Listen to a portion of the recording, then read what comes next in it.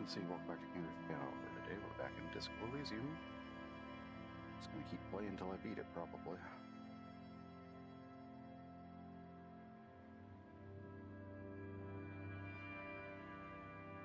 Yeah. Further ado, hopefully you can voice him in Rainbow Dash Mug. Get to it.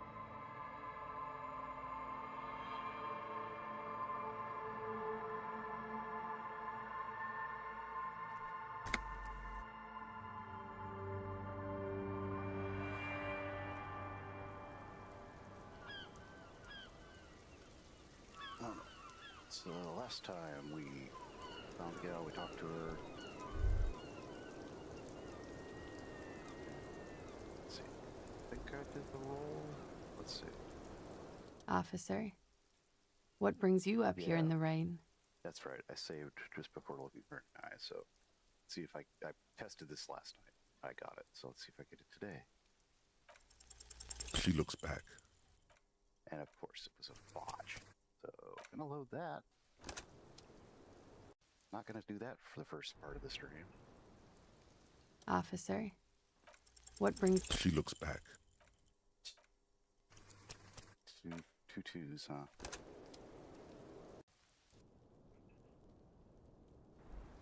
You will make this break even. Officer, what brings... She looks back. Fuck you, Kate. One, so 2, 5, 3. It's like 1, 2, 3 in the order. Officer, what brings you up here? Soft, light brown eyes look back at you, directly into the space behind your eye sockets. You see the smoke rise from between her painted red lips. She's beautiful. She's also probably the femme fatale and the one who actually killed the guy. I have bad news for you.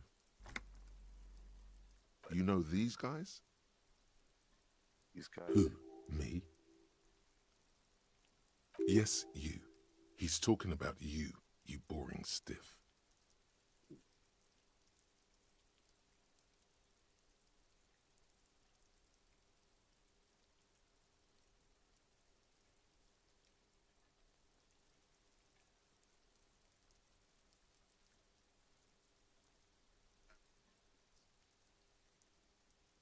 You too.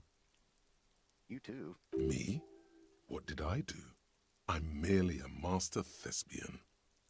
These guys are compromised. She's got them singing along to her tune. The little bleeps and bloops you trust for info, you can't trust them anymore. I knew something was off. I'm sorry I didn't catch it sooner. It takes conscious effort on your part. That's exactly There's no way of knowing. At the moment, I'm afraid it's best to assume. All of them. All of them? All of them! Bullshit, man. I ain't compromised. Especially that guy. That guy's the most compromised one in here.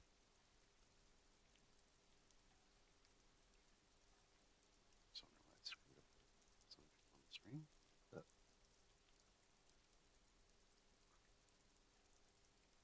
Switch that guy, that's No fucking way, man. I just want a drag of that sweet menthol Ziggy. Really? Quick, tell me what's under her jumpsuit. Glory, truth, softness. Protect her. She wants you. How did this happen? How it always does. Through subtlety. There's nothing you can do about it. You are how you are, and she is how she is. Things will go as they do. Alright, level up.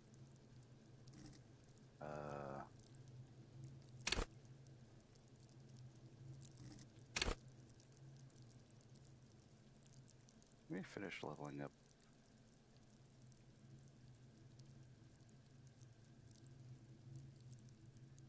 Now, let's put a point of composure. Do that. Did you turn them normal No. again? Uses this thing. It's better to know you're being played than to be played without knowing it, is it not? True.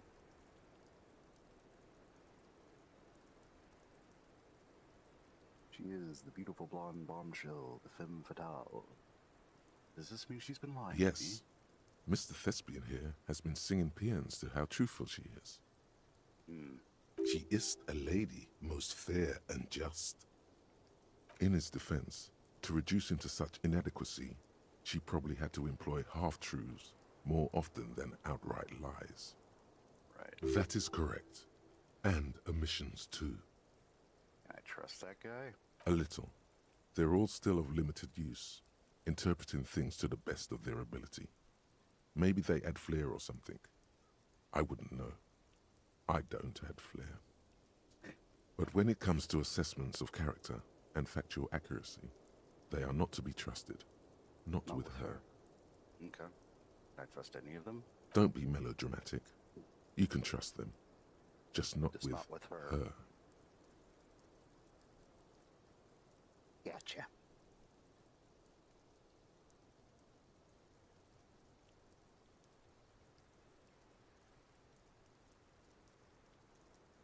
A light green speck and imperfection on the outer rim of her right iris. It sparkles. What am I, a cyborg? What, do I have zoom vision? What is her plan? You can't draw a sound conclusion. The one he usually does says, she may want to control the information rollout, not to become a suspect. She may have a past she's escaping, unrelated to this case. You doubt it's something truly insidious. So if I read between the lines and take those as half-truths, then she does have something to hide. See? It's oddly moderate. Probably compromised. Gotcha. Thanks, Volition. Been talking to myself long enough. Let's get Don't worry. It's only been 4 or 5 seconds. You've got this.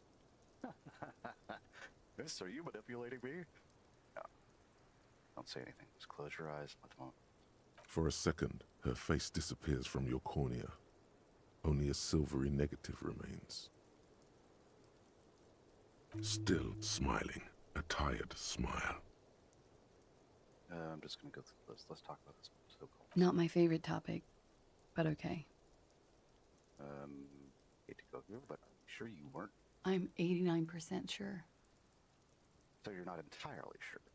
Does that mean you're 11% not sure? You know how it is. Do you?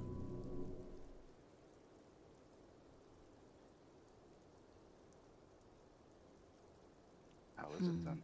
Maybe you don't know. Actually, there we go. There are numerous cigarette burns on those silvery scales. Easy to see now that you're closer.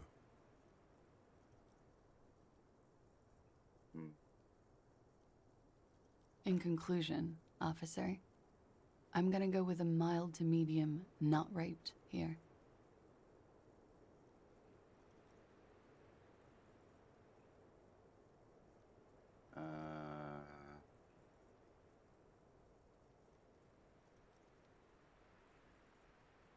No one deserves to be raped. I'm sure there is one person in the world who does.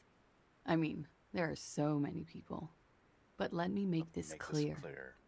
The man who was hanged from that tree did not rape me. Okay. The wording, the verbal eye roll. She's almost disgusted with the platitude you served up. How about we, change the subject to something more lighthearted now?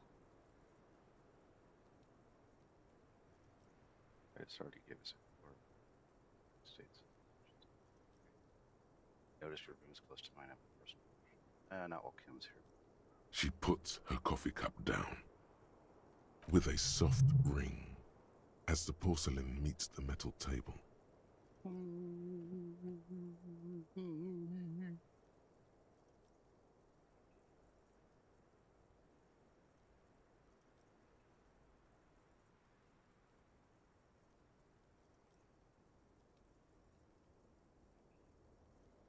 How does my live violate your... Live content violates our community guidelines. How? Oh, the visibility restrict.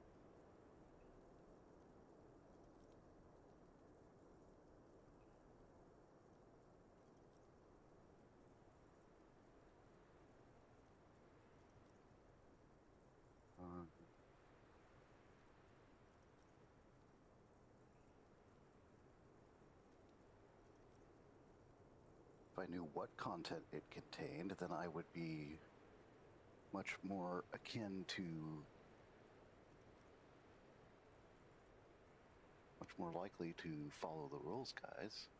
That's how you do that kind of stuff. You don't just say, oh, it's restricted because it's restricted. It didn't meet our guidelines. If you don't specify how it didn't meet your guidelines, then you're just blanket statementing me. If you can't provide specifics, that's on you.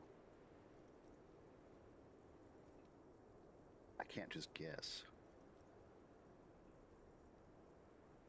Unless you can quote verse in scripture. I don't believe you. Did he? I never said he was a good man, or that he had good intentions. Only that he was never bad to me. Mm-hmm. She doesn't care. If anything, she sounds amused. On this tape, he specifically identifies you. Where did they get this recording exactly? Yeah, illegal surveillance. It's intercepted radio chatter of the deceased, recorded via a de-encryption station. It's authentic enough. Does he say he's gonna do it Soldier of the Apocalypse style? Those are the exact words he used. Yeah. That was practically his pickup line. Did he say whores a lot? Was he pretty much on the verge of doing it Kohoi style?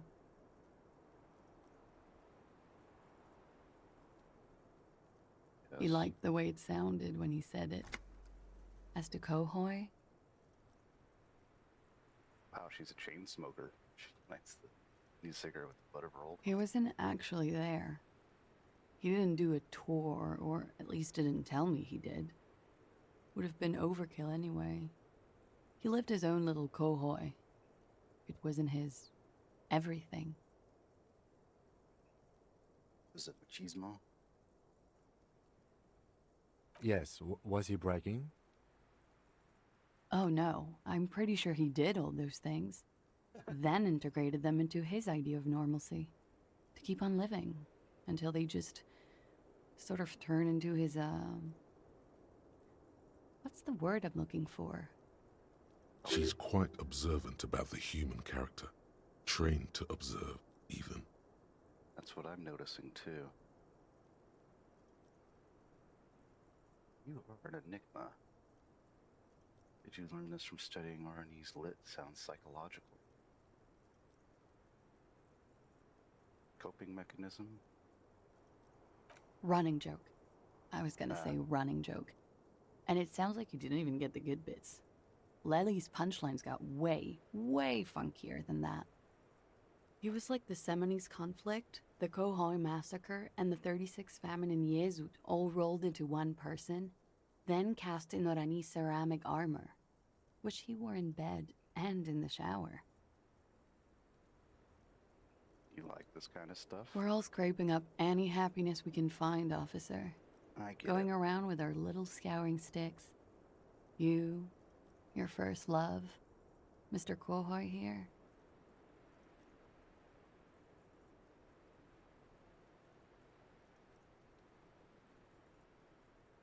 Did he tell you he had actually done any of those things? Those things? In Martinez, I mean? No. We were too busy laying waste to our own nervous systems to direct any of the fury outward. He seemed happy, I guess. At ease. As much as a man like him could be. What kind of man was he?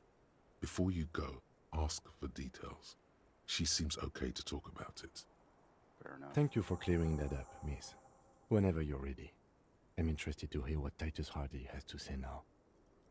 She takes a very small sip of her coffee and smiles. Now that you've had some time, can you tell us more about the victim? Like, for example, his name? Actually, officer, I didn't know his name. I just called him Lely. Lely?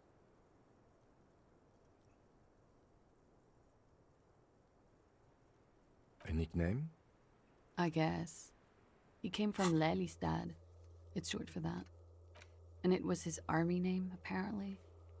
He said his real name wasn't his. I tried to pry it out of him, but it was no use.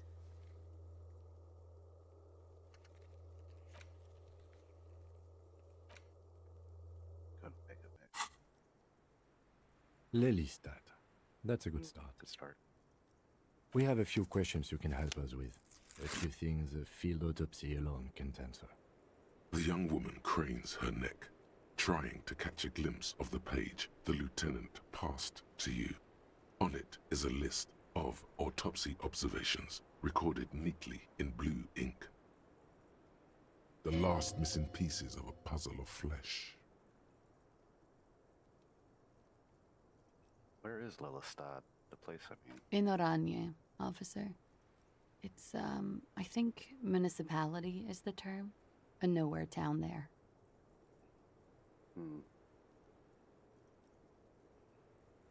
The Lelystad municipality has few boroughs and even fewer cities. It's made of agricultural plots near the border of Gottwald. Executive summary: cows, silos, and wheat.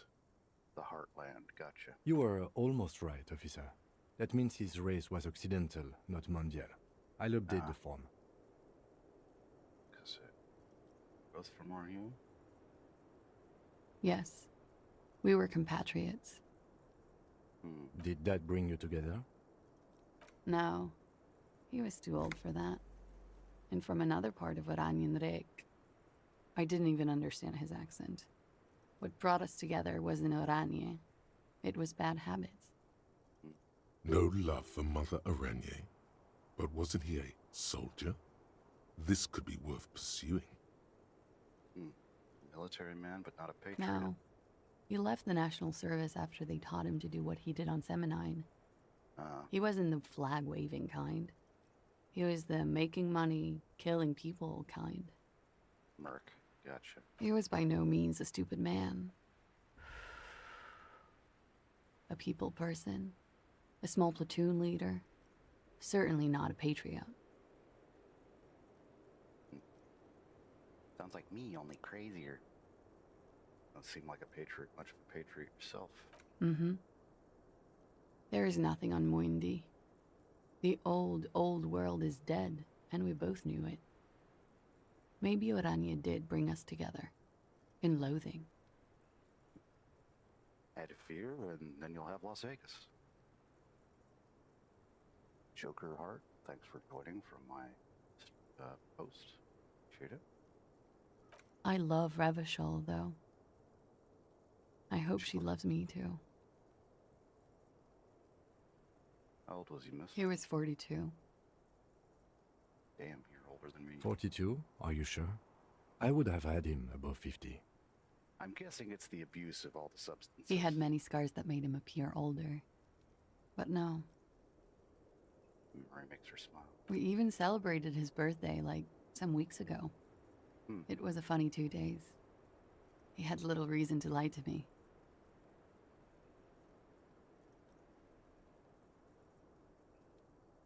Looks like you were right, officer. So, assigning some kind of point? Points aren't good. Have one, you old dog, before we all die. Yay. I didn't know this was a competition, Kim.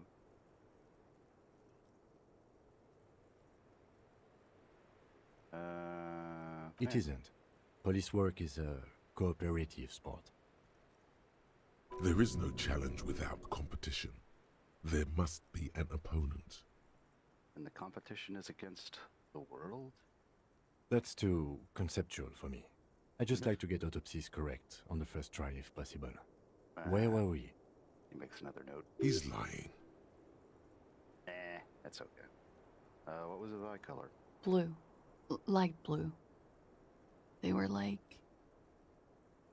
little blue galaxies, you know? It was strange, seeing those eyes in his fucked up face.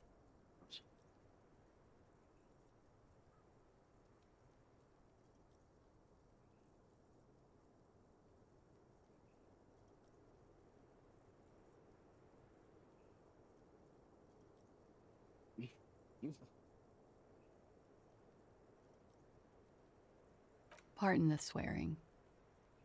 I do him an Give a shit. injustice. He wasn't ugly. And he had a beautiful, soft voice. Very surprising, what with all the scarring. It was quite something, watching him speak.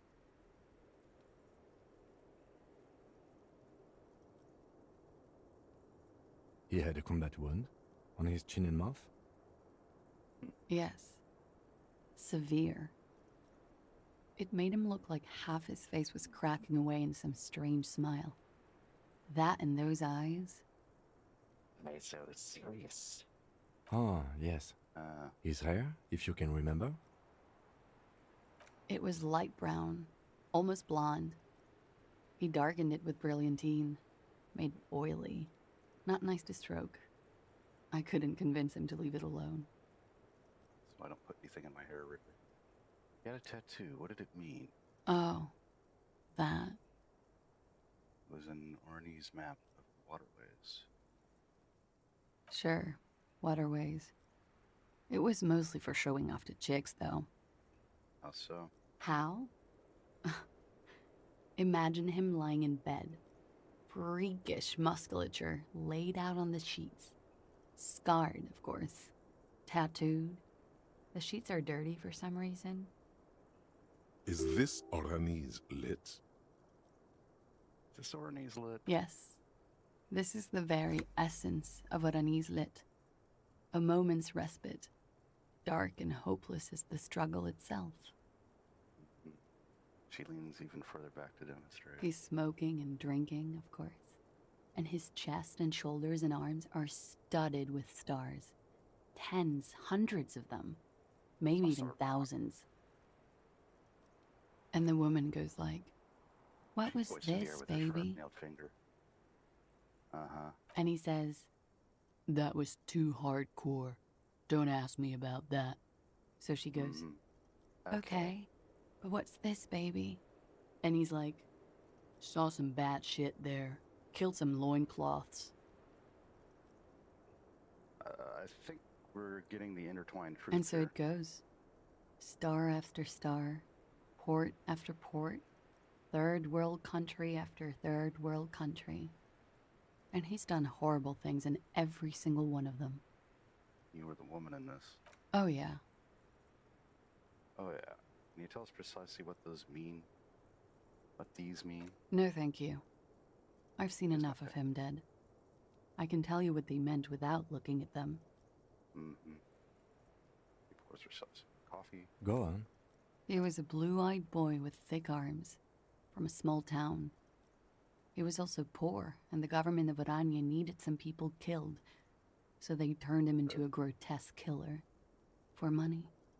He went to Killer Academy in Vredefort. Then he killed some people in the Seminine Islands. And on other islands, too. All of the islands. After this, he came to Revachol and got killed himself. Good story, thanks. It is when you're high. It can be very exciting then. You have the tools to deal with it. It's not a very nice story to remember when you're sober. A change of topic?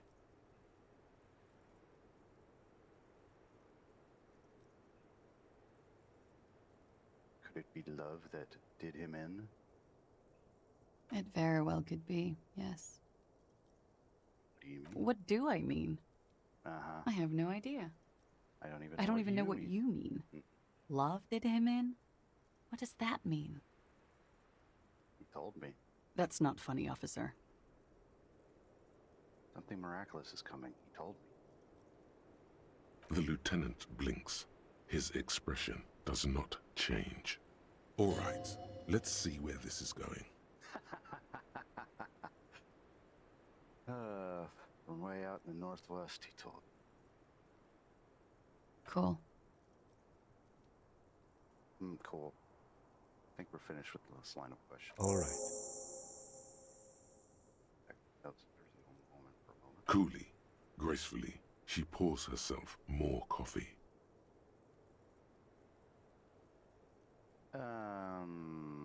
Let's just... Yes.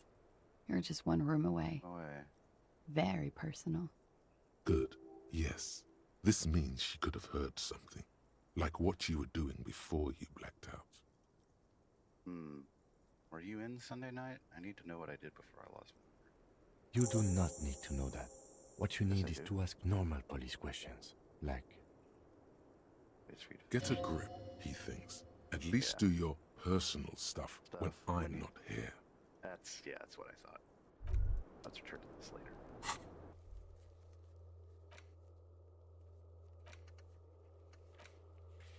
Please, Sunday night, yeah. I have a thought. Wait, stop. That man, bloated beyond all recognition, was 42? What she said. Below the damage, the weeks of decomposition, all the swollen indignity of mortality. He was 42 years old? Where's this going? How old are you? That's where this is going. 45,000 liters of raw alcohol has left its disfigurements. What lies beneath, you wonder? God, how many liters did I drink? For me on my own visual calculus. God damn. Maybe 400 total? Over the years? Wow. You could ask either one of them.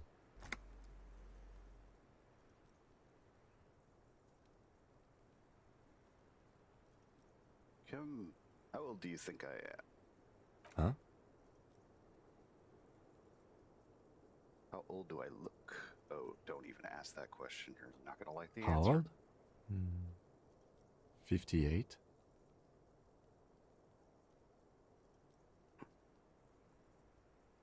Hmm. 58, Jesus. Oh my God, that's really old. Really? You're wrong. Wrong about C-Span 2, he was way younger. Probably right, that's about what I look. Oh my God, that's really old, really? You asked.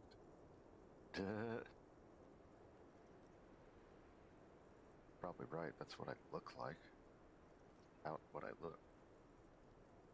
He was way He younger. was deceased. He had been decomposing for a week. I feel like I've been decomposing for longer than that. The ravages of Al Ghul are nearly as extreme as that of death itself, Lieutenant Katsuragi. I feel like I've been decomposing for longer. On the than bright that. side, you've been getting a lot of exercise lately.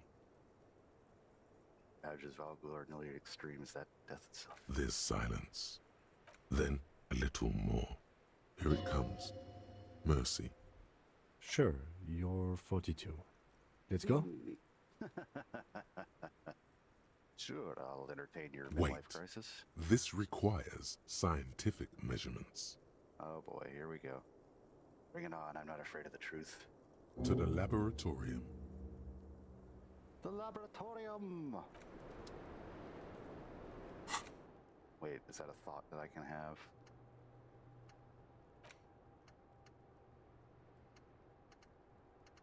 Date of birth generator. Face looks like it's 58 and your body feels like it's 60. Your mind feels like it's lived for 1 day or 100. Both longer than they ought to be, the day and the century, but for how long? Then, is this thing attached to your has this thing attached to your sentience walked the planet's crust? Oh, I get but. Don't start with capitalized but. But for how long then? Is this thing attached to your sentience walked the planet's crust? Time to start racking those brains of yours, Elder One. 7 hours, damn.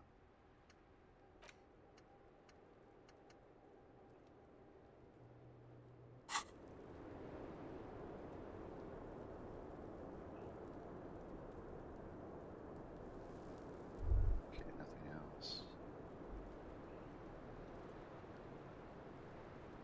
What did I dump that stat into? Composure.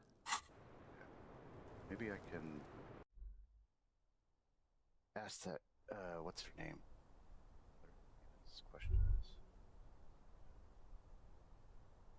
is. Nope. This window is Leave.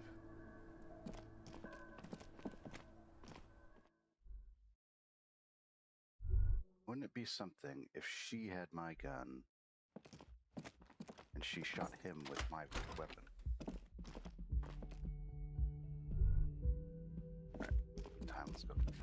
some rednecks.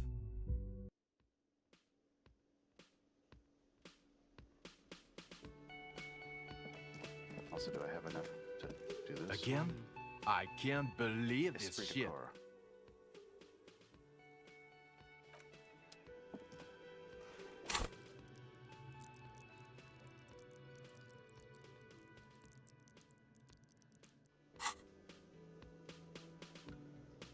The woman in an RCM patrol officer's uniform winces as she notices you.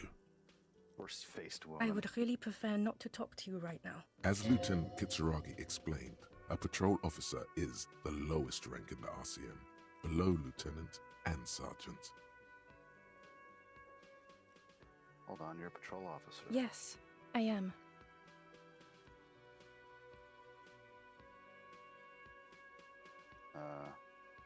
I'm a cop I know. too. He's the real deal. He has a badge. And everything. It's hard to tell whether he's sarcastic or sincere, but if you had to Even got a guess, medal. you would say the lieutenant is being sarcastic. I'm not on a murder investigation. Are you the cavalry? I'm definitely not the cavalry. Is everything all right? Why don't you want to talk to me? I don't know. I mean, why would I want to talk to you? Have I wronged you? I've done that to a lot of people. It's cool to see another cop. I thought Kim and I were the only ones. Deeply flawed individual, but I bring joy to the world. Let's just do this by the book, okay? Why? I bring the word of the end to come. No, you haven't wronged me. It's okay. Shake your head. Okay, fine. Let's talk. What did you want? What does one talk about with a fellow officer? So what precinct are you from? You're from my precinct. I know that's gonna What be the- precinct? Yeah. Am I from? God, he doesn't know. Yeah. Fucking deranged lunatic. Pushes through his teeth. You're getting an intellectually unsatisfying vibe from this conversation. Maybe you're doing something wrong. Yeah. Are you with him? Of course I'm with him. Why do you ask? You look cute together.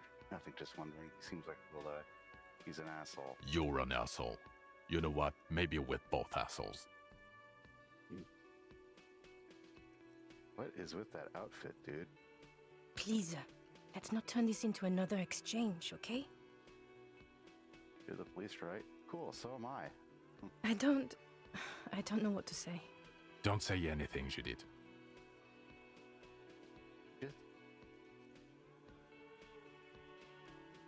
Wait, is he police? Me? No. I'm just a man with sunglasses. I like wearing sunglasses inside. Sunglasses and a fucking wig. Okay, What are you, the police, doing? I'm just looking out for... you? Uh-huh. No one. I'm just a man with sunglasses. And you are? A horse-faced woman. Policewoman. Yes, the policewoman who just wants to do her job. That's all. Not horse-faced. He looks attractive to me, fine enough.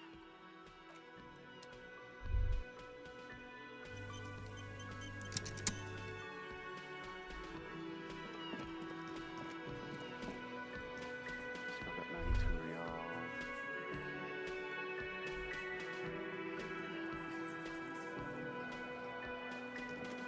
It's you again. What is it? Oh, we shall have words, friend. So I talked to Kassa about the tape. And nothing. She stands by what she said. That fucking fucker. You're the worst cops in Revachol. I gave you gold on that tape. That fucker wasn't aimed at you. It was at her. It's gold. It was just locker room talk. It's not evidence. It was dark stuff, but it didn't prove anything, and it didn't change her mind. Yeah, it was bad. Honestly, I expected it to have more effect. Pretty much laughed it off, Titus. But it didn't prove anything, and it didn't change her mind. Dark. Dark is when you start a goddamn death rock band. He said he'd rape her. Huh? What did she have to say then? Fine by her? This is what people are supposed to be like? Fucking whoop-de-doo. Anything, she seemed turned on by the whole door gunning thing. Did not come as a surprise to her, and she definitely wasn't scared. In fact, I think she thought it was a little funny. Funny? No good goddamn psycho whore. Seems like they wanted to give Klasia a second chance to play along. She still didn't. Alright. All fucking righty then. I guess it's good then. That fucking... Just say cunt. You want to say cunt. Please try to control yourself in the presence of visitors, Titus. This is just perfect. Just fucking perfect. Any thoughts on this, lawmen? Throw this channel is on it, trying to grind it smooth. You don't have to say everything out loud. Just mix and match. I think you had a lie plan, but she didn't play along. Maybe she isn't who you thought she was.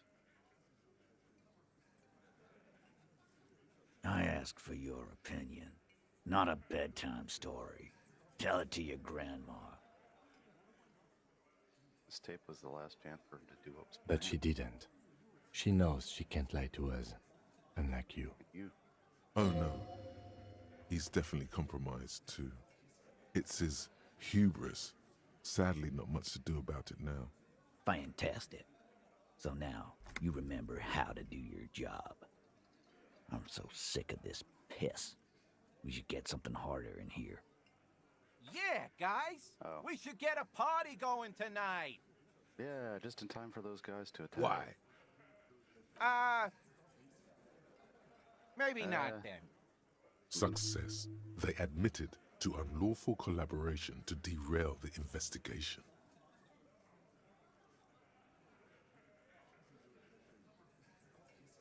Maybe she thought she was.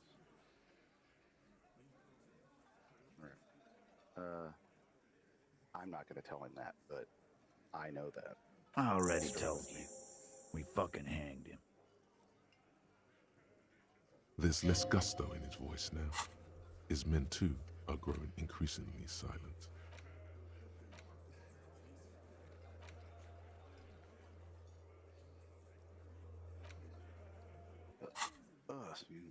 Come on, Titus. We know you didn't hang him. He was shot. I know you're tired. So am I. Why don't you just... Don't you just?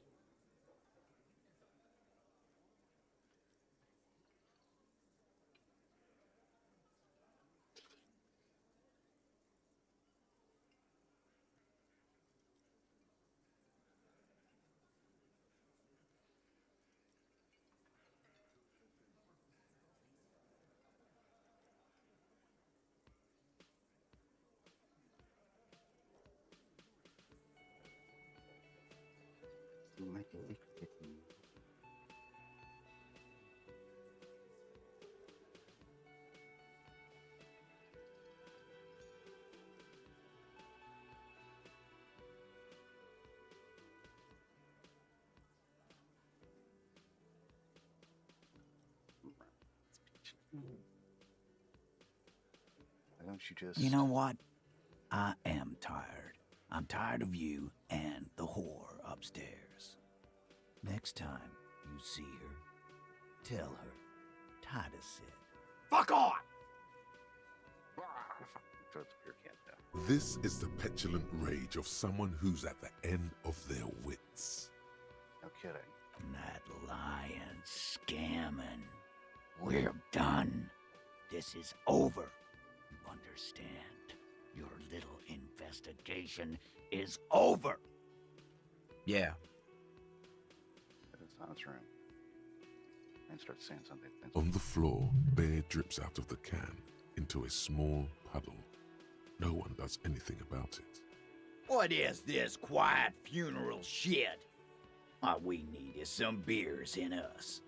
Bartender, 20 beers for the Dock Workers Union. Why do we make it 40, huh? Why do we make it 100 beers? You're not loud enough. 100 beers? Now we're talking. Hoppity hop over here, cafeteria manager. Vince Titus, he's being manipulated.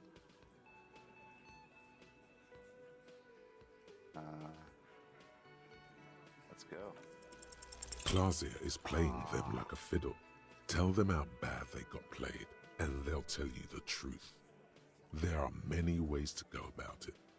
All of them really good.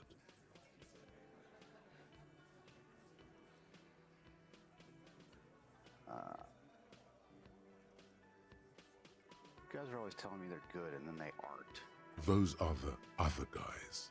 My shit is solid gold. You can trust me.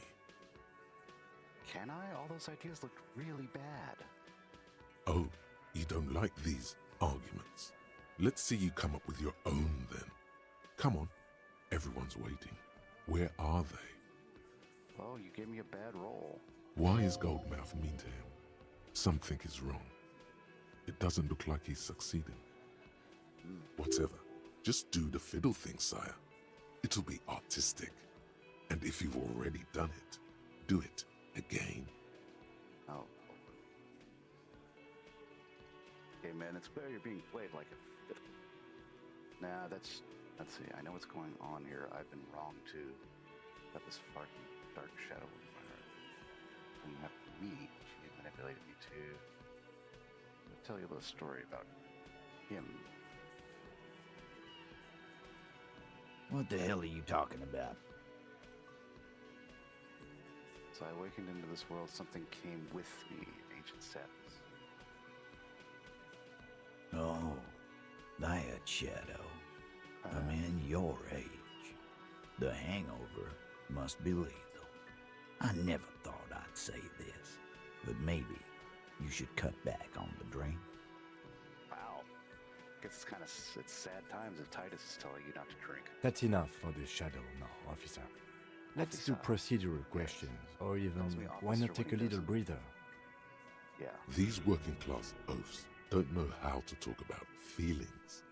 You shouldn't. Yeah, I'm gonna take off now. Shouldn't have opened up to them. Yeah, well. Ooh, now I'm better.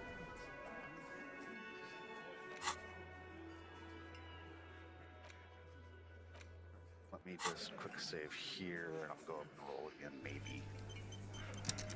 Anytime I coffee.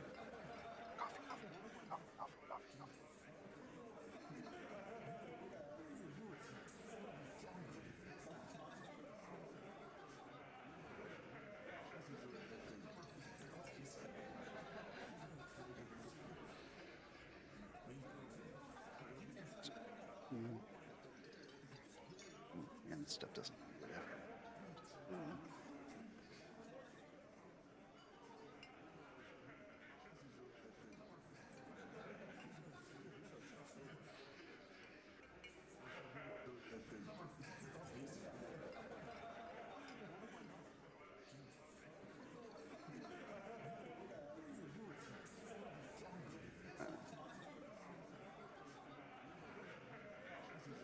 Let's see if I can talk to them again. It's you again. What is it? Full, or is it locked for now? Okay. Oh, I have to put it. Yeah.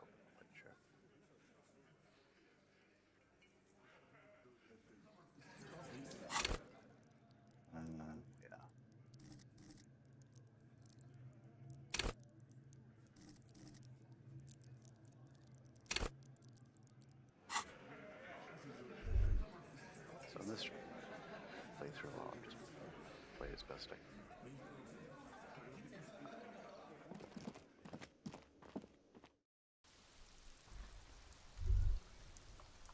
Having a thought. Was that? Could it be the Calder Mama Dakwa? No, it's probably just your imagination ringing in your ear. Is there ringing? There seems to be an extremely high-pitched ring. Ultrasonic, Lena said it was very high-pitched, right? It's like something tickles your ear. Lena also said that it couldn't be heard by any other animal, including humans. What you're hearing must just be a regular bird. Honestly, your ear isn't hearing a whole lot. The distant hum of the industrial harbor, the traffic. But, admittedly, there is a high-pitched noise somewhere there too. But then, isn't there always? Maybe you have tinnitus. Listen closely first. There it is again. You're about to rediscover a long-lost species. Keep listening. It must be very close. Maybe, just maybe, it will come toward you. What are you doing? You're a police officer, not a pansy ornithologist. The only birds you should be looking for are healthy women of childbearing age. Thank you, Machismo. Wait, Kim, do you hear a high-pitched noise? No, I don't hear the Coldomama d'Aqua, and neither do you. Of course he doesn't. He's deaf. Move your head toward the sound. Oh no. The sound. It's moving away. Somewhere over there. Go after it. No. Too late. It's gone. There is no ringing anymore. Just the sound of the streets. Come back, please. Listen Keep your more. ears peeled, then. If the species really has migrated to Martinez, you're sure to hear it again. Ooh, I'm hearing shit now.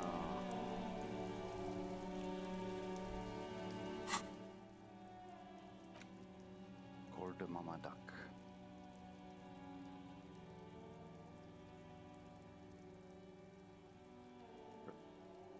Quite certain. Say you're hopeful. This would make you fairly special to be the only human being who can hear this invisible and corporeal bird. This animate whisper, this particle of sound, you're going to have to keep listening to her.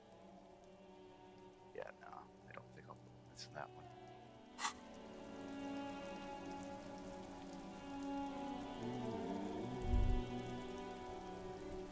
Alright, let's go check on the fridge, I guess.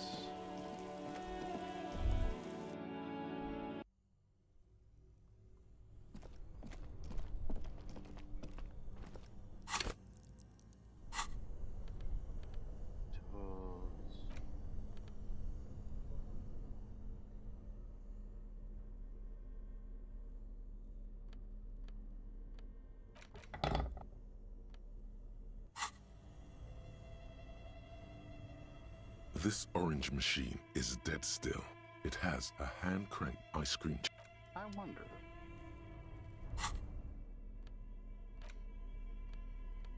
If I put both things in there,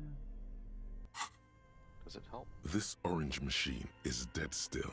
It has a hand-cranked ice cream churner and an turning the crank feels oddly It's all gone now. You'll never become a poet or an entrepreneur. I guess I have to put points into physical fun, but This orange machine is dead still.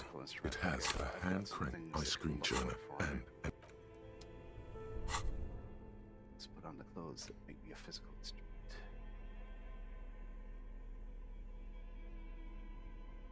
Alright.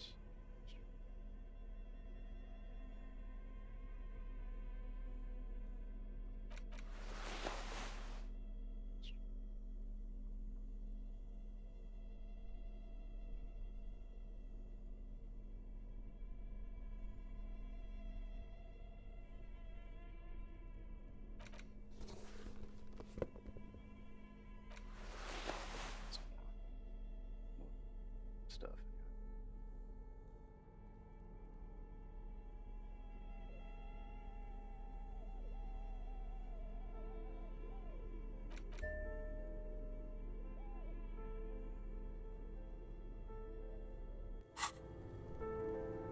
This orange machine is dead still. It has a hand-cranked ice. Is there anything else that can make me stronger, I wonder?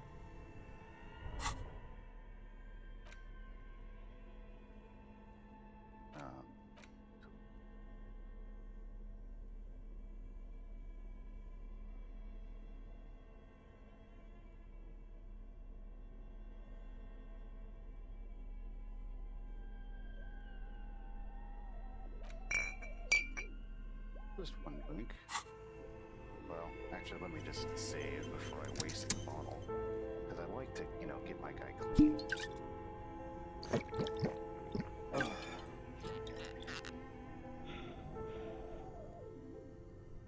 This orange machine is dead still.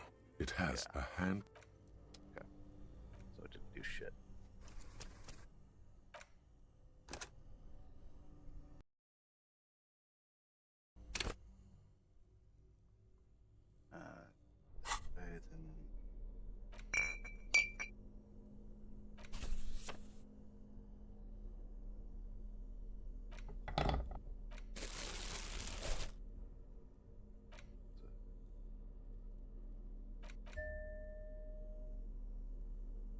Oh. Oh, I'm in shadow somewhat. That's fine.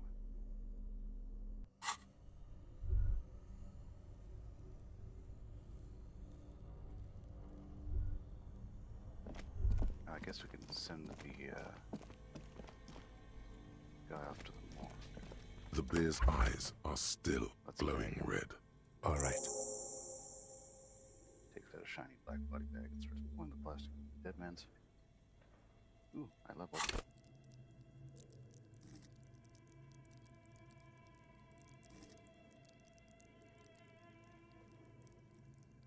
Now that I leveled, what should I do?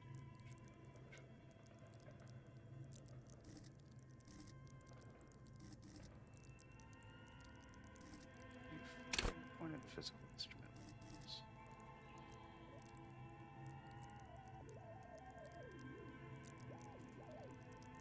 Let's lock that up.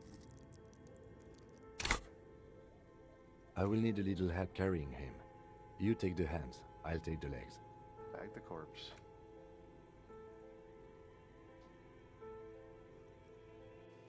I think we got everything out of it that we're going to.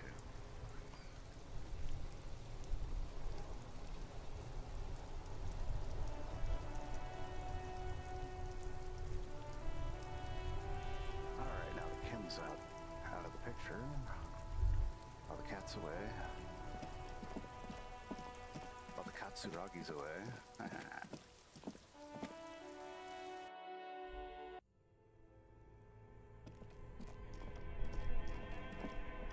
This orange machine is dead still. It has a hand-cranked ice cream.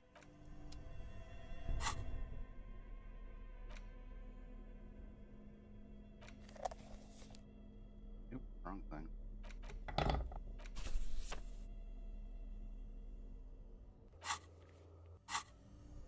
This orange machine is dead still. It has... It's even, so let me quick save. This orange machine is dead still. It has a hand-cranked ice cream churner and an electric freeze. Ice groans and howls under the strain of your giant Gewaltsund multi-tool until the lid cracks open. Darkness lies inside, but you can faintly make out an object, intricate and foreign, left there for a sub-zero beauty sleep, a filament memory with the words "off-site copy" written on its side.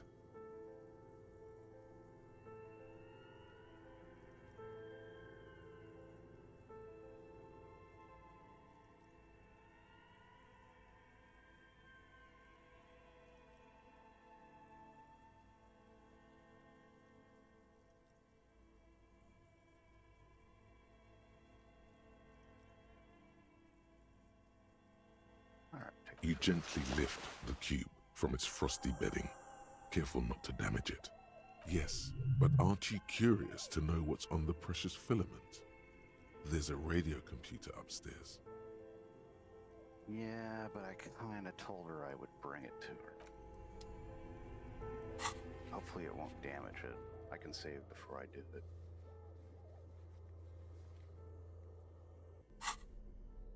Also, I can go to Kuno and tell him about what we found.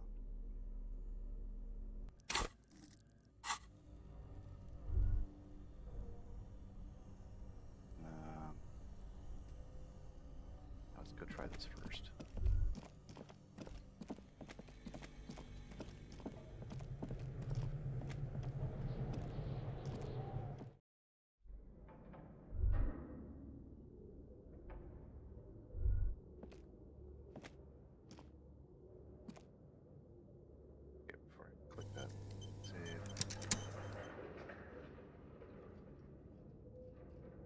need my flashlight.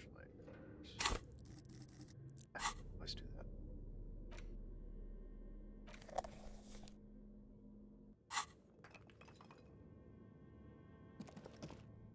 Tiles on the cube are still like a smooth draw.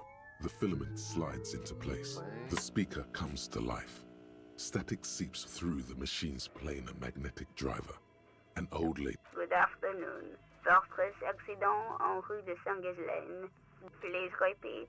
Is this the offsite copy? Good. Please repeat the password. Well, let's try it. No, that's not it. Maybe it's the second part of the leitmotif you saw on the stained glass window. After death, life again. Good.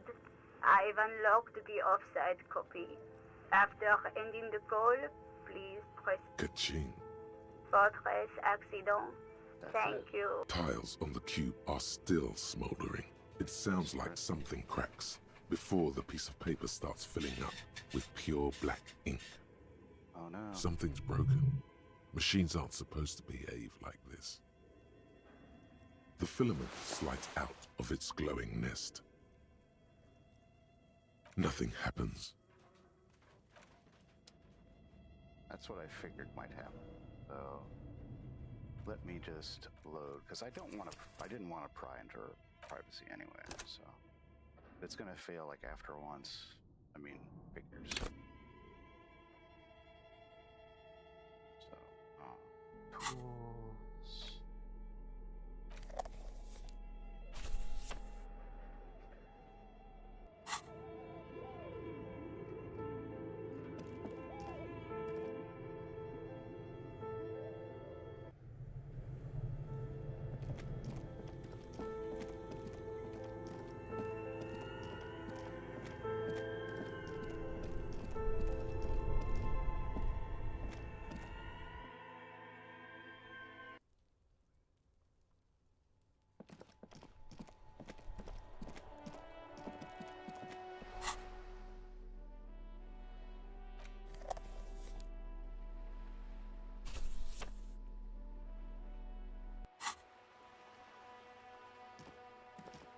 Hello again, sir.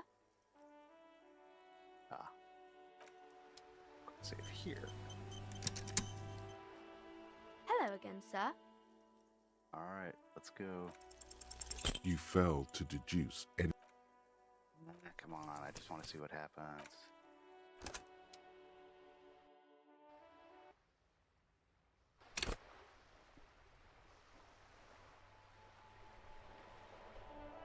Hello again, sir. You fail.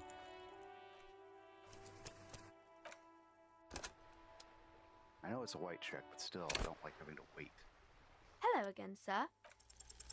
The girl keeps her hands folded, hidden. Why is that? Why do you hands folded? What do you mean, sir? She knows where this is going. No need to be worried. I'm here to help. She looks around anxiously. Her hands remain folded in front of her. She doesn't want to show them. I mean, it's okay. She brings out her reddened hands, her nails frayed, nearly chewed down to the flesh. By your nails. And you knew this from me keeping my hands folded?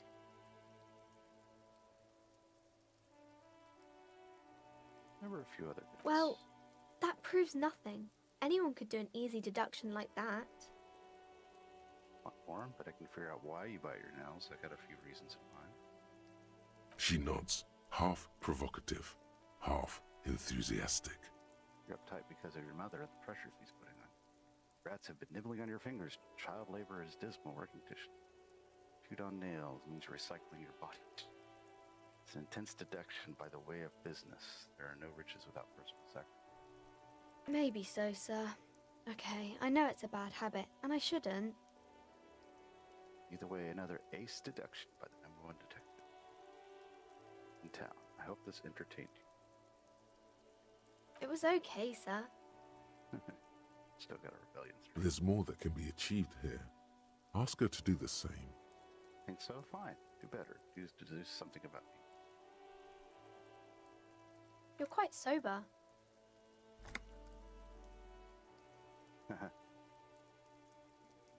Wait, how do you know? I'm usually not?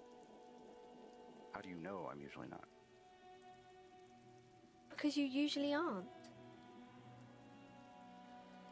And I'm having a good time. I sure hope you are, sir. There she stands, swaying on her feet, assaulted by the early spring breeze. She smiles at you. The whole situation suddenly feels familiar, somehow. There's something you're missing. What are you missing here? What is this filth from? Because you know each other. Oh. She's been talking to you so openly because you've talked before. Wait, so you know me? We've met before? Yes, I stand in this spot all the time. You've been running around all week without your shirt on, sir, apologizing to everyone. I don't really understand what you've done wrong. Did I ever talk to you? Of course, you've stopped by a few times. You certainly look better than the last time I saw you. Thanks, I'm trying. Yeah, I can see. You don't have party eyes anymore. Party eyes? You know, like a cat in the dark, all big and wide-eyed. It certainly looks odd on a man. The swiveling eyes of a loony drug addict. That is what she meant. Right. You were probably gurning too. Like drunk? Fuck yeah. You should get some party eyes right now. Snap those sequins on you, boy. The girl doesn't know what she's talking about. Does that mean I've been partaking in narcotics? Oh, baby, that's not what you have to worry about. Worry about the important thing.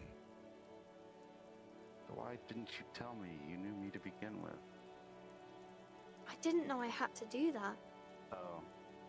I don't really like this detective deduction game anymore. Thanks, I've learned something about myself today. I'm glad I could help you, sir. Alright, see you around. That'll work.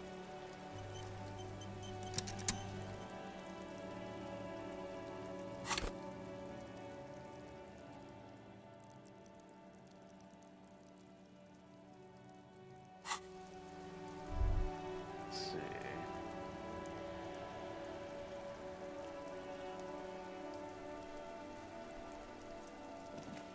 You know what? I'm gonna try something. A small mountain of colorful board game boxes. There are If you say so, but you better stay away from those immoral occult rituals. Wonderful choice, sir. A wholesome family game.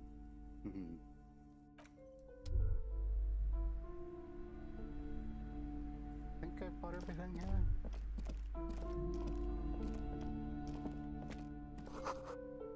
No sane person would ever put their head into such a machine. shelves filled to the brim with crime novels featuring the supposedly stalwart Vespertine detective. Just want to make sure. Shelves full of biographies of famous. More maps. Several maps. The maps look old and faded. Your eye catches a map. Yeah. Here. This bookstore is not strictly about crime, romance, and biographies of fame.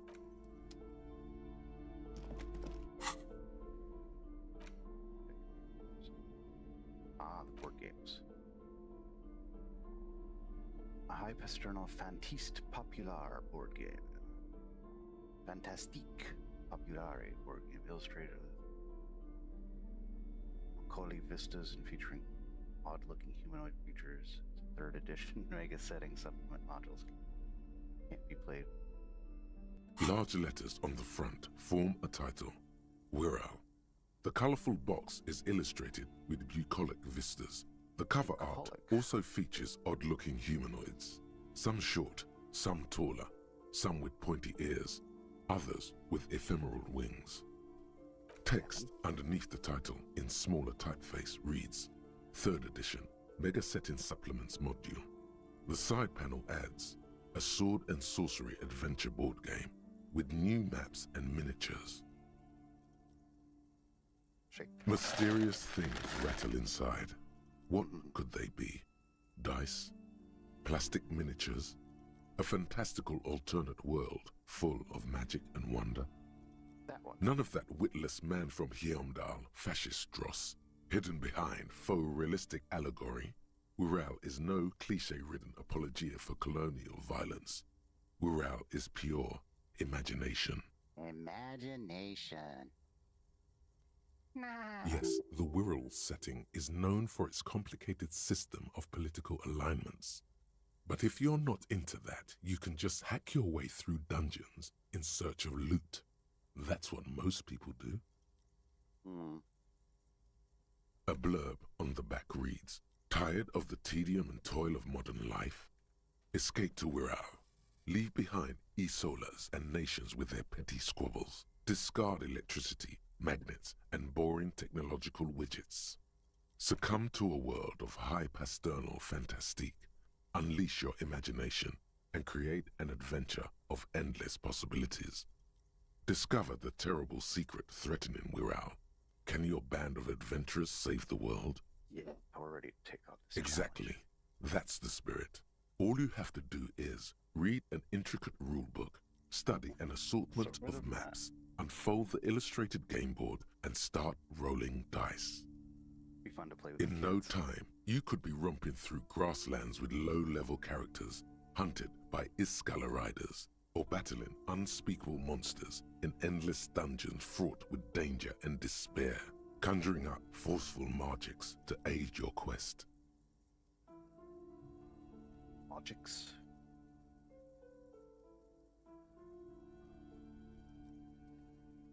Don't forget heated arguments escalate into physical confrontation with your friends. Yay! And most importantly, never forget to rage quit if the dice don't go your way. No, you don't rage quit. You just set them to dice jail. You pry open the box. Inside you find a folded up map, a small booklet, a 24-sided die, and a little plastic figurine. Get the map. A reprint of a crude hand-drawn map. The top left corner reads, Lands of Wirral. The map features both small villages and mid-sized towns with odd names, in addition to meadows, like forests, hills, lakes, and seas, also with odd names.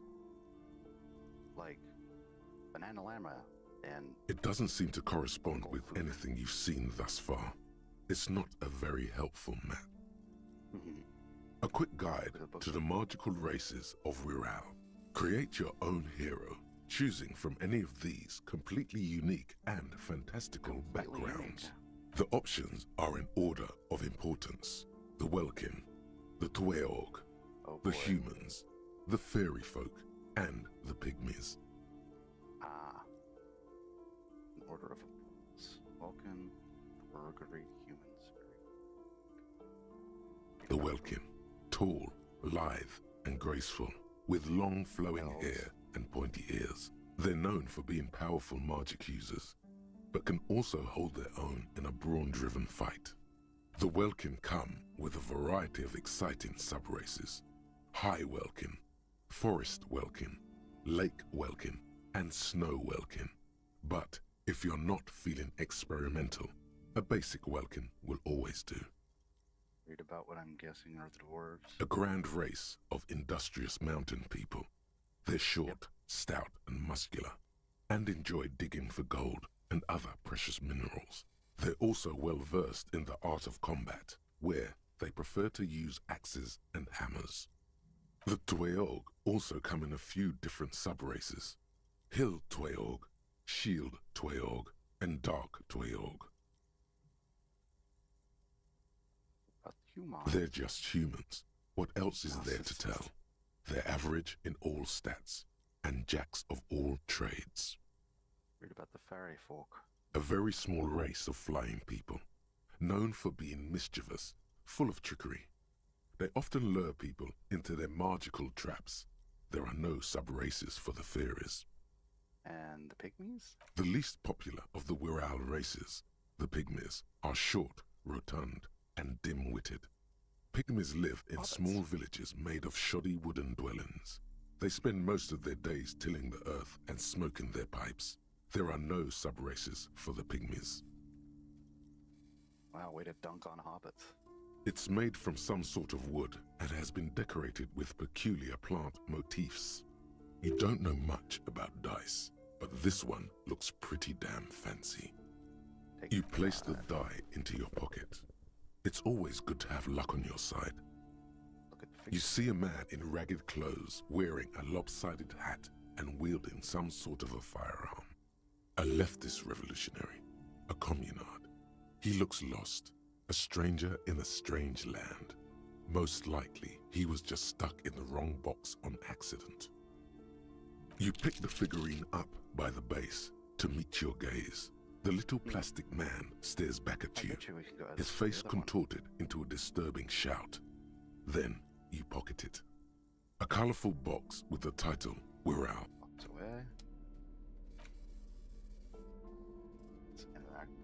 Civilization. In your hands, you hold a brand new copy of the game, Suzerainty. It's snugly wrapped in a skin of plastic. Oh. The cover features a charming illustration depicting a mass of grinning laborers loading goods onto a ship, while a richly dressed administrator oversees their work.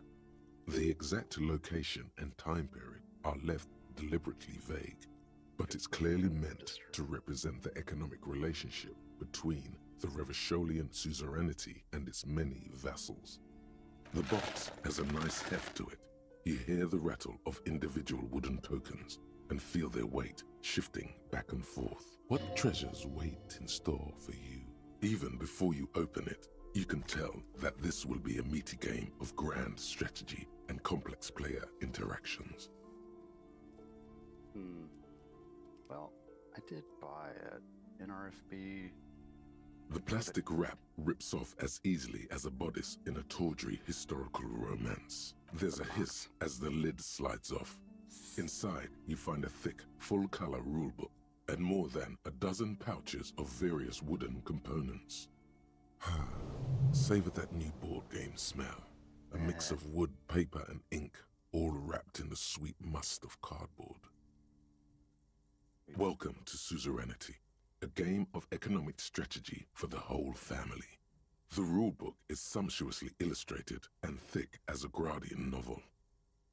History seems problematic, but it is important to teach children basic economic concepts. The colorful illustrations depict cheerful workers picking apricots, hauling marble sculptures out of crumbling temples, and harvesting a strange magenta-leafed plant. Everyone is smiling. Perfect propaganda.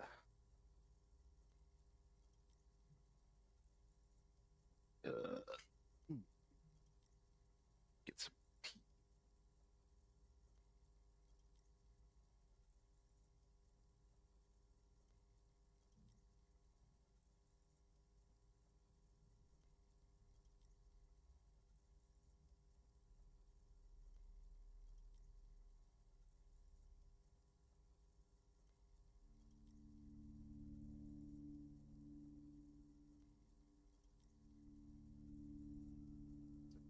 For today.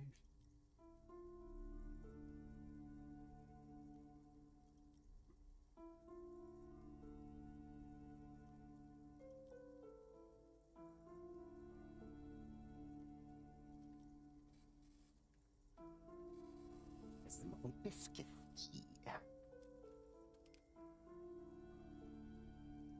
Oh, hello, kitty. I didn't know you were sleeping on my trash can.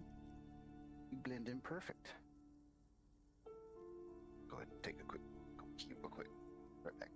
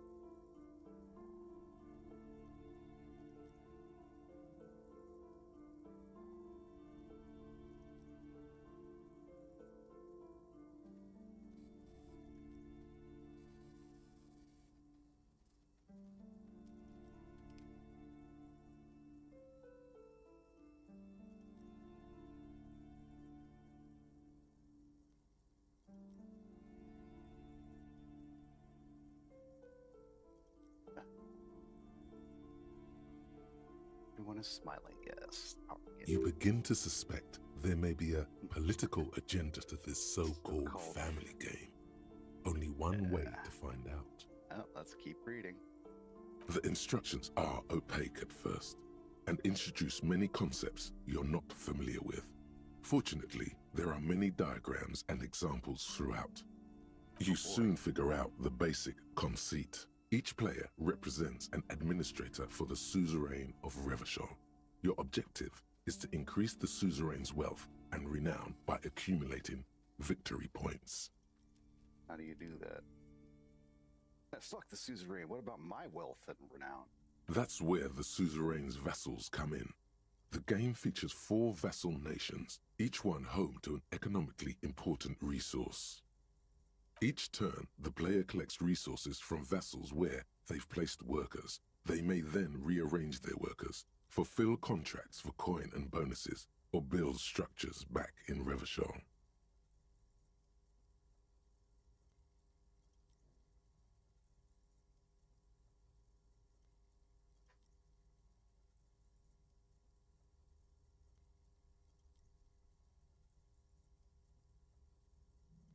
As you leaf through the pages, your eye catches on a sidebar labeled Advice for Beginners. All right. Remember, there are many paths to victory in suzerainty, but successful players will find one strategy and commit to it wholeheartedly. Okay, how's one? The actual scoring system appears infinitely complex, with a series of tables and appendices required to compute each player's final victory point total. You skip that part for now. That's probably a good idea. You open up a number of pouches containing wooden tokens. There are also several punch boards with other cardboard components that will need to be punched out before you can play. Put the cardboard pieces one. Each cardboard token makes a satisfying ch as you pop it out. Soon, a neat pile of cardboard coins and counters has accumulated before you. In addition to the worker and building tokens used by each player, there are also several piles of colorful resource tokens, each representing one of the game's 4 principal resources. From the Empire of Safre, orange apricot tokens. From Ilmarat, the ancestral name of Ilmara, gray marble block tokens. From the Semenine Islands, white sacks of sugar tokens. And from Supramuindi and Sarah Maritza, magenta tokens for unprocessed cocaine leaves. Woohoo, cocaine. It's a shame there's no one for you to play with. You hold the open game box before you. By the way. So.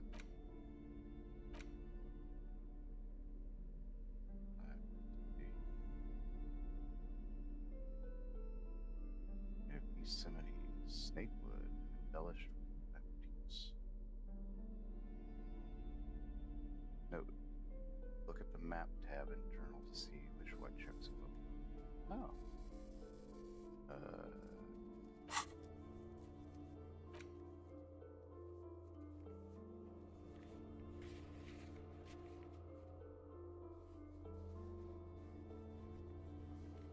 Oh. And the sunglasses. Still challenging.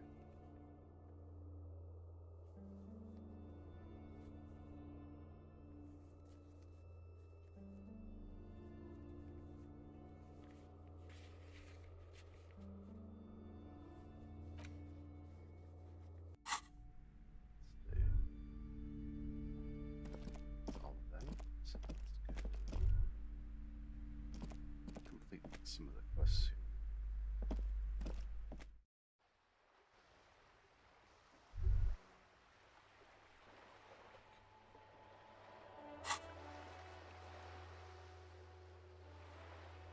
Before I do that,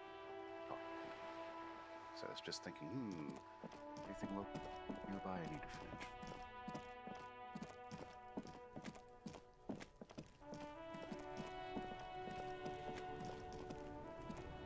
Why can't I?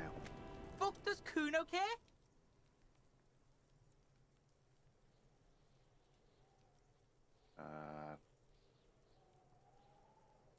took care of the drug situation. Alright, so you got Kuno's kilo.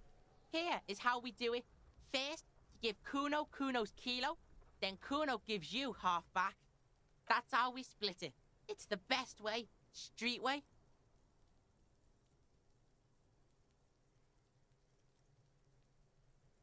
I need more drugs. You're 12. Keeping it, and I'm doing it all myself. Decision. Gonna ask how I got past your Word on the street is, you sent your little friend in dressed as a hooker, distracted him. That's some sick shit. Tell your little slanty-eyed friend, respect from the Kuno. Kuno wants to hear all about it, but first we split the kilo, then we shoot the shit. By kilo you mean gram. Kuno knows what Kuno means. Kuno means gram. You don't need more drugs. You're 12. All right. Kuno knew you'd try that sneaky pig shit on him. Tell him, Kuno! Kuno's got brains. This shit doesn't surprise Kuno. So Kuno's gonna give you one more chance. Know this, pig. Shit is major. Major fucking choice, pig. Hint, hint. Kuno won't take this shit lightly. The pieces are moving, pig. This is fucking domino shit. It's hard to see how not giving a boy a bag of amphetamine would cause some catastrophic cascade response. Mm-hmm. Tick, tick, tick, tick. Decision time. What's it gonna be? You gonna fuck the Kuno?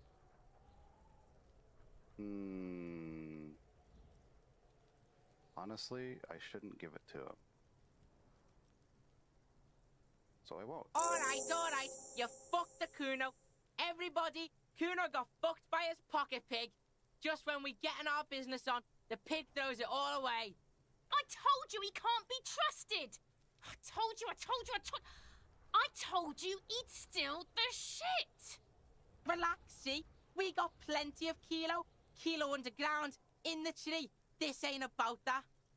This is about you and Kuno. You mismanaged this shit. Now everything is fucked between us. Again. How are you gonna make this up to the Kuno, huh? Kuno believes in second chances. Kuno doesn't believe in third chances. There is genuine disappointment below the act, sire. In truth, Kuno doesn't really believe there's anything you can do to make up for this. The damage is irreparable.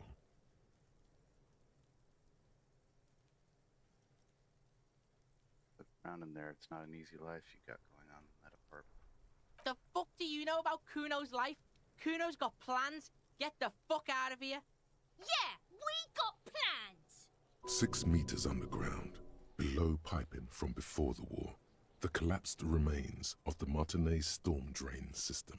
There are 2 stolen flashlights with piles of batteries next to them, beside 2 bedrolls, in the dark and opening into the lower tunnels.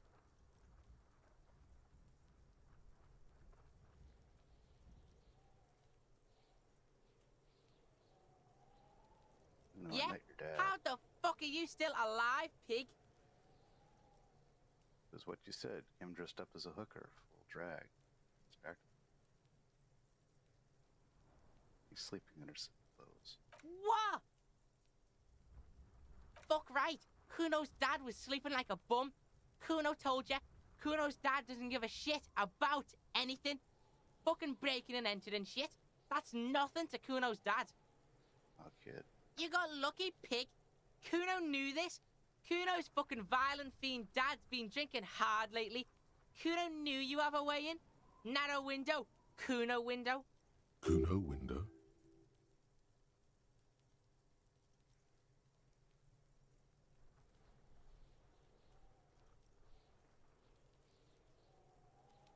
Kuno window. Come on, kid. Just stop. Fuck you trying to do? Get the Kuno to stop. Kuno's just getting it on. Keep your ass together, Kuno. Stop acting tough, kid. You don't have to be scared. Kuno's not fucking trying to be tough. This shit is real. Kuno's fucking violent dad's gonna be a vegetable. Kuno knows that shit. Stroke shit. Stomach fucked up and... Kuno's gonna go out like that too. Gonna be just like Kuno's violent dad. Speed shit, crime shit, fucking on the bed. Go out West Revachol style. Stop saying all this sad shit, Kuno. Whisper comes smaller than usual. There's a touch of grief in there. Yep. Fuck are you talking, sad? Kuno's got hard shit, death shit, nothing shit. You don't have to turn into that, kiddo. Get your fucking nun-ass out of here before Kuno fucks it dead. You think 'cause you took Kuno's speed, Kuno's gonna sub like a turn into... Kuno ain't turning into shit. Kuno is that shit. Kuno's got a good voice actor. If he doesn't stop soon, he's going to collapse from exhaustion. He's red all over. Mm-hmm. Kuno won! Oh, you won, Kuno! The relief is palpable. The little hat jumps up and down behind the fence. He did not win. There is a crack in there now, and it's spreading across the face of his certainty. Yep. There's a textbook with your name on it. Yeah, so fucking what? It says Kuno, not Kuno. Kuno de Reup. Fuck are you talking to Kuno about that kiddie shit? I like it. Kuno de Ryuta. He's trying to fuck you again. Fuck out of here. Kuno knows it's fucking lame. That's why Kuno changed it. Kuno can change his name into anything. Gonna change my name into... Don't change your name into that, Kuno. Ton of unpaid bills. Fuck right there where? Fucking 3 years or some shit? You can guess.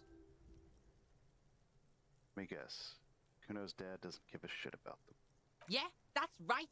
Kuno's dad doesn't give a shit about that electricity and light shit. Just wants to pound on people and drink. It's no place to live in. You have to find somewhere else. That's right. It's a shithole. Kuno's gonna move underground. Leroy shit. Ancient shit. Kuno's gonna live in a fucking catacomb. Uh-huh. Yeah, in a tomb, Kuno. I did right not giving you the drugs. Let's conclude. That didn't change shit, pig. That only made things worse. Fucking social worker shit. It doesn't work, pig.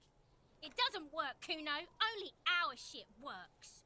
She must repeat it. Use every chance to confirm that version of reality. Mm. The fuck do you want with it? Good call, Pigmeister.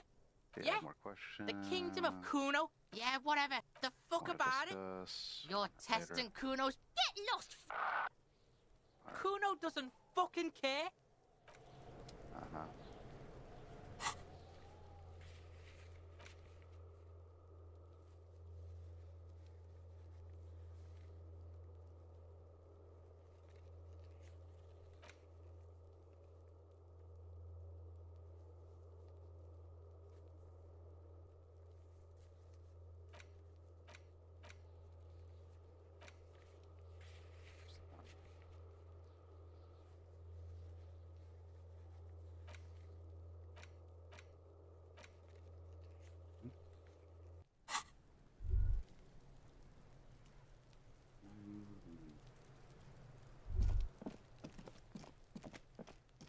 Now we can head.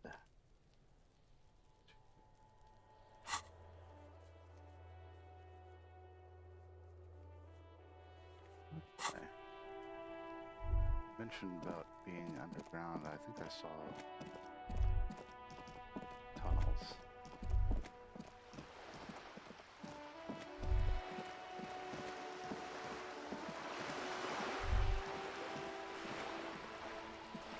Oh, I did it.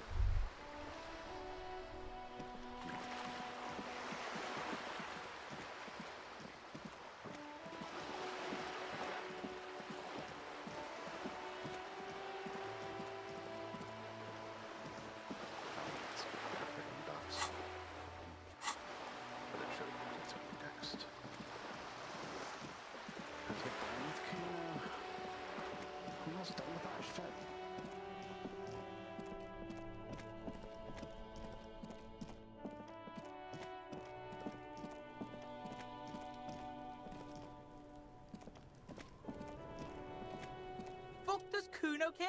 Kuno doesn't fucking...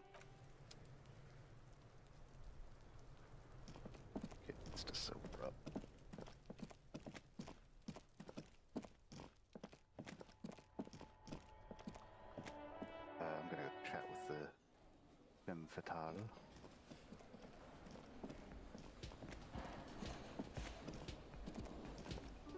that we're alone.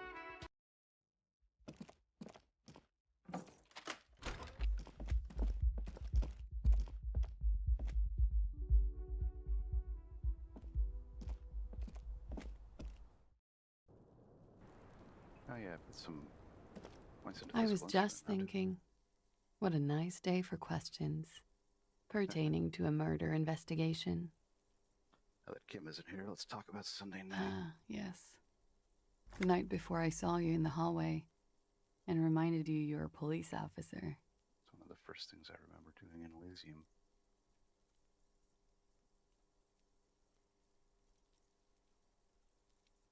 Before you was only the brute sound of motor vehicles, steam, bathroom, darkness. Wow. Mythopoetically adequate stuff. Did you hear something? There was the usual ruckus. Loud disco music. I haven't even I can't say. Probably not. Sounded like you were flying solo. Mentioned Oh, loud yes. disco. Various artists. Ostentatious orchestrations prime among them. Oh, that? Yeah. Whoa. The less said about OO, the better. Oh, were huge where I come from. I was very young then, of course, like 7. Life gets hard, but we go on.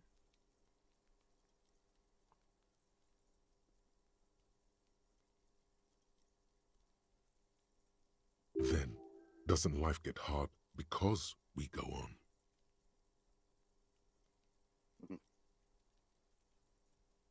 Yeah, we go on all right. I don't know about that. At around 2 o'clock, the disco stopped and there was a change of pace. What happened? A slow, sad song started playing, like organ music on repeat. That went on for quite a while.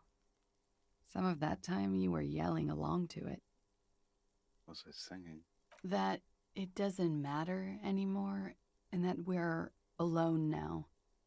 It was difficult to tell. The song itself was very quiet and soft, but you sounded like a wounded boar, sir. It was hard to understand what you were singing on top of it. Yeah, I'm sorry. Don't be. I was going out later anyway. It didn't bother me. Then what happened? Then you started screaming and trashed the place. It's so me. What did I do? A window was smashed. The tape player, probably. The song stopped. And furniture, too.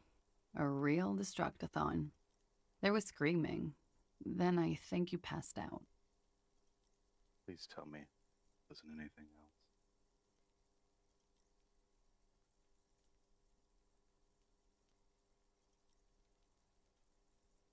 There was.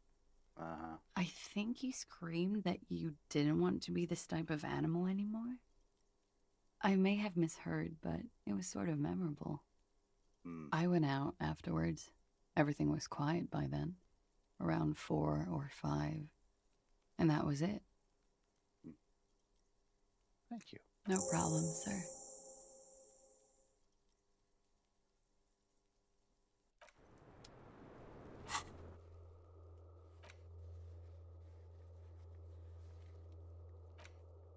Done. Let's see, can I fast travel from here? Oh, I can't. Go to the church.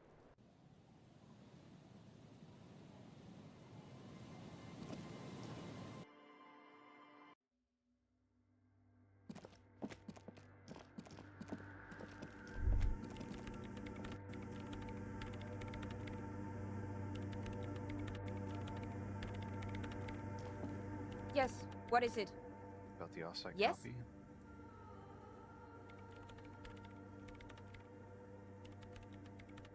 Thanks. Looks like it's the one. What's gonna happen now? Now I'm going to print it out to see what's left of it. And sort of film it. Wait. No. That's dangerous. She shouldn't do it. Wait, don't put it in yet. It might be dangerous. No. It's not dangerous, just depressing. How do you know? I have a theory. Lintel was able to divine the anomaly's location from this broken copy. I want to repeat their calculation, only this time with better equipment.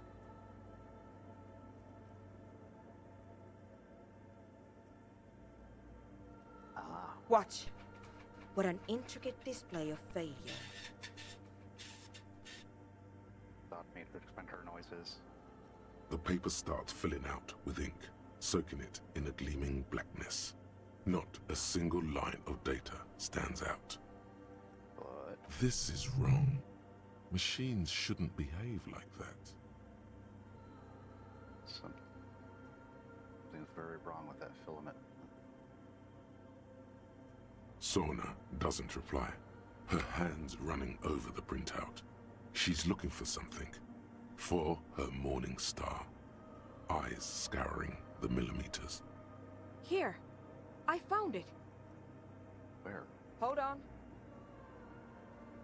It's behind the keyboard now, typing in some numbers that only she understands. The terminal beeps, and a lighted star starts pulsing like a glowing heart. Can I do anything? Shh. Just give me a second. I'm almost... She clocked up her typing speed. Done. I've got it. I found the location of the anomaly. Oh my god, congratulations. Thank you. So, where is it? Where is your 2mm hole in the world? There. In the swallow. Uh-huh. The under... She points to the other end of the church. Water bowls forms for the stick arc. Yeah, that... You mean that Think thing? you can help me again? Sure. I need you to go move those water bolts for me. I need to double-check my calculations. Okay. What an interesting proposition. Truly a task for the intellectuals, solving the puzzle of water bowls. Figure it out? All right. No. I don't need you to figure anything I'll out. figure it out. I'm good I've at got it. a computer for that. That's... Just walk over to the circle and follow my instructions. Move the third bowl 2 centimeters to the left, and the fourth bowl 5 centimeters to the right. This should do the trick. Okay, third bowl 2 centimeters to the left. What? She only wants you to follow instructions, nothing intellectually stimulating. In this task, a child could do it. Yes, but you like moving things around. Moving things around is calming. Sure, no Thanks. problem. So third bowl 3 centimeters to the left.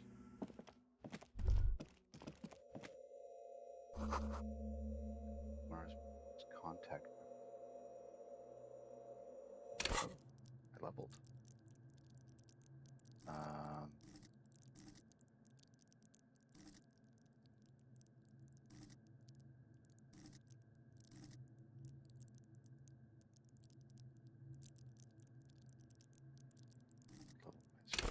Oh, can't level that up because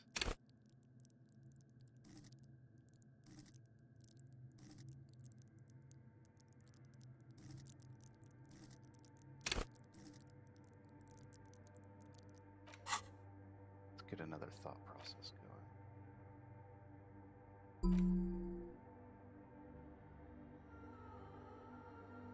Converted. Internalize now. Damn it. Disgrace, the dork ghost. Yeah. What is in that?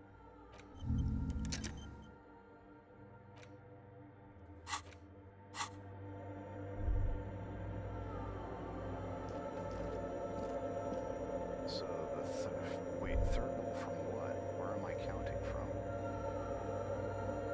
Is it from that point? 2, 3?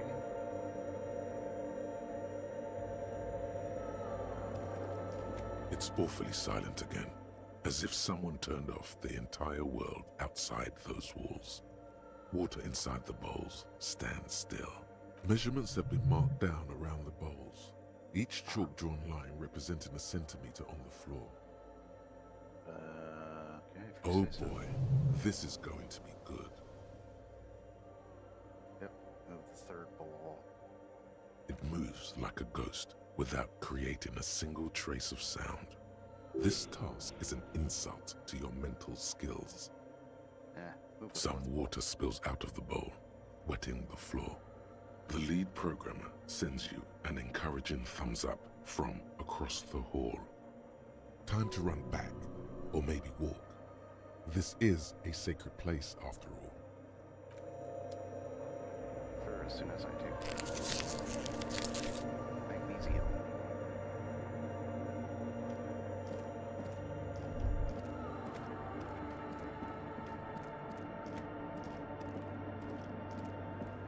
I do want to see if do anything with the finger. The mother of humanism stands above you. Can't give her the finger. Yes, what is it? Move the bowls. It was mind-numbingly easy. What's next? Great. Everything should be aligned now. She stops biting. Yeah, look. Miss Know-It-All is hesitating. What's wrong? Yeah. Nothing. Now the only thing left to do is to unmute the headphones.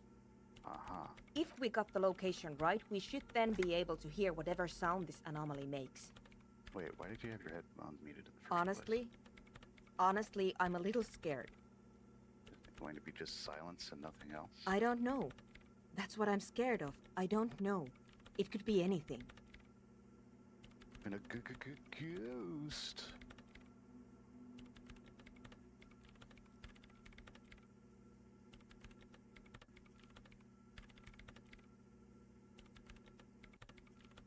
Ah, see.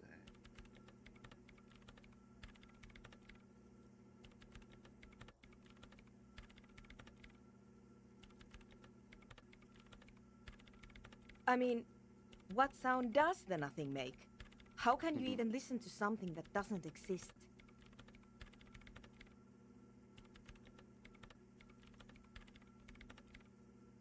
She turns to face you. What if silence is only what surrounds it, but the swallow itself is... I mean, right, you should be cautious. Maybe. Dealing with. Maybe I'm just tired. Let's think about this logically. Why would nothing be terrifying if it's, well, nothing? Why assume that something that has no presence, existence, qualities has to be terrifying? It's scary, but we just have to face it. Hey, I don't think I want to do this anymore. Seems too dangerous. Slowly start to back off. Because it reminds us of death. Oh, yeah. And we humans tend to think that death is pretty scary. Yep. Death is scary. You can't just start over again. Or can you? Yeah, it's scary, but we have to face it. Yeah, you're right. Let's do it. He puts on her oversized headphones, ready to press unmute button. And then, nothing. Nothing happens as Sona Lokanen-Kilda presses unmute on her keyboard. Nothing but silence. You can hear some small animal cross the floor in the chancel. It's that quiet in the sanctuary. Anything? She doesn't answer. Her eyes closed and brows knitted together in a state of deep focus, one hand cupping the headphone.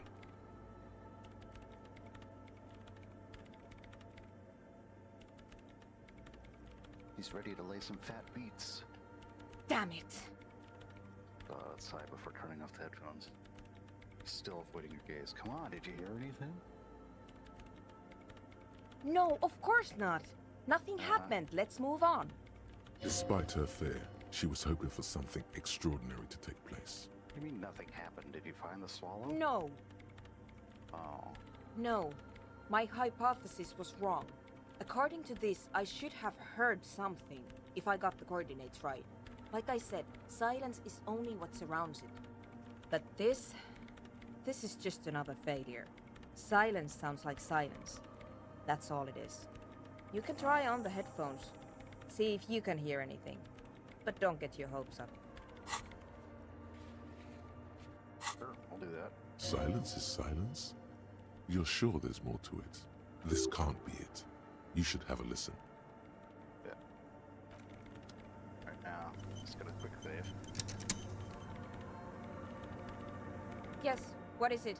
Alright, Fingers crossed. No whammies, no whammies, no whammies. All no you whammies. hear is Shit. your own breathing, heavy and hoarse, but there's something else. Wait, I'm gonna loot. I want this one to succeed. I'm gonna save scum this one.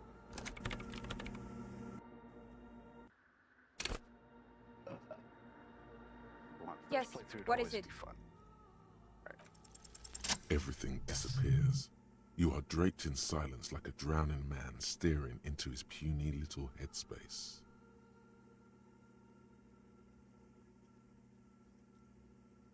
And then the pressure changes. What does it mean? It feels like flying on an aerostatic, or when your ears pop, or like a subtle difference in the atmosphere, a weather change hanging in the air. What if the sound you're looking for is too low for you to hear it? Luna, what if we just need a better sound system? A better sound system? All right, but where would we get one? Suddenly, a rhythmic beat permeates the walls, causing a small patch of decorative stucco to crumble onto the wooden floor. Neighbors? You mean the speed freaks? Closes her eyes as more dance music invades her holy silence of the sanctuary. Of course! The speed freaks. They have a Fantastic. fantastic sound system. And you think they would help me? They would if you wouldn't mind them moving in with you. Sure, if you agree to let them build a truck lab now. I guess I could live through a week or two of peaceful coexistence. Great. I'll Sure. Go talk to them now. Let me know how it goes. Right. Hooray! Coexistence.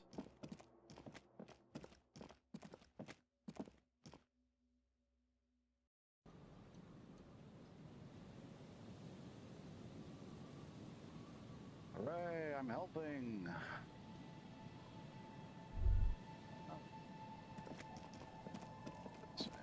Cut across the road, cut.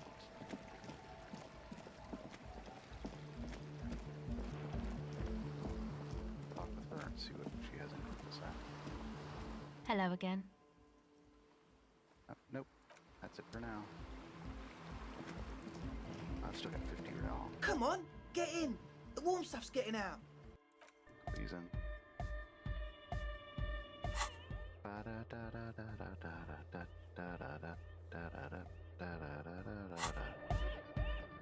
Hi again. So, how are things going? Talk about the church again. Yes? What's the deal? Good news! I managed to convince Suna. She's okay with you guys moving in, but on one condition. She needs your speakers for her project. We are grateful, Cotman.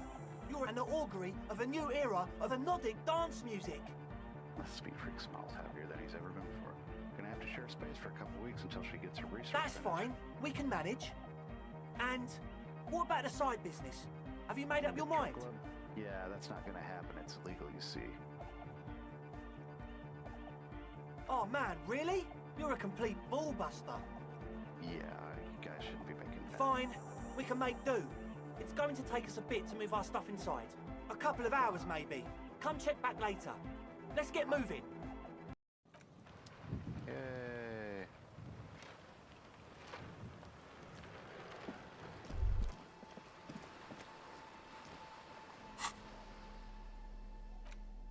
Yeah.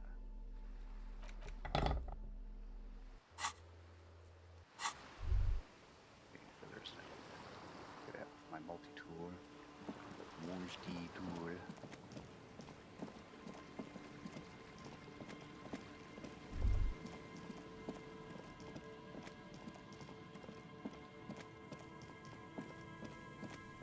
Oh, I wonder if I can call. You pick up the handset. There's a tone. The machine is operable. Dial a random number. Let's see how well we can fuck this up. Calling. Calling. Calling. Still calling. Still calling. Stop calling me, man. I'll get you your money, alright? I just need till tonight. Let me work.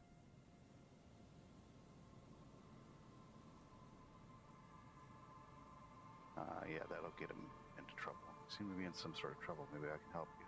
The phone gets hanged up fast as lightning. All you hear is a little shuffle of nylon as the hand moves on the other end. Disconnect tone. Calling. Random number. I'm tired. Supposed from a cigarette. Sounds like he hasn't talked to anyone in quite a while.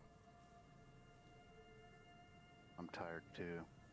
If I could go just 1 month without writing, no, 2 months, I could regenerate my brain. Fucking liberalism. The man disappears with a sigh. You do not hear the customary disconnect tone, just silence in the handset. The machine is still waiting for you to dial a number. Seems like it did not have time to swallow the coin. This sometimes happens. Lucky you, the call went too fast for the payphone to register. You can still make a new one without paying. Dial a random number. You close your eyes and put your index finger on the rotary dial, then pull down on the number. Then move one up and repeat the motion twice.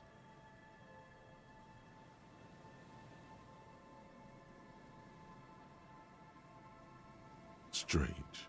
This is not how you started before. Wait, what did I just do? You dialed 001. This is not the area code of Revachol.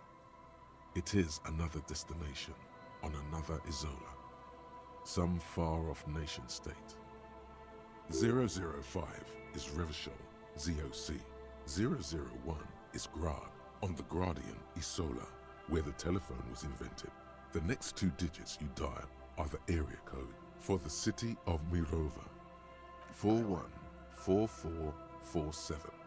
The rotary dial feels cold from the sea air. 1117361. Your fingers keep moving like a spider every time the ring rotates back with a little ring of metal, like a bell tolling. Yes, 451-67451. You are going deeper now, into some unknown place, far away from this island of matter and its telecommunication networks. 451. You have dialed God knows how many numbers. The headset has been waiting silently to relay a signal. Surely nothing can come of this, you think. It does. But it does. A connection.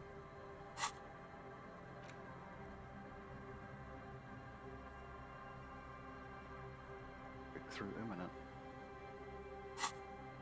An ultra-long distance call. Your air fills with a crackle, the wash of a strange ocean full of white noise.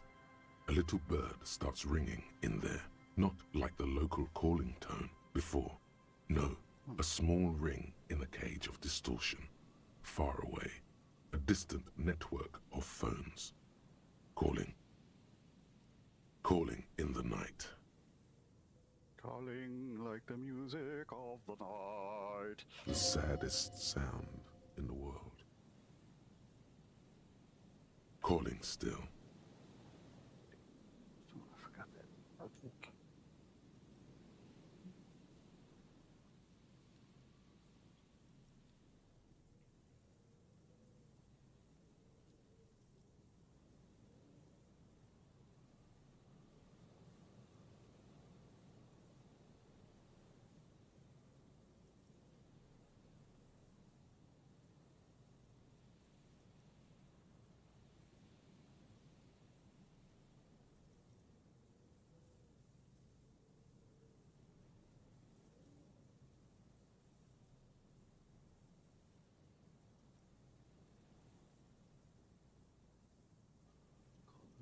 The handset starts slipping from your sweaty palm.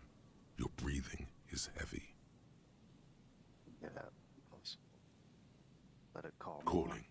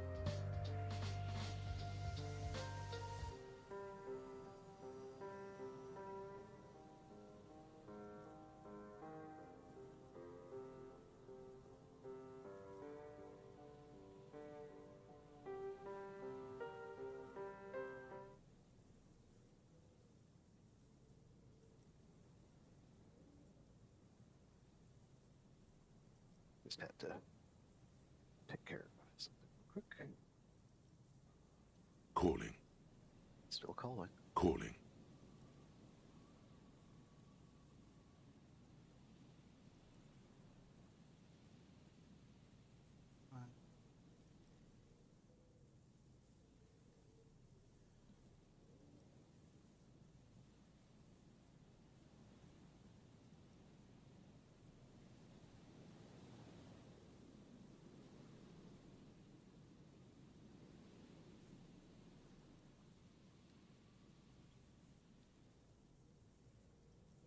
Calling. Calling still. Then the ocean breaks. Out of the depths, a woman's voice emerges. Small. The dearest thing you've ever heard.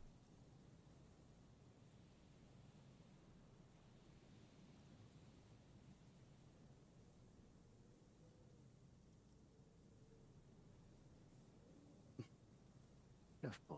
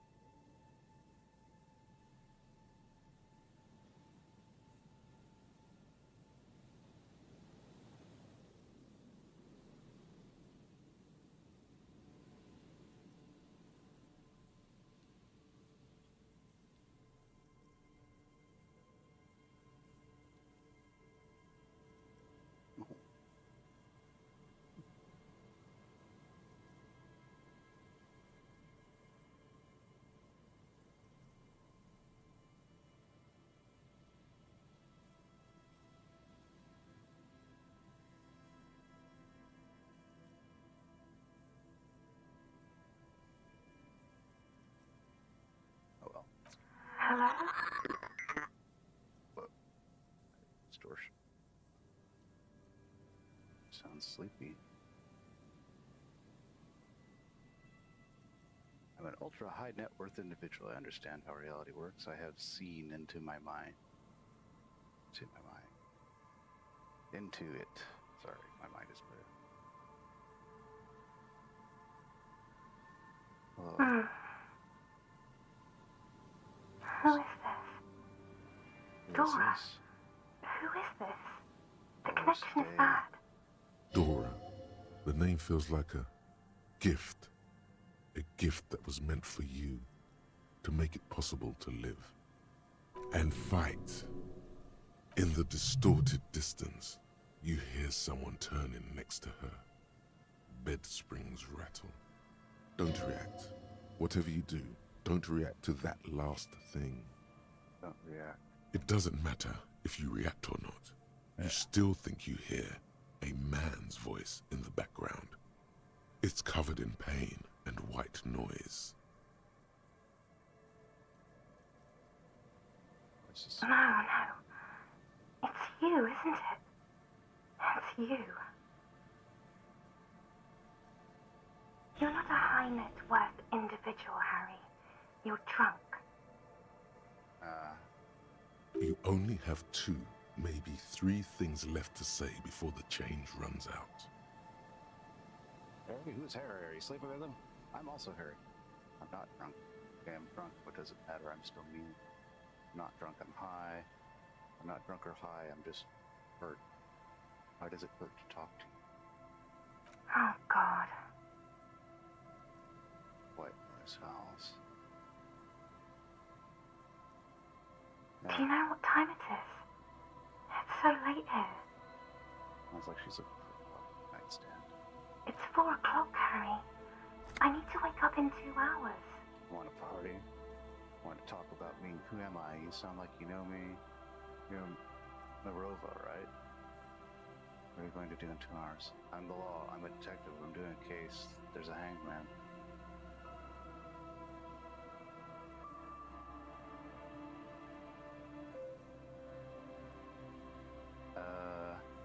You sound like... What do you want to talk about that we haven't talked about already? This is bad. You feel your right hand on the handset cramping up with pain.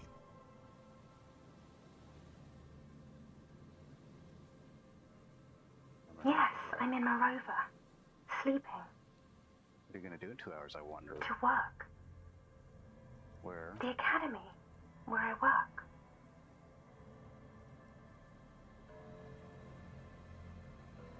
The academy? That sounds better than my job. I'm happy. No response, only a sigh. The connection crackles like burning paper. My heart hurts. I'm gonna have a heart attack.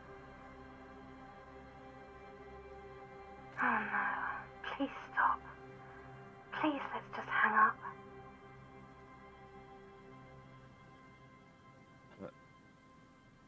She does not answer anymore. No, there's not anymore. Can you help me solve it? I need to solve it. They won't take me back if I don't. Harry. Disconnect tone. The machine ran out of money. Ooh.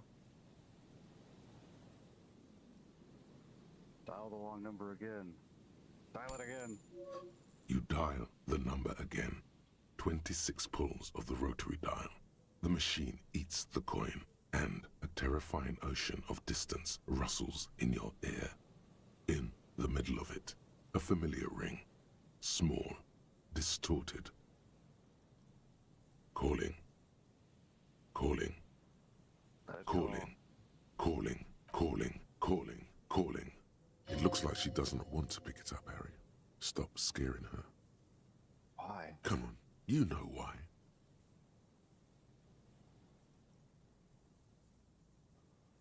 Still calling. Calling. Harry, please. Need answers to my mystery. I need to know who you are. Who are you, Harry? Please. And I'm going to end this call. Damn it. Someone there before. I heard someone. Who's there with you? Please. I'm going to hang up now, okay? Phone hanging up. Disconnect tone. Okay. One more time.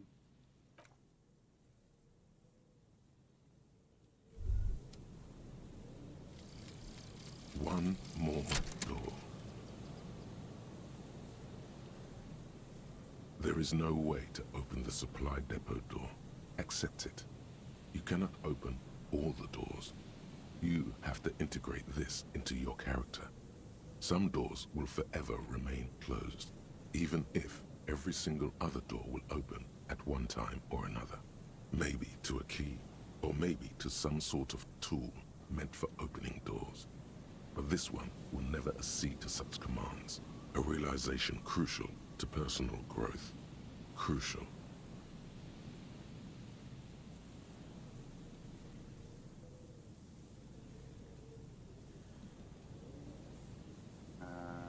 There it is.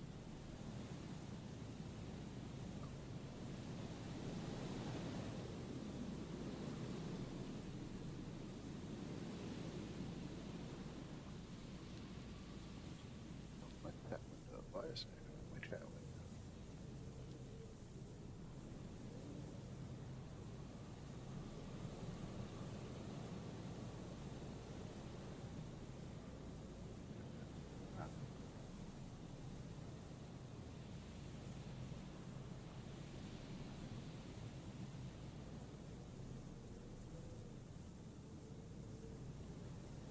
Oh well, for some reason I can't see my chat.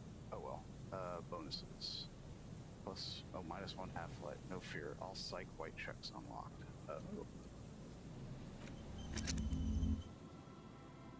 Nice. 2-bit. Net picker. Product doorbell.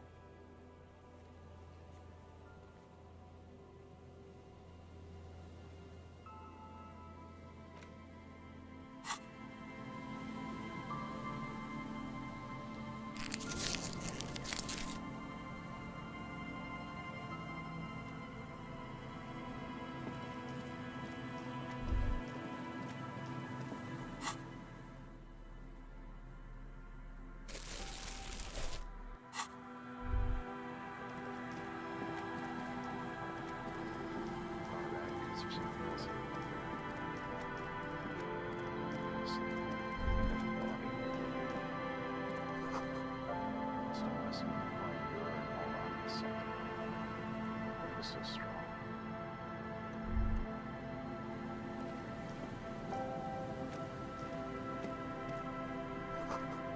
Long way down to your deaths from here, 20 meters at least.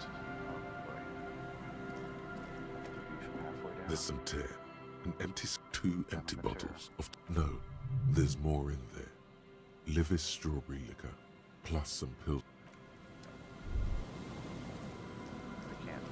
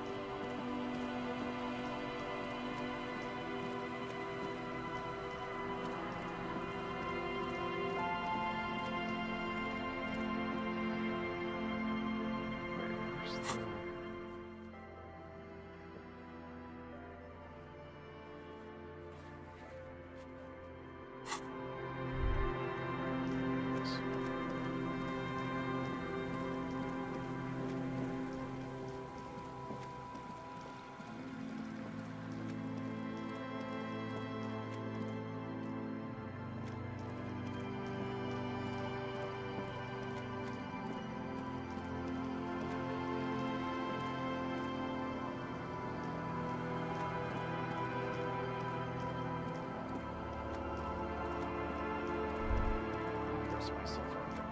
That has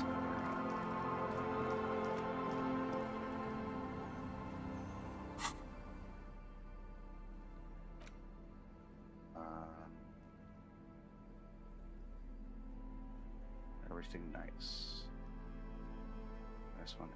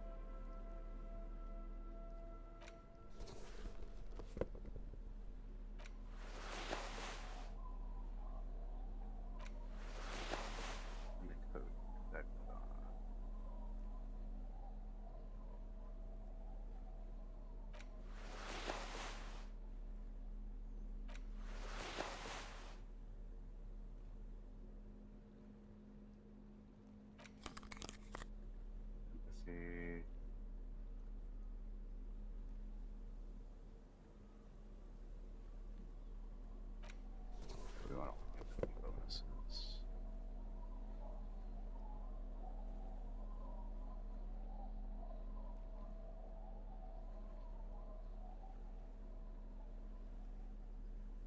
Pressure.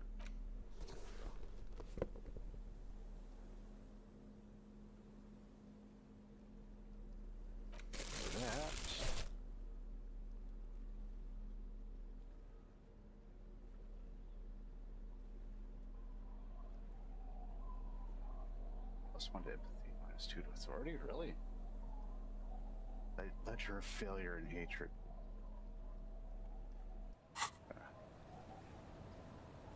Dave.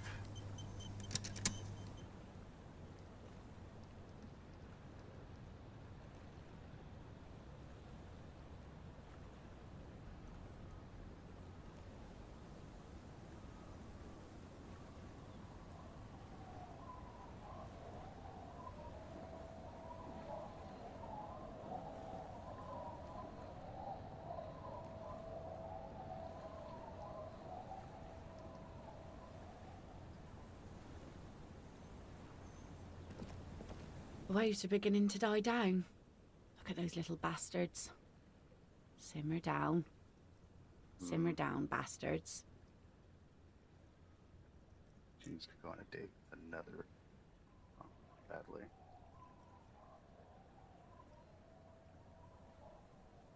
Isn't going to work. But I'll roll it anyway. Wearing the Ember die. suggestion.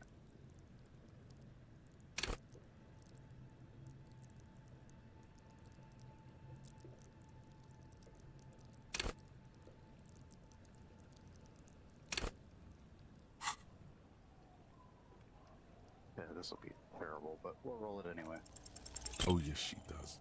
You need to get your drink on. There is no other way for human beings to procreate. Not after 6,000 years of yeast cultivation-based mating rituals. But one way too. I like you, but I'm afraid to be around you because you're a woman. Let's play this out, then I'll reload. Okay. Where's this going? You need to be drunk. You do too. Please get drunk with me on a drunk date. Absurdly and pointedly phrased. You can be quite funny, officer. Anyway, what did you want? She doesn't even understand you asked her out. Perhaps you're too sober to pull it off right now. Try again later. Yeah, we'll just load.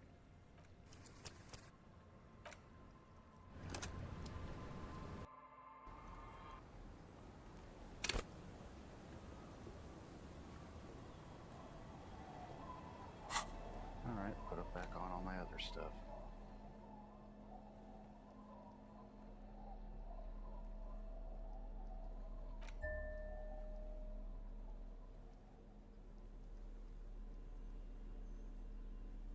That boots.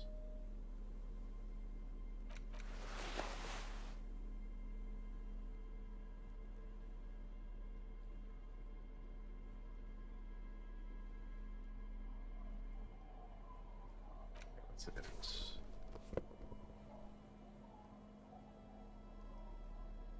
+1, +1. Okay. Move on to commander's jacket then.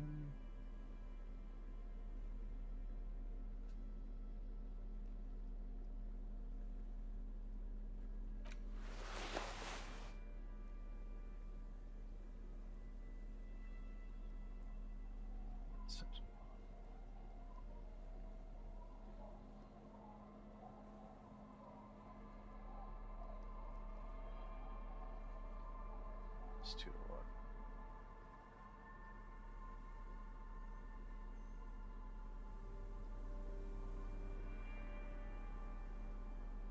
What am I wearing now? This one minus 1 logic. Logic's fine.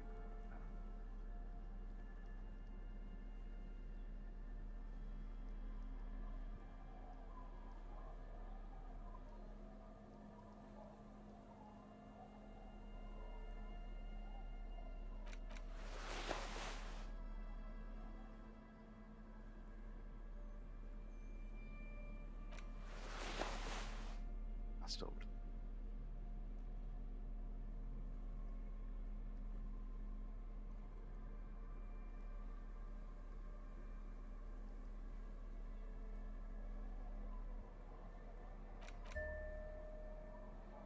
Oh, there we go. That's what it was.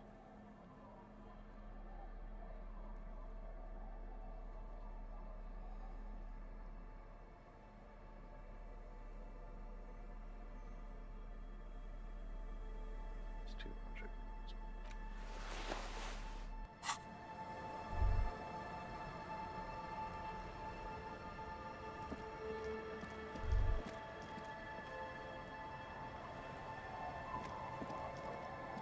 Our tenant, the policeman.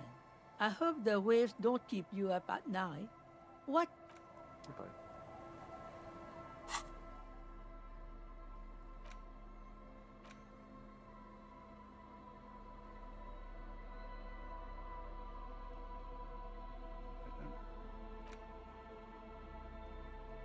Oh, right. Yep.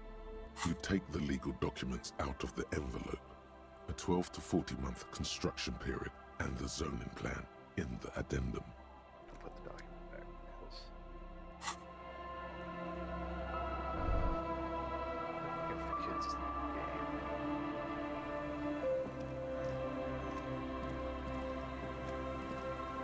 The scruffy-haired little boy kicks a stone while the other watches him do it. The scruffy-haired little... See if they'd like a board game or something. It'd be nice if I could give some of these things away.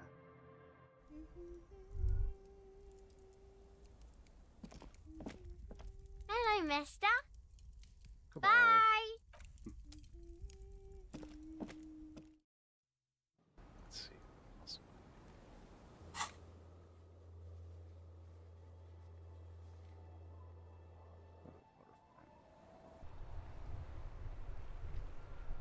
Still got a fair amount of crap, so.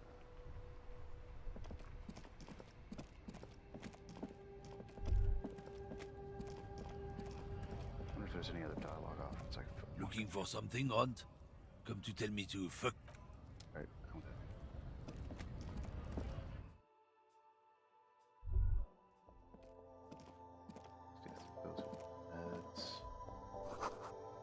Yellow rosette in the window. Those aren't the flowers that left Elysium.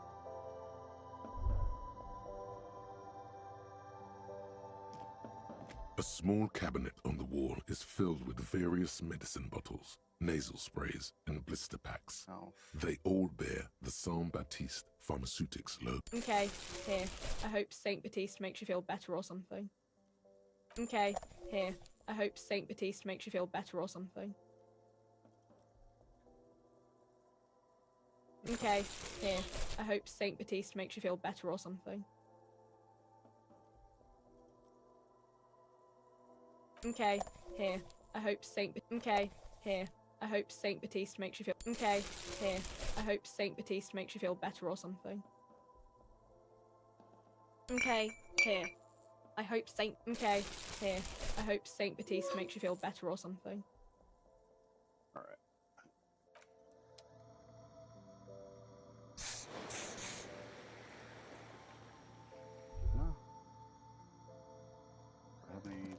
The tear machine stands in the corner. A sign says, one bo-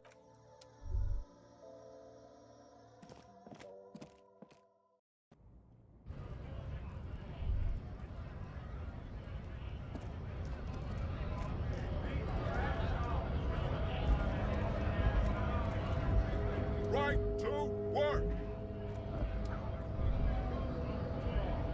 I think I already looked in the window and stuff, right? A lorry stuck in the traffic jam.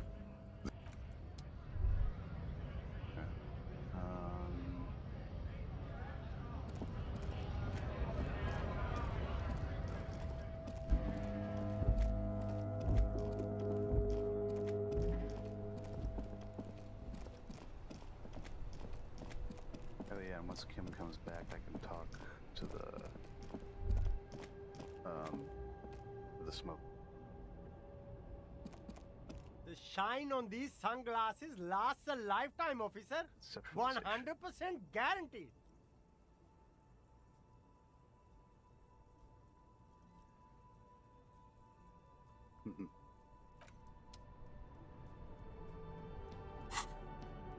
Socialization. Alright, boosted enough.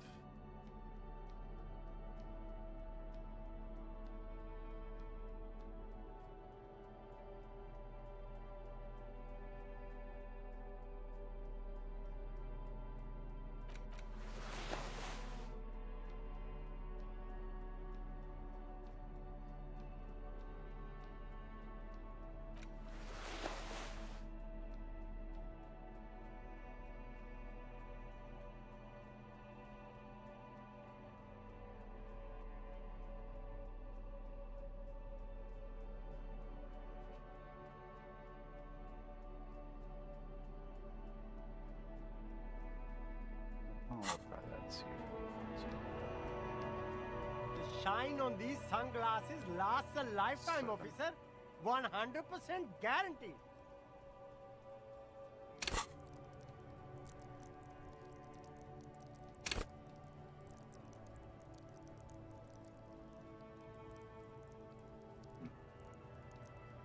Maybe I'll boost that slow.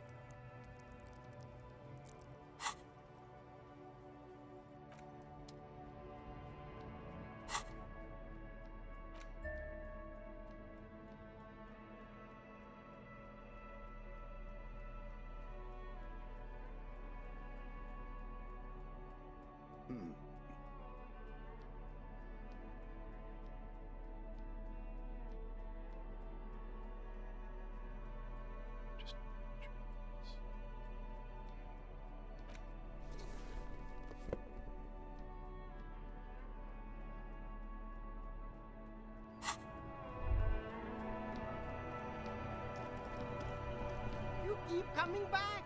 That's good, officer.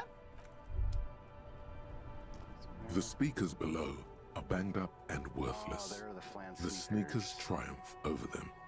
They're the star of the show here.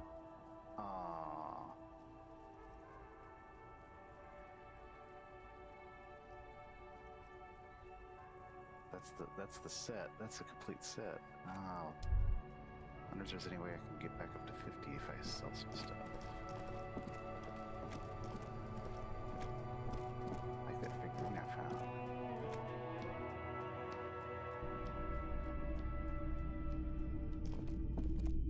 Hello, hello.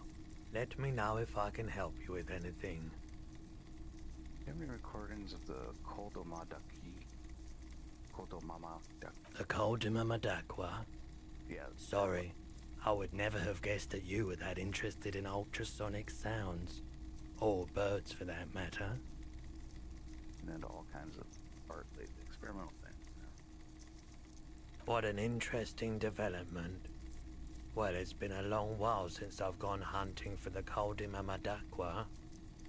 Once knew a group of young musicians who decided they didn't want to play music anymore and started looking for all kinds of interesting sounds instead. This was before, you know, lost touch with them after all of that.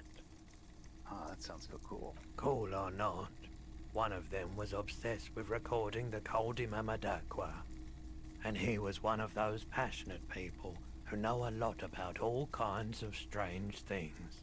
So he got the rest of us to join in his search. Guessing you didn't, but did you ever find it? We thought we did. We got together all these recordings of unusual sound patterns, compared them, cut them up and combined them into the Symphonia Koldimamadakwa. It's not very scientific. Can I listen to it? Unfortunately, I don't have any recordings from my old life. None at all. But I do have a tape with some ultrasonic sounds that might be what you're looking for. Nah, that's okay. It's just that I heard the Koldomamadakwa outside the whirling, and I wanted to make sure I wasn't the only one.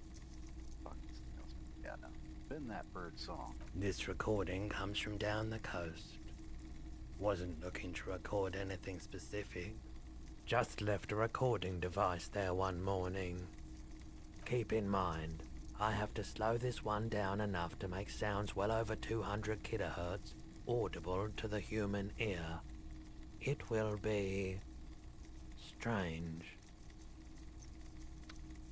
Switches on the tape player. Speakers begin to emit a low hum. As the hum grows louder, modulating but always unnaturally uncomfortably low, like it's coming not from the speakers, but also from inside your chest.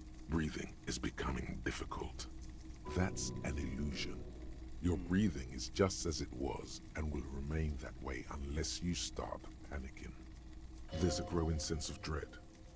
The sound is coming from inside you, but also surrounding you. It feels as though someone is standing just outside of your range of vision and watching you, doing this to you.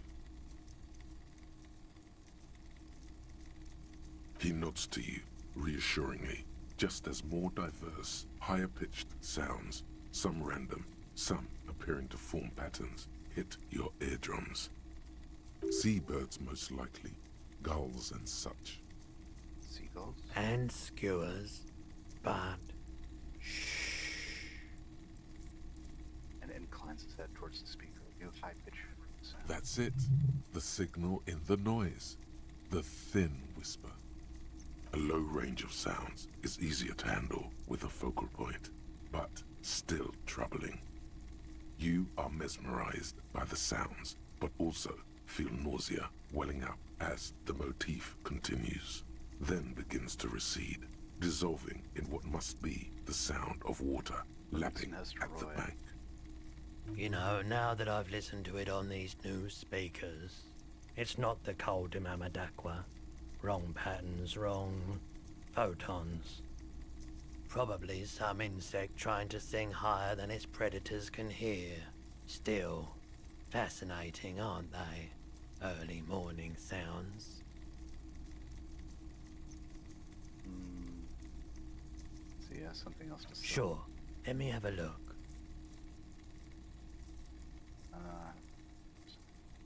Anything else you're thinking of selling?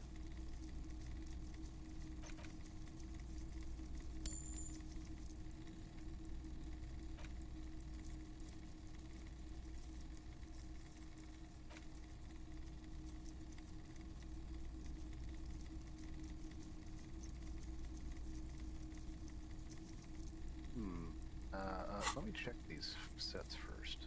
Another time, perhaps. You see rows of toy soldiers guarding the rest of the trinkets displayed on the table. Some on horseback, others. Hello, hello. Let me know if I can help you with anything. Sure. Let me have a look. Anything else you're thinking of selling? I'll pawn that back.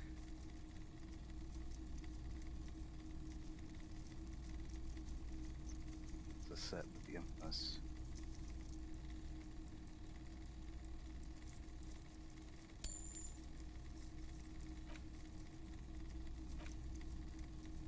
Yeah, I'll keep the die. Another time, perhaps.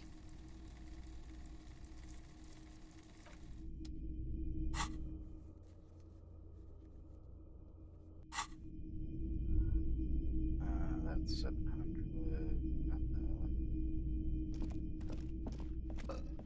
Excuse me. Let us see.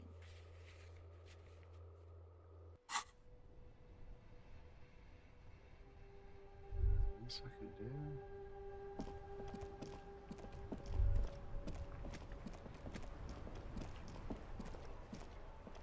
Let me just pass an hour, I guess. You sit on the wind-worn wooden planks of the bed. Think deep thoughts. You finally stop picking your nose.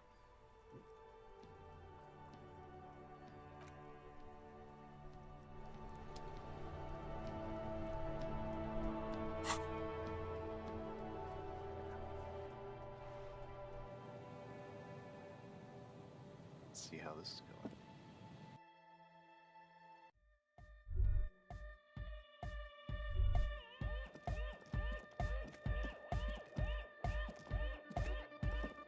Yeah, it's all set up, man. Can you already imagine 1,000 people in here? 10,000! This ends in an unbelievably lame Ecstatic vibrations, totally transcendent. And I've finished setting up the new compressor too. Now the only thing left to do is the name of the club. Will you do the honors, detective? What you propose as the name, Andre? The name. Everything I managed to come up with sounds just wrong. Andre's overthinking it. Says the girl with the microphone. Yes, you should do it, detective. It would be good for the signs. Lloyd's right. You've helped us so much. It's the right thing to do. Okay, so what would you suggest? How about something simple? Like the club? Too modern and too ironic. We don't want ironic. We want real. Real and true and beautiful. Like a morning after the rave. Yakukata! Yakukata! The place to be! Yeko Qatar, the zone of ecological catastrophe. That's too morbid, eh? Got anything else? Hardcore! Hardcore to the nega! No, it has to be bigger than hardcore. Yes, it has to be even bigger than hardcore to the mega. It has to be bigger than the scene. No, give me your 2 cents. The amnesia. Like the... I can't remember the name of the club, amnesia.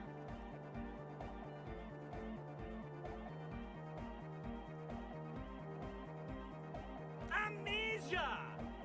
It's not amnesia, guys. Suna, what do you think? I don't. Of course not. Good. We have too many opinions anyway. All right. You have? Well, what's the name? No Truce with the Furies. Ravishal West. Disco Elysium. Like that DeLorean word for the world, you mean? Elysium. But Disco Elysium? Isn't it wacky? Disco's kind of gone, isn't it? Forgotten. Makes a good title for an RPG. The past is the future, but the future is dead. No, it's beautiful. Beautiful and brave. Like we want it to be. And short. And memorable. Woot. It's settled then. Everyone welcome to Disco Elysium. A light beam washes over the dance floor, bathing it in violet blue. Andre breaks into frenzied dance-like motion to celebrate the name. Someone turns up the beat. Observe his movements. I'm dancing! There's another strange pattern of moves, but it doesn't look very cool or modern. Honestly, it looks kind of lame. That soft core gyrating is supposed to be dancing? We should talk about it. We should talk about your so-called dance. Yes, my man! Jumps up and down with glee. Moves punctuated by the stroboscopic flash of the club lights. Talk? What is there to talk about if you can express yourself with moves? Yeah, this'll go well. Audio waves thump against your ribcage.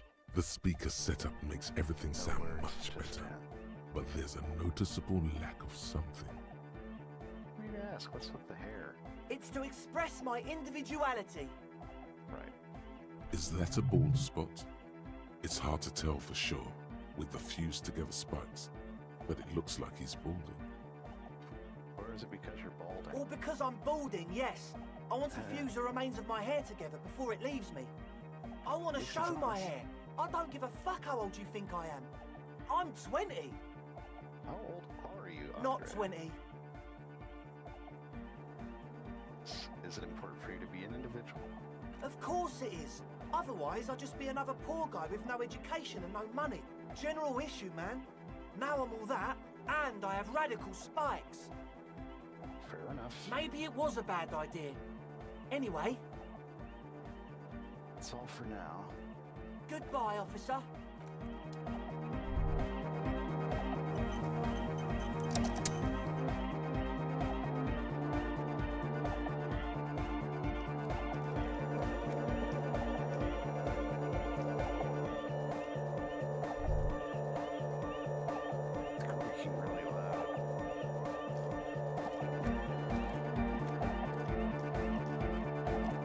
She's whistling a melody, her trusty contact mic attached to a wooden pulpit.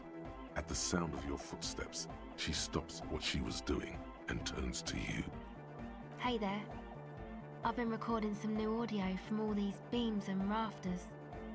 The sounds travelling through the wood are pretty cool. Creaks and stuff. Like you're underwater, you know? But like, underwater inside a tree.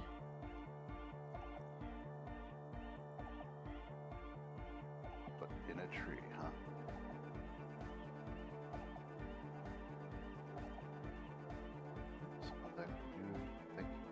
And no, it's got nothing to do with Contact Mike. Contact Mike is... I wasn't going to... No. I actually wanted to thank you for getting me and my friends in here. And we even found some new associates, such as they are. What's everyone doing? Good, I think. Noid is getting a read on the place. I think he finds the carpentry very impressive.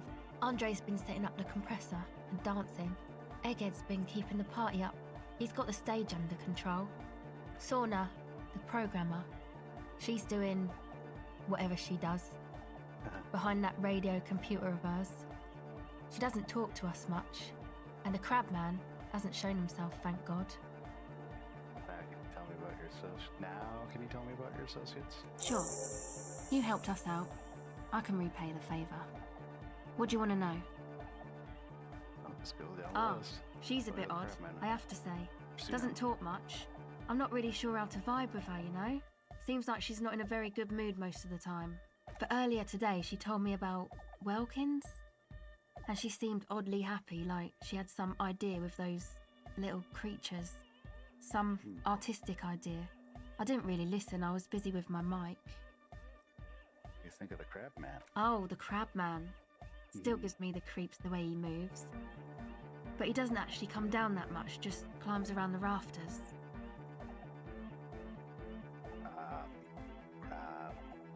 I just tried to stay away from the crab man. But he talks to Noid. They seem to have some thing going on. Oh. He talks to Noid? What Beats for? me. Noid said they get along somehow. They're both crazy enough, I guess. What does he do up there? Who knows? He doesn't really answer our questions, see? Not that it's easy to ask them. What are we supposed to do? Yell up at the tower? Thanks. Who do you want to know about? Andre. He's a cool guy. Doesn't really come off as one, but he is. To me, at least. He takes care of shit. Sorry. I mean, he's got a vision. For what life should be, you know? He tries to push things until everything falls into place. He's an organizer. What has he organized? Nothing. But then again, there's nothing to organise around here either. He really wants this church thing to work. Must have taken it as a sign when he found it abandoned like that. Said it was an augury. I don't know where he got that from.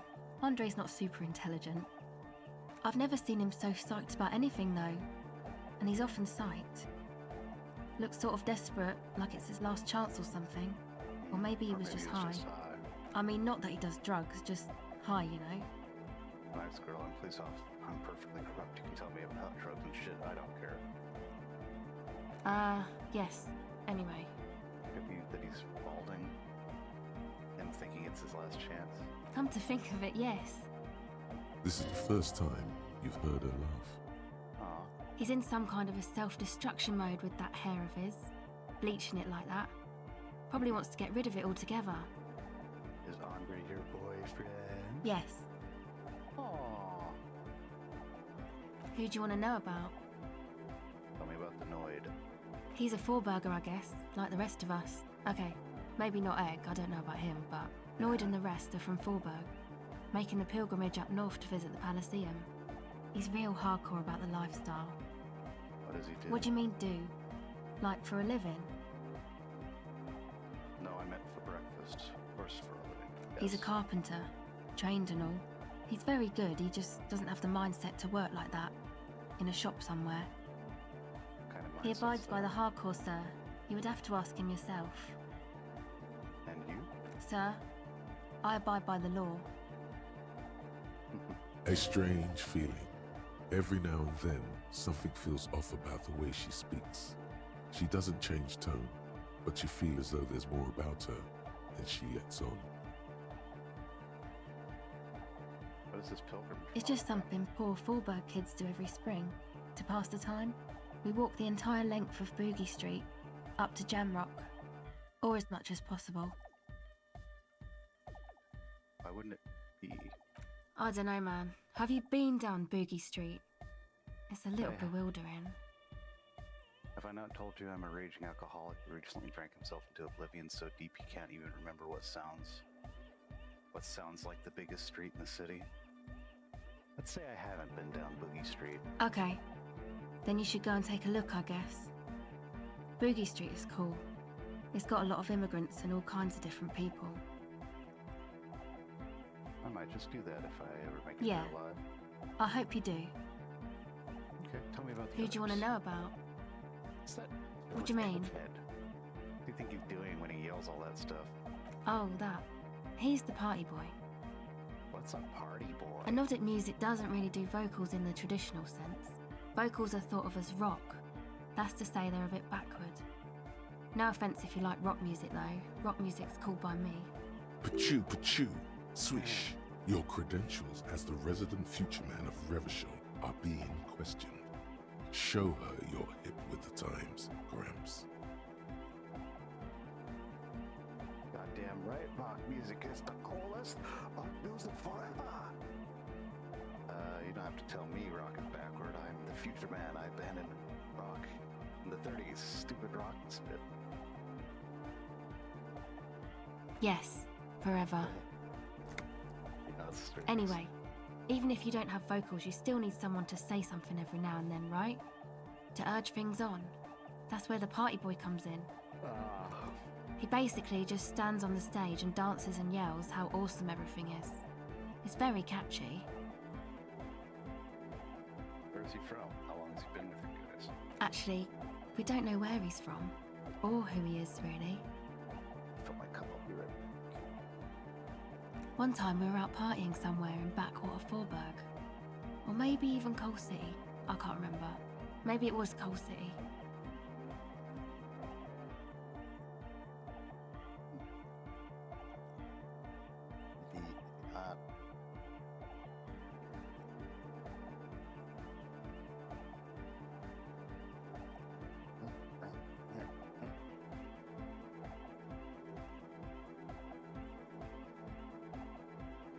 The worst of the banlieues.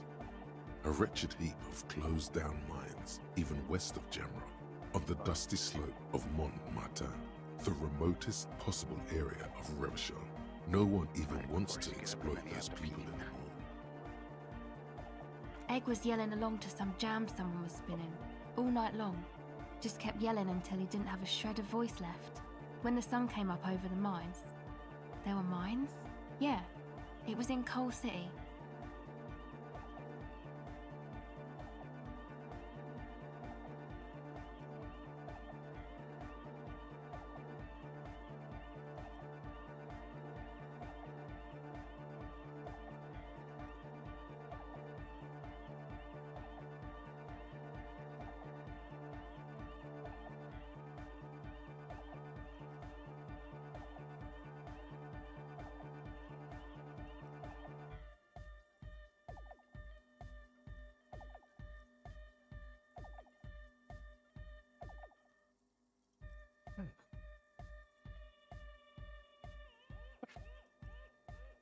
Coffee and tea, man. It'll go through you.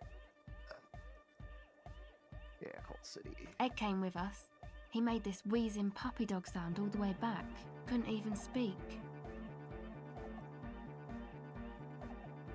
Oh. It was definitely Coal City, because it took us 2 days to walk back to the fort. He just wheezed the whole way. We never really asked why he came with us, or who he was. I think his name is Jermaine. People are sweet. You can see it must have been a great night. The memory causes her to go silent for a moment or two. You wish you'd been there. Tell me about the others. Who do you want to know about? Do yourself. Me? Again? Yes, I forgot. Tell me about yourself. I told you, I'm a silver bird. There's that phrase again. Really reminds you of something. What does that mean? It means I don't answer questions about myself. Oh, police officer, you have to answer.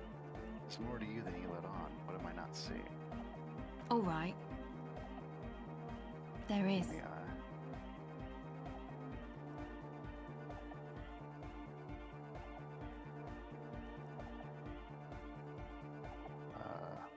Is there a law that would stop me from lying, though? Thank you. Yankees? Sure. Catch the silver bird. I think that's it for now.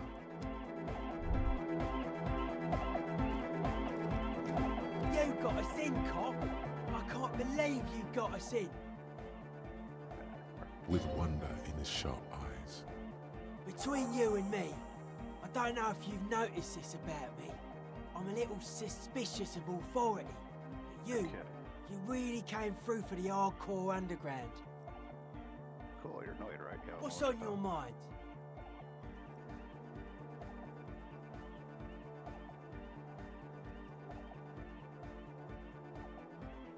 Use your sign sense to help me contact a call if it worth it. Trying to get in line with the big bad, are ya? Those are some serious frequencies you want to mess with.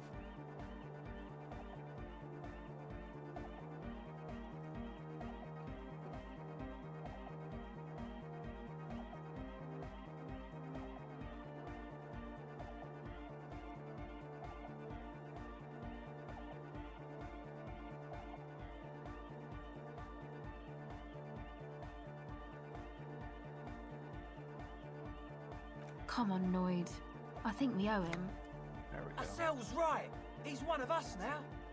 Yeah, alright. But if you're going to sync up with them, you're gonna need a serious wave generator of your own.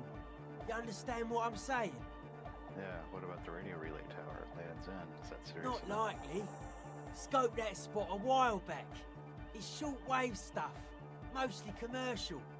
Plus, it's all rusted out. Build it ourselves! We built this nightclub, we can build anything! Wait, could we build a radio transmitter ourselves? Maybe. Tech-wise, radio's not the spookiest thing around. Our part's finding an antenna big enough to align with those mega low frequencies. An antenna hardcore enough to shake the whole world! Maybe not that big, but pretty big. Come up with some site. We'll wait on that one. It's a miracle of carpentry. Dead bodies carved into total shapes. Now it could be something more. You say that as a carpenter yourself? I don't say much anything as a carpenter anymore. They tried to make me into a reckoner and a leveller. Made me a bit manic, you know. I regret the time I dedicated to that profession and that worker collective. I say things more as a member of the hardcore side dance community these days. I'm not gonna ask you how I knew. Why? You're a cop. I carry carpentry tools. How old do you think the church is? Over 300 years? That's right. The first settlers built it, plus 6 more like it, on the coast here. Was one of the first things they did. Must have been really scared of something, but I understand.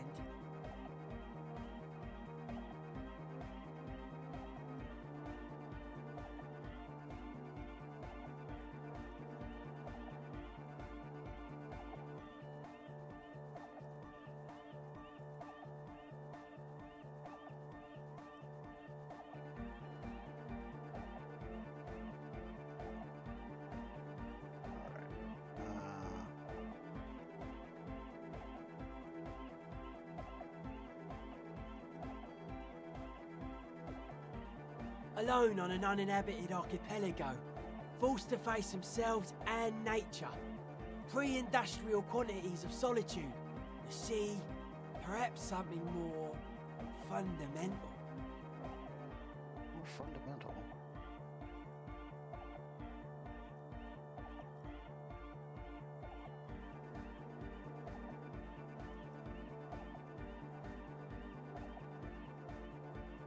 He means something paranatural.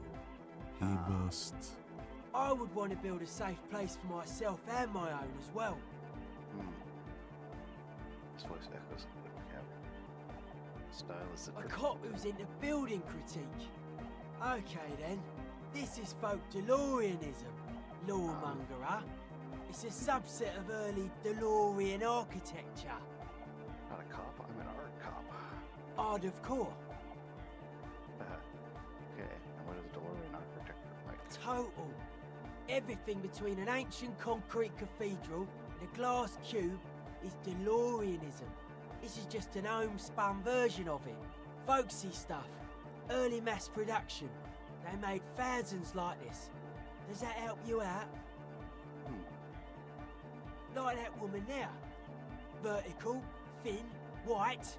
A false image of grandeur. The source of the system is up there. You're at the bottom. They really dug that power vertical.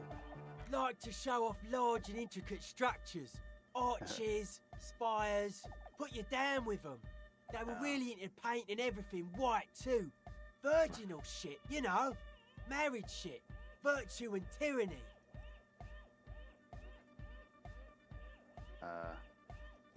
Where'd you shit Right. yet?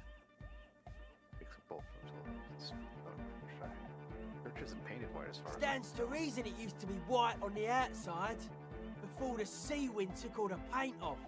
Year after year, flake after flake, whitewashed clean, then covered in green moss.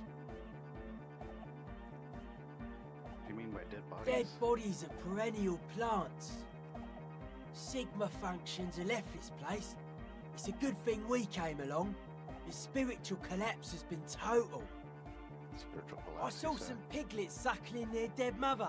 Have you heard this one, cop man? After a short while, they shuddered and went away.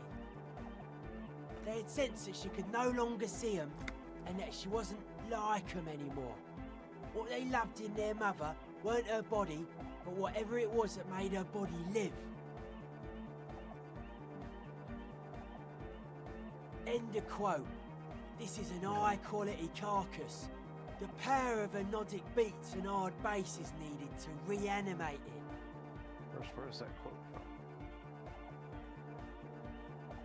A Sarais man who lived a long time ago, an ancient hardcore brother. So what you're saying is you're not a big fan of the inocentric system?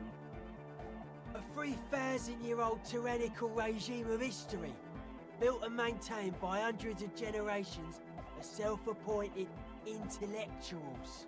It's false core. Yep, the way he says it, the force in false core is invested with 20 kilotons of disgust. I'm going to agree with you about the Ecclesiastes. The plant, the system. Hypnotic dance music. Regular dance music wasn't hard enough. And yes, I do. What do you think of this last I one? don't. Fuck her giving me the evil eye. That's her Innocence Dolores Day, Mind Your Birds. Getting some real negative vibrations from her too. You don't like the stained glass window? I didn't know it was in here. We have to get rid of it. Dismantle it. Can't dance with a giant mass murderer looking at ya. Not a good look for the club. Mellow, man, mellow. No one's a mass murderer. This is a house of love. Mass murder on the floor! But she's the innocence of humanism. Humanism seems to be a pretty big deal around here, but she's pretty. Yeah, but like, who isn't accused of being a mass murderer these days? I do feel there's something terrifying about her. Isn't she supposed to be an embodiment of the world spirit? Would you say she was, you know, human?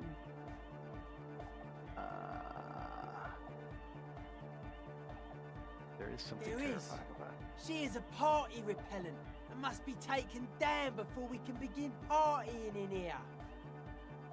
Keep the beautiful stars, keep her long face in her. The speed freak's eyes narrow with suspicion, as if he's looking at a man possessed. It's not coming down. People are gonna love it. It'll be like our thing. Plus it keeps the cold and the rain out.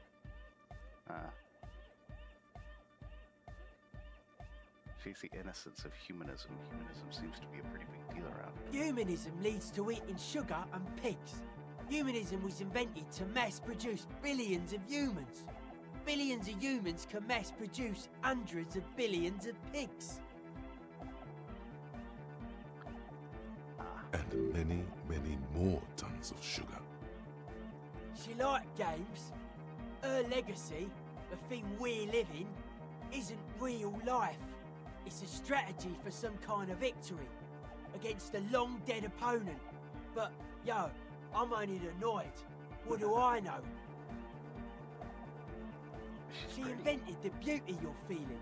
She and her glass cutters and iconographers. You set the standard, all right. Then you meet it. It's effective like that, but it is also very soft of core. That so-called beauty of hers. You're right, I like the harder core. In the true life of tomorrow, every woman will be an innocence. They will wear neon headbands and leggings, and they will glow in the dark. Hey, the 80s. Yeah, but like, who isn't accused of being a mass No murderer these one days? says Arno van Eyck is a mass murderer. The Anodic pioneer Rietveld is not a mass murderer. He is not accused of mass murder. Likewise, no one says Jermaine Egghead or Andre are mass murderers. You can live entirely outside that suspicion. Billions of people go about not being guilty of mass murder. Just not her. Isn't she supposed to be an embodiment of the world spirit? The world spirit does not have a body. It has organs. Hardcore is an organ of the world spirit. Locked claw. Probably say.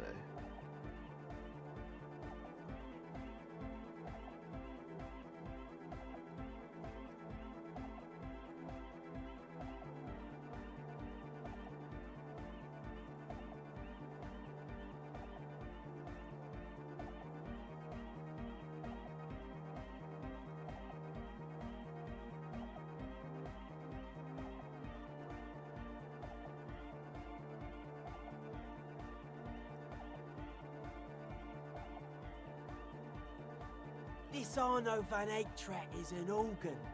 The carpentry and glass cutting that built this house are also organs. She's a thief, if you ask me. An organ thief. All innocences are.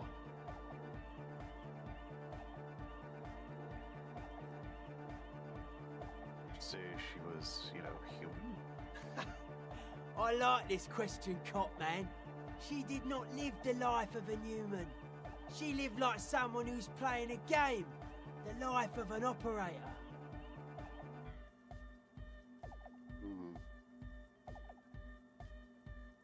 That's not the life that humans live. She was adored. Humans aren't.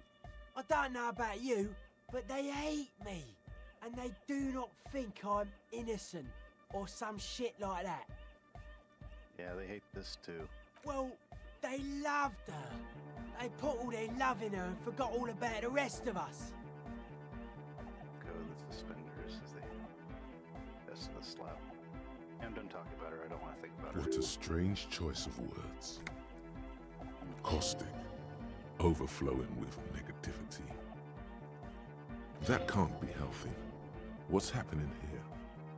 Why do you keep coming back to this window?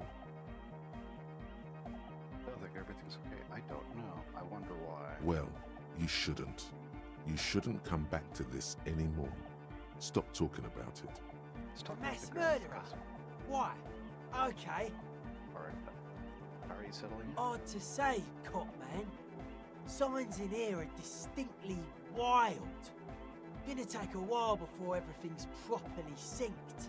I did get to talk to the crab man, though. Oh, you mean Tiago? Anyway, he's been giving me kind of a psychic rundown of this place. Dude's seen some crazy shit, but he's actually a lot like us. And all his sobriety stuff isn't too restricted for him. And his mother love stuff isn't too spooky. Have you been listening to what Egg's been saying? Love is hardcore, man. And the mother's love is the hardest core of all. The man picks up on stuff. And he knows a lot about the church. I got a lot to learn from him. Good thing you didn't squash him.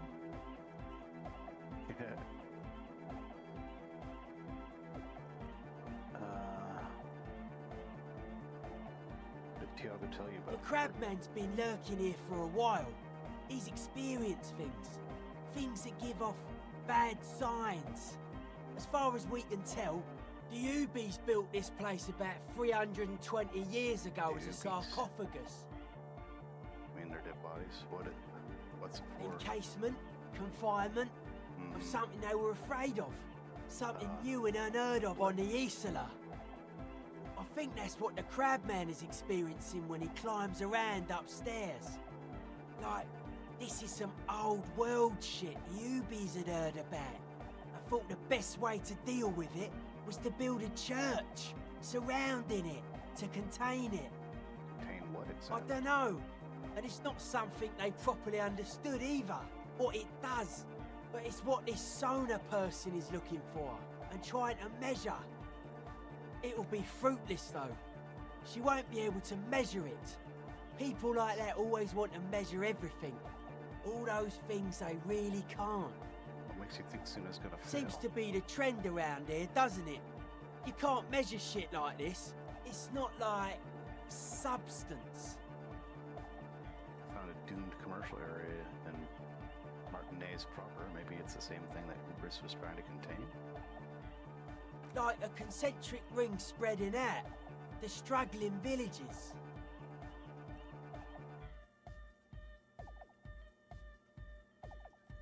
And that is what caused the communards to fail in defending the beachhead. Yeah, a lot of failure has gone down around here. There's any merit? I don't know. Maybe, maybe not. It's not a thing we can answer, cop man. Even I have limits. I'm a limited size person. Well, without substance, I guess there's nothing. Maybe you can figure things out, cop man. I think we got on a good level here.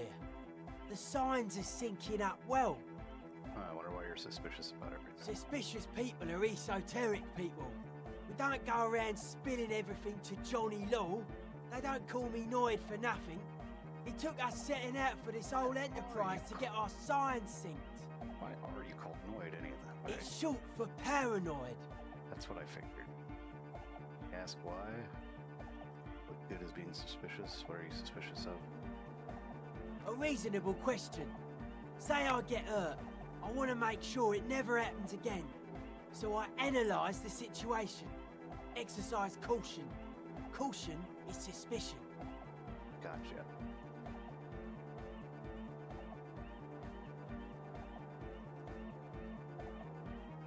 What are you suspicious of? It'd be easier to list stuff I'm not suspicious of. I'm not suspicious of sound and colour. Mechanics and chemistry also have a trueness about them. Most anything else deceives. Wants to steal your life away. Right. This is a good, dangerous line of questioning. You should prod him on. What's the most suspicious things? I don't have a top 10 list of things I'm most suspicious of, but if I had one, the left-right complex would be number 1. Number 2 would be their sole accomplishment, the pig-wheat paradigm. Paradigm. Something is off here. You feel like it should be the other way around.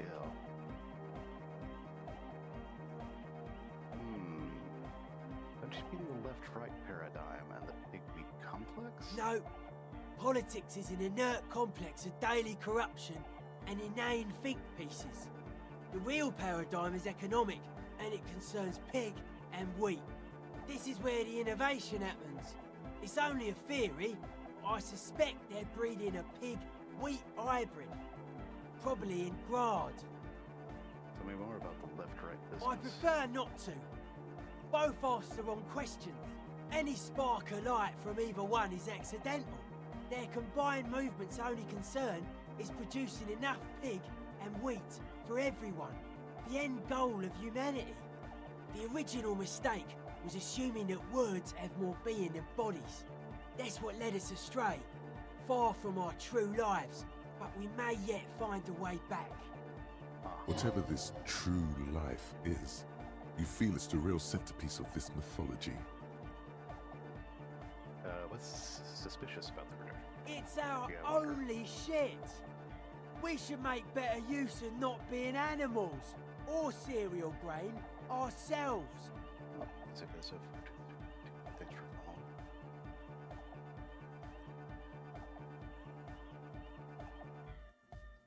following. What's that? Yes, having food is means to an end. But the left never talks about the end, only the means. Caps are likewise suckers, constantly sleepless in worry. Does this mean you're Mental illness is a term the powers use to homogenise people. I think I don't reach mental illness. I am merely politically ill, a suspicious element. Not a bad way to go. Well, that was certainly stimulating. His eyes flicker. Mention true life, what would that be like? The life is true if it's free from fear, an internal division among oneself. In others, mankind has seeds of greatness in it. A germinal will come, a return to trueness. It will be hardcore. How'd you go about returning to this? Beats and bright lights to shatter falsehoods. Nerve impulses for the collective body. We are very much alike in basic structure. An hard enough beat would awaken everyone to a truer calling. In unity. Just like that. The speed freak is right in your face. His eyes burning. His comrades look on worriedly. The young man is dead serious about this. Rejection of the right-left axis. Emphasis on unity. Appreciation of some primordial mode of being. What does that remind you of?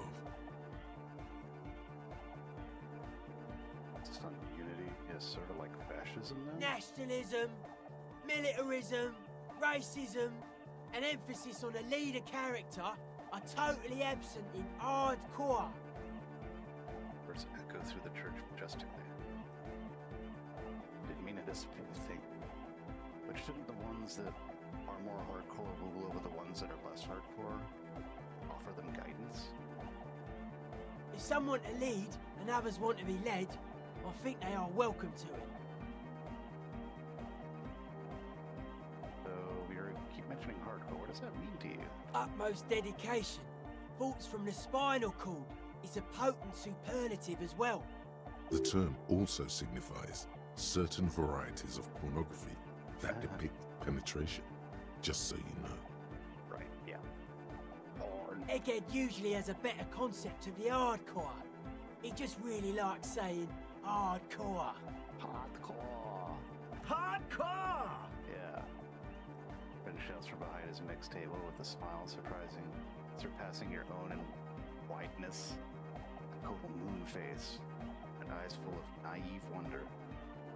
Also denotes a strength of pornography that depicts penetration. Did you know that? That's a pretty hardcore coincidence, don't you think? Yeah!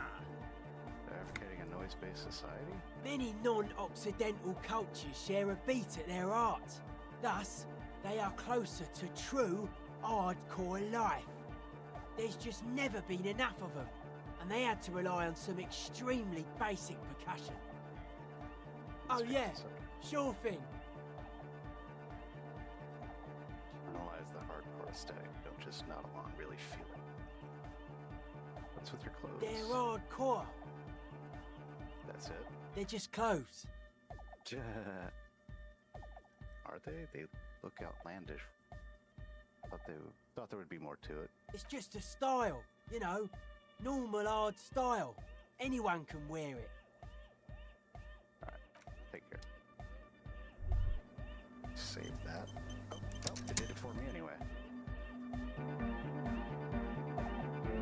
Talk to Egghead. A young man with peroxide blonde hair stands behind a mixer deck, nodding along to the music. He looks at you with a knowing smile and says, Well, hello, Dolly. as though you're supposed to be sharing some tremendous evangelical secret. Hardcore! Say nothing. Hardcore! Still say nothing. Hardcore to the mega! Here comes the night! Could there have been a right way out of this garden of forking paths, you think? The young man behind the mix. This is hardcore. It's hardcore! Just keep saying it's hardcore, aren't you? Skibbity, skibberdanger. I am the rearranger. Skibbity toilet. Back to the heavyweight jet. Hardcore! Oh, heavyweight jam. Hardcore! What is it? I mean, really? Yeah! This young man adds a capital G before the H in his yegs and args. This produces a guttural, Gotwaldian accent and makes him sound more animal, more in it. In it. Or maybe it's not Gotwaldian. Maybe it's Oranese. Probably an homage to Oranje, where Arno van Eyck is from, judging by his name. Could you be listening to an Arno van Eyck creation right now? So this is the famous Van Eyck I'm hearing? You know about him? You don't know about him? Is his mouth? But sound doesn't come out. His eyes are the size of saucers. Looks like you rendered him speechless. You know Van Eyck? Yeah, my major Egghead. Egghead, yeah. Wow! The skinny wraith looks at you with some disbelief. So am I! So am I! Oh! Is that why they call you Egghead? Because... Egghead to the mega! The K became the G! The boy became the man! And that's the master plan. Wait. The Advent? It's the We're close. True, hard, full, core. Hardcore! Hardcore to the mega. Say nothing. Internally coherent. I was wondering if you knew who killed the mercenary hiding behind the whirling rags. Good morning, yeah! 1, 2, 3, Yeko Kata, the place to be! You do think this really doesn't have anything to do with the case? I said that before. Why is this Yakokata the place to be? What does that mean? Yakokata is a hardcore place! Yekokata is an abbreviation from the Gradian term, Zone of Ecological Catastrophe, an agricultural megaproject in the extreme southeast of the Gradian Isola. It involved cutting-edge approaches to irrigation and a completely new type of fertilizer. An intricate system of irrigation networks pockmarking the earth, intermittent seas of phosphorus mud, ripped tarpaulin fluttering in the wind. A pair of molten rubber boots also comes to mind.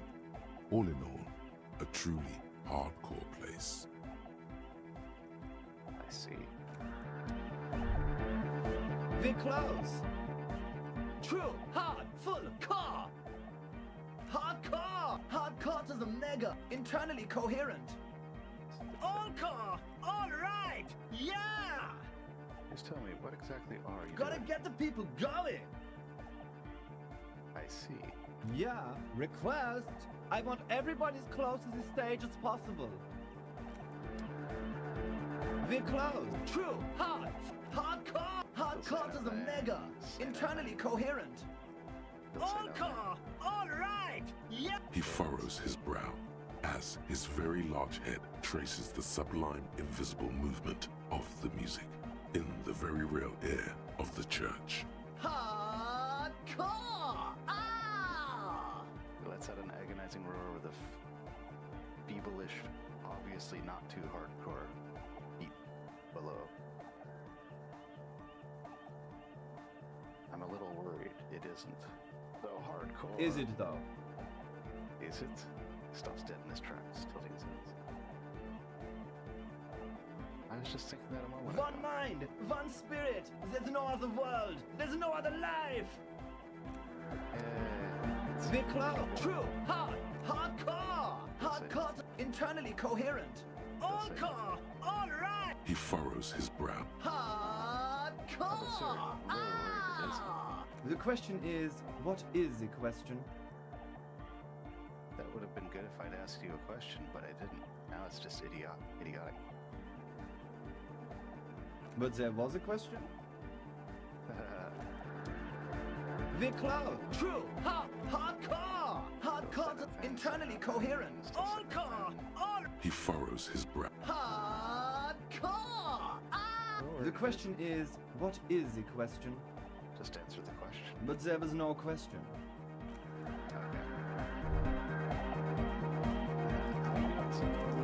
Yes, what is it?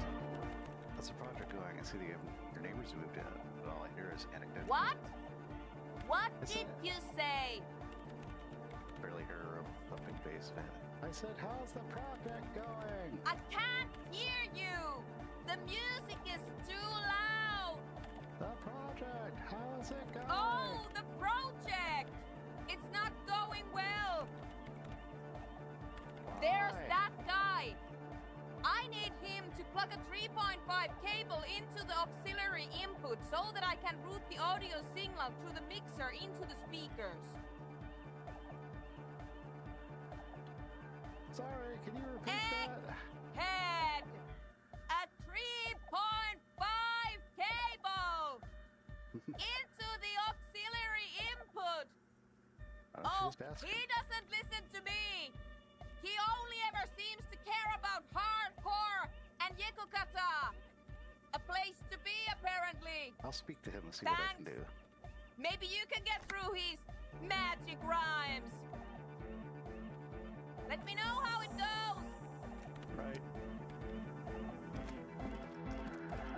We're close. True. Hardcore. Hardcore. Internally coherent. All core. All right. He furrows his brow. Hardcore. Ah! The question is, what is the question? But there was no question.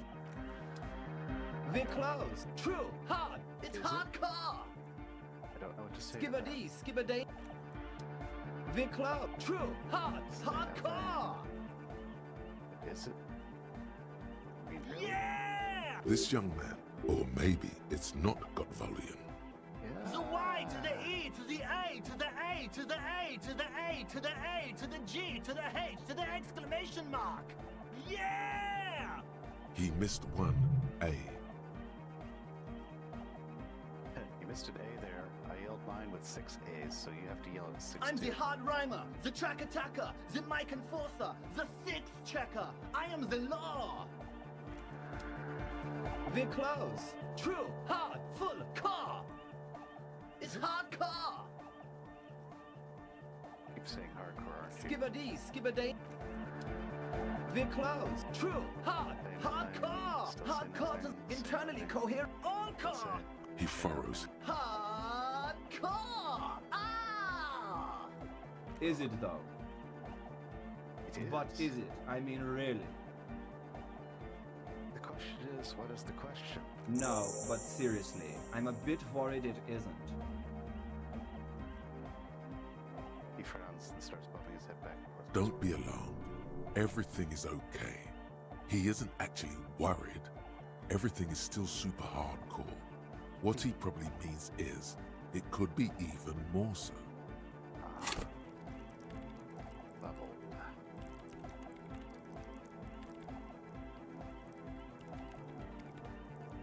What did I need to up more?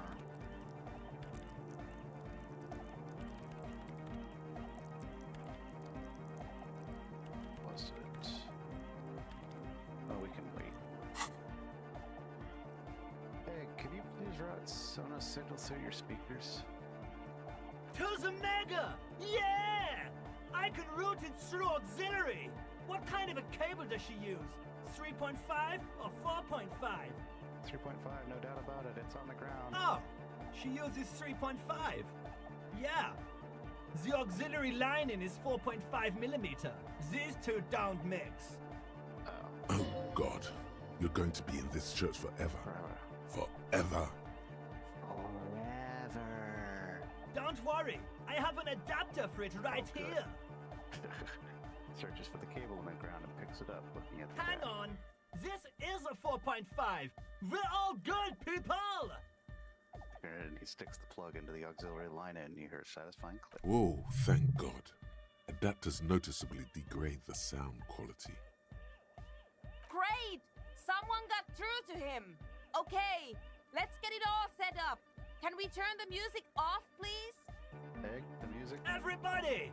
Everybody! Don't panic! I'm going to turn off the Arno for just a sec. For a special scheduled event. The Arno will be back, but we're doing something else for one moment. Alright, go tell her that Egghead is ready to rave to her tunes. And then I'll turn off the music. How do you like it in the church? Yeah! Back on the case! No disgrace! Bring it down to party place! The first page of the second chapter! Could it be? Maybe for him, you only have a chapter or two left in you. Last of the penultimate, more like. You said you were worried. What do you think is wrong with the music? There's nothing wrong with it. I'm still in love with the hardcore. Turns all pencil. Sometimes I just feel like anodic music is in its infancy, you know? For example, take this Arno van Eyck jam I've been pumping for the last month, and will continue pumping for the rest of 51. Isn't something holding it back from being hyper? It's like it's only ultra. I think it's super hardcore, but you're right. It's not hyper hardcore. What about Mega? If anything, it sounds a bit proto, like it's not fully formed yet. You might be a moribund alcoholic and a failed cop, but you are pretty certain a thing cannot be both proto and hardcore. Proto, not hardcore. Wow! Culture cop! For a moment, you almost think he's going to put his hand down, but that would be ludicrous. I think you might be right. But how could it become hardcore then? I know it in my heart, but cannot think it in my head. If this is not hardcore, how could anything be? Sounds suspiciously like a question. I thought the question was, what is the question? No! This is the answer! Try to think if anything could make it hardcore. Wait, I just remembered something. I'm the police. I can't help you with this right now. I need something else. What? Guys, there's something happening in his head. As your mind works, the beat recedes from your ears. You hear your own blood pulsing through your head, nourishing your thoughts with oxygen. The rhythm is familiar. Oh yeah! He's doing it! But you're not. This is almost certainly a matter that surpasses the limits of reason. Feel the movement of the blood. The abstract shapes swelling in the foreground have done so in vain. This is a core matter. The answer, in the double kick that moves the milliliters through your mind.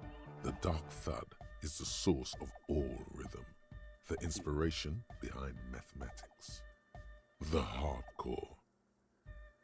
My imagination fails. I know! So does mine!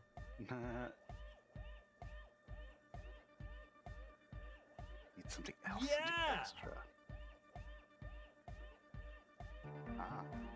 Maybe your body can tell you what Arno van Eyck's jam is missing to make it harder core.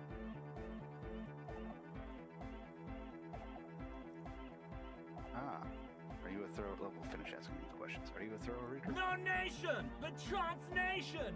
No war, but class war! So you're not a thorough reader, you're a communist? That mean you're a thorough Don't reader? be a lunatic. Of course he isn't. Jermaine here just yells random things. Odds are, sooner or later one of them will come off as fault reading. Yeah! Revolution imperative! Unless you were thinking Revolution imperative right now. Anyway, I've had a similar thing happen with Eggs yelling. I know what you mean. I was thinking Revolution. No, you're right. I wasn't Hardcore superstar! So you're not a thorough reader, you're a communist? He's not a communist. It's just something he likes to yell. He picked it up from a tape jockey at the Elysium. She was a communist, though. Yeah! With the rebel yell! She said more. Best not to be a communist. Having extreme views on issues is detrimental to understanding all sides. Oh sure! I can do that! If you want that, I can avoid taking a stand! Please don't turn him into a moralist. I don't even know what to say to that. Be a moralist, egghead. The balance needs your help. Aye! You guess egghead is a moralist now. Tell me something else, It's egghead. time to compromise! Almost there. Just Incremental change!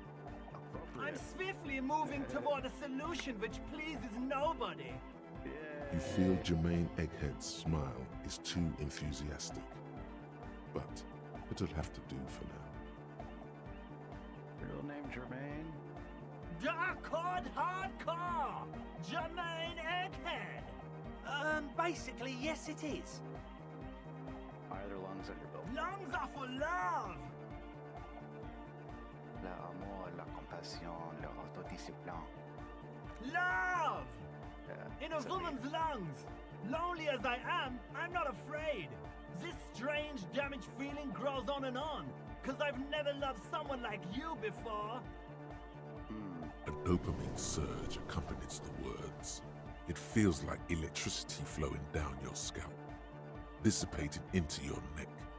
Feels good, like a spark of life in that moribund sponge you call your body. All right!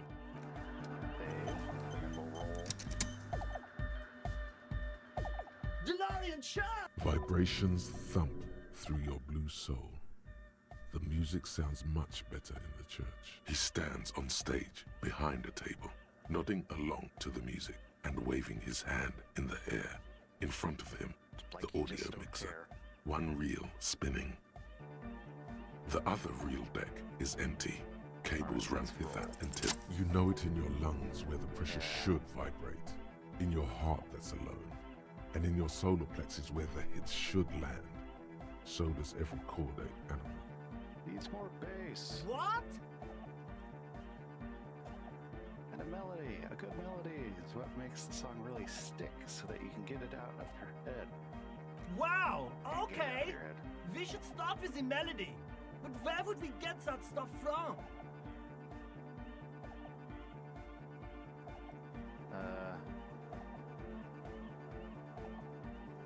Nowhere. I'm not gonna become some sort of, I don't know if I'm you're sorry. I don't know anything about Nordic music. I'm just the party boy. I get the people going and say it's hardcore.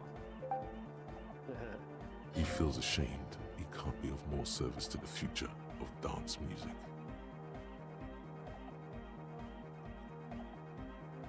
Okay, I'll look into it in an official capacity. It's up to the police to make the beats go harder. Citizen investigation. The young man falls silent with appreciation. He even tries to contain his smile, as if it could hinder your investigation. Basically, what you need to find here is a tape with some banging music on it, so that Egghead could use it to remix Fan 8's jam. I think I've got Yeah. that already. Maybe that street hawker across the pawn shop has got some tapes to sell. That's just an idea. Anyway, that's all yours to figure out, Copman.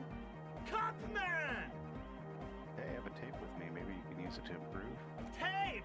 Yeah! Spins the tape until the space escape! Yeah!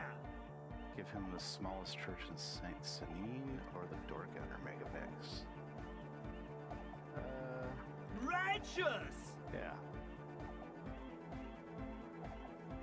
No! No, can't do! This is gonna make people sad! This isn't sadcore! Okay. Alright!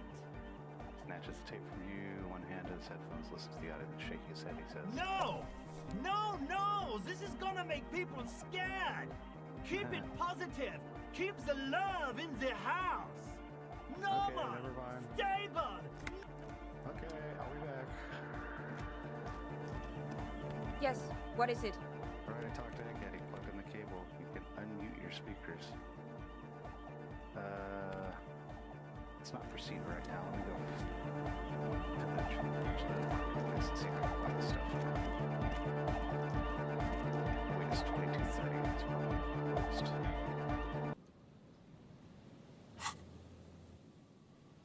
But we'll see.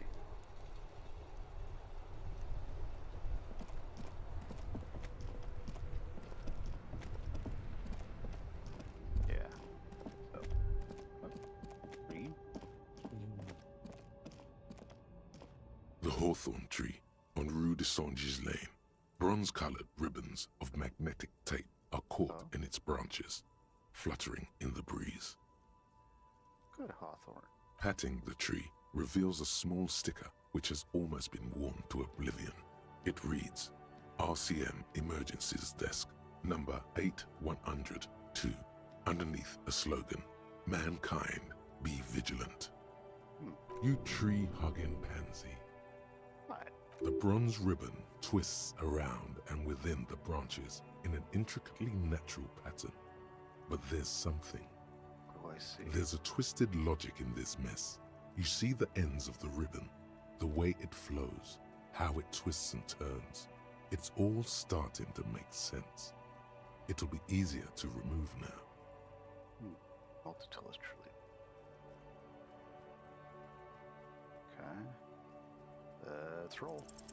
With slow and deliberate motions, pulling, bending, and unraveling, you manage to extricate the magnetic tape from the branches. It curls up into a mess inside your pocket. If only you could find a way to re-spool it, so that you could hear what's on the tape.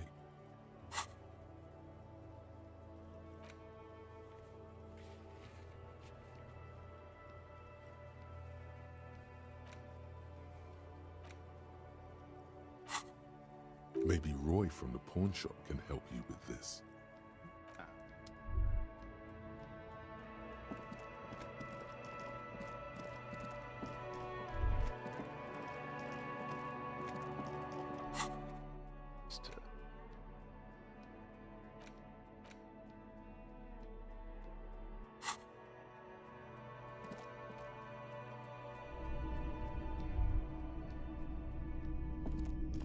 Hello, hello.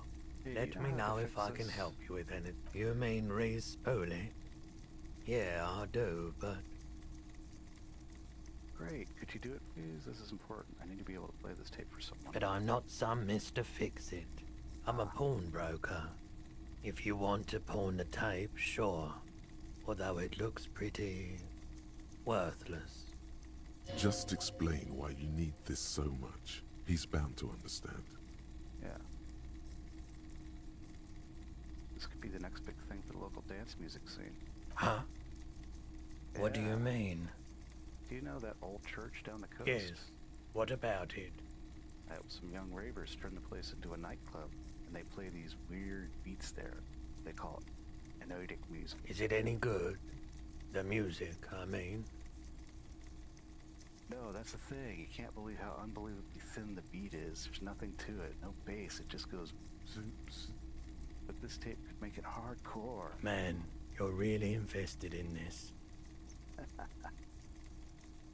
He looks at the bundle of tape in front of him. It shimmers under the shop's dazzling light show. Okay, I'll help you out. It's going to take a moment, though, so just sit back and relax. You take some time to look around the store. The play of visuals all around the pawn shop is mesmerizing. Suddenly, Roy turns back to you with a reel of tape in his hand and coughs. That took 15 minutes. Yeah, it was. Respooling isn't that difficult. Although I had to mend the tape in a few places. Ah, so you got out the scotch tape. Anyhow, it's yours now. Well, thanks for the help. Yeah, my pleasure. I do what I can for true passion projects. Just try not to use this tape for negative photon emissions. Take responsibility. Okay. Okay,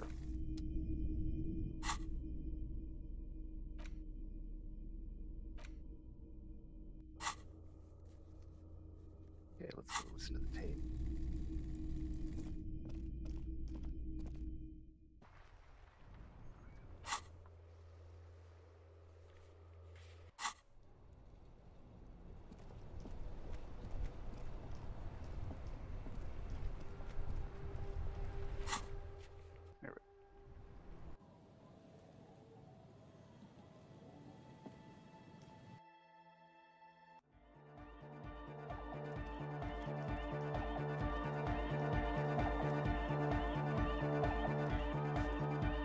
A better deal! Yeah! Medium car! Yeah! Remix time! Tape goes here, into deck B! Switch, tape starts spinning, and... A hand on his ear.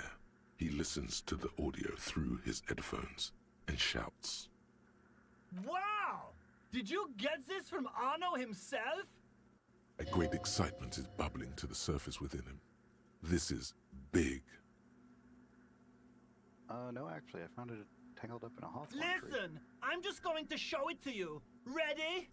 Ready?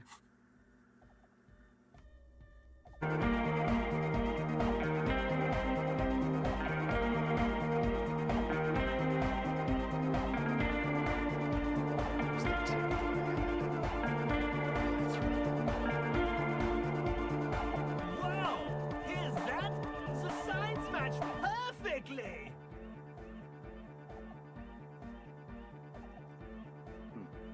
Now, if only we had the beat for the full assault, it would be unbelievably hyper! What is this? It's good. How did you guys do that? Do what? I just found a random tape and brought it to him. He's just incredibly good at remixing. Yeah, it's uncanny how all this goes together. Something else was Yes, going. but what if Van Eyck based his remix on some forgotten local melody, like a folk song, and you just found the original piece that inspired him to create this jam? That would explain why it fits so well. Nah, to me it sounds like classic Van Eyck. I don't think he needs any inspiration from folk songs. Maybe he lives in Martinez and just threw away part of his song because he thought it wasn't good enough?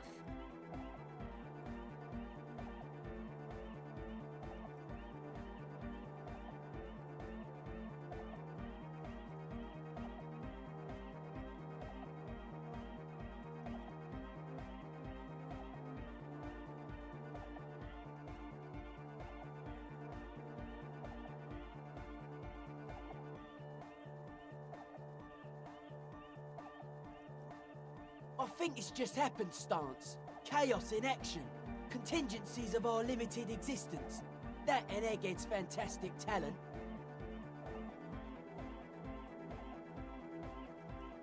Noid's right. Egghead's technical talent is the key. No, this is definitely part of the same song. Something cut from it. It fits too well.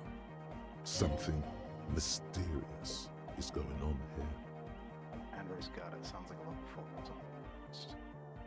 Sounds right, and Ike must live around here. It's definitely his creek. Just luck, and Egghead's incredible success.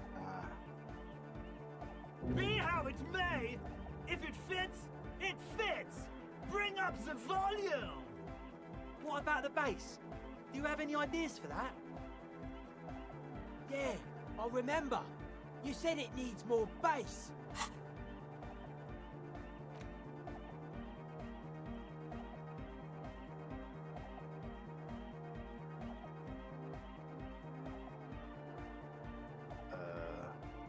Oh yeah, I'll second it.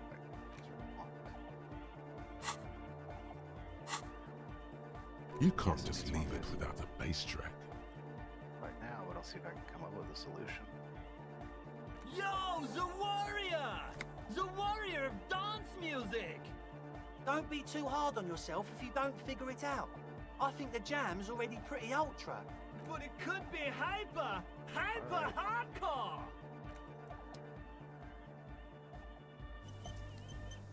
Let's see if I can. Let's see. Where would I find? The only thing I can think of is the tape that I had.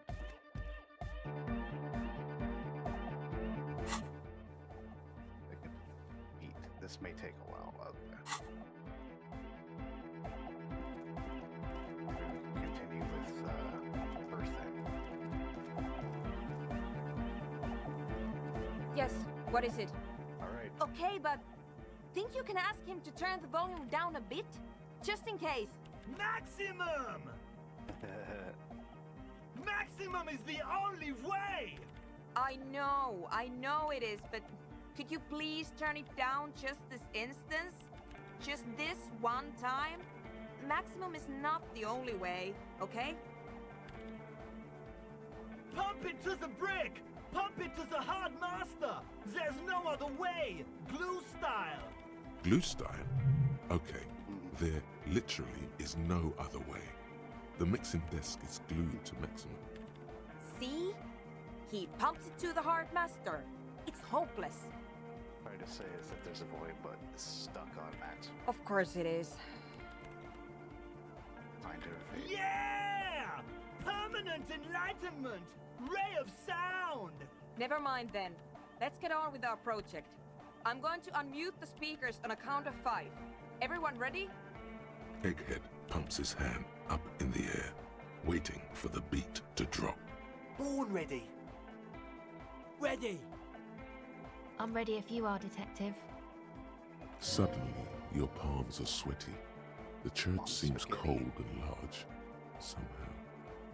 Okay, let's do this. 5, 4, 3, 2, 1. Mute disengaged. Lifts her hand from the keyboard. Complete silence fills the room. No wind outside, no waves, no floorboards creaking. Total, continuous silence. This is unnatural. Natural. The woman looks around. In the silence, you see dust move on the floorboards. The driver of the speaker vibrates in the air and then stops. Plasterwork begins to crumble down the walls. In the silence, A low hum starts creeping up your spine. It's a song inside you, not in the speakers, not in the room. A great bass sigh in the basement of your mind. Slowly, it builds until the air around you starts to vibrate. It's out there now, in the world, made manifest. It will devour everything. The floorboards, the glass, the streets and the people. Nothing will remain. Guys, what's going on? There's a lot of man's voice as he steps back to scan the surroundings. A slight rattle like crystal clattering in the cupboard, like crystal clattering in the cupboard, fills the air, joining the chorus. It's getting louder! It's gonna bring down the whole place. In the basins, the water looks like it's boiling. Oh boy. Hosiana! Mother of Mega! Something else, but his voice is running. In his mind, a tidal wave approaching from afar, swallowing entire coastlines on its way. Salvation. Hey, what's that weird rattling sound? The beauty and the beat! The future of dance! Planetary! No, Egg! It's the window! Yeah, the glass shards around doors stay vacant. Heart will be vibrating from the sound. Almost looks as if she's alive. The window is going to come down! No, the roof! Screech fills the air, a scream of wooden nails. Pillars of the church twist and creak above. Cracks appear on the stained glass window. Cracks run up the wooden pillars in the dark. Come down to us! Love! Below it, all the bass grows, like the jaws of a giant compressor gnawing on metal and wood. It does not sound benevolent at all. It's shaking the building's foundation. The floor twists. That's it. I'm muting it. Yeah, we should stop. Shit! It doesn't stop. A seal? Have you? Yes, I've turned it off. Andre, pull the compressor! The place is gonna come down! Fuck! I can't shut it up! The signal's passed! It's not in here! It's... In the mixing desk now, building into a positive feedback loop. This is it. A great roar. The vault of the roof twists above you. Glass shatters somewhere near the door. It's coming down. It's in the desk. And then it stops. Totally and utterly. As if there never was a sound. Only your ears still ring from the shock. Everybody is staring at Egghead, holding a dangling cable in his hand. A black 3-pin connector. Why'd you unplug it? Egg. I pulled the plug. It was getting too hardcore. You did good, Egg. Most of the place seems to be intact. Fucking hell. Programmer lady, tell me you were recording that. 4 years. 22 people. Millions of reals. All that time? This is what we were up against. Just erased it. Suliswolf isn't gonna believe this. Yeah, but did you record it though? It was dope. I think we can use it. Yes, Andre. I recorded it. Damn, I need to send some letters now. Thank you all for doing this. Eggman, you too. And you, officer. I don't know what we've discovered, but I know what it sounds like now. That's a start. What was that? I've never heard anything like that. It was mathematical information from the anomaly, presented as a waveform. That's what it was technically. Theoretically, I have no idea. I've never even heard of anything like this. A voice seems muffled in the silent church. It's your ears adjusting after the exposure. They're gonna write Solus Law. Yes, our lead designer. And maybe some of the producers too. And some of the writers. If they're sober enough to open a transmission. They need to hear That it wasn't her fault. Or theirs. They need to hear about this. Don't worry, I won't send the recording, although I doubt they have the speakers to produce the frequency anyway. So what happens now? Are you going to... Stay here! I'm going to stay here with these lunatics. Send letters, maybe meet Sulispov. Also devise further measurements. Cool. I want you to know that's totally chill with us. I don't care, but thank you anyway. That's the best she can manage for Andre. It's quite a lot in truth. For her, at least. Now, I have a theory to come up with. Some kind of preliminary explanation to all this. Or the letter will sound like I've lost my mind. Some tiny hard thing lets go in your stomach. You're still alive. You have an explanation for all this. Somewhere deep in you. You just don't have the pieces yet. You don't know enough about the world. But that Joyce, if you knew all she knows, could put it together. Right, I'll let you keep good.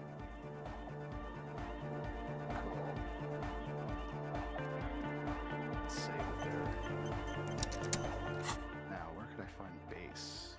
Because I'm all about that base.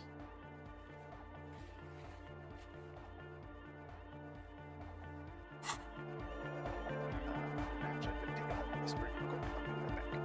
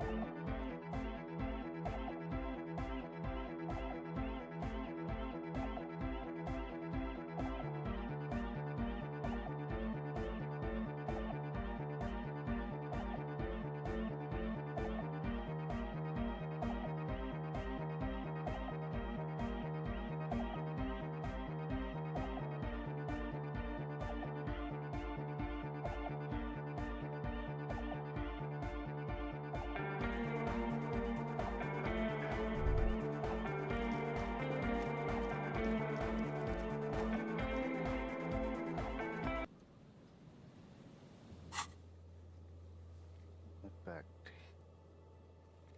I'm gonna see if I can find.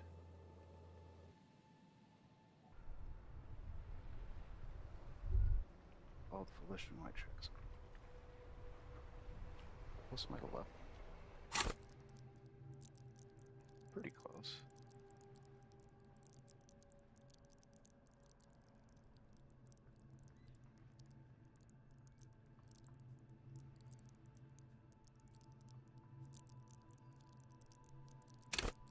Oh wait, I can level. So what, I almost have 2 levels?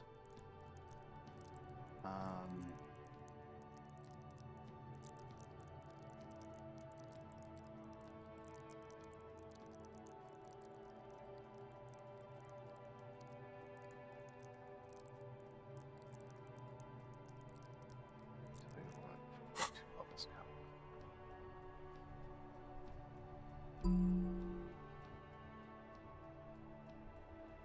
An Ek on us.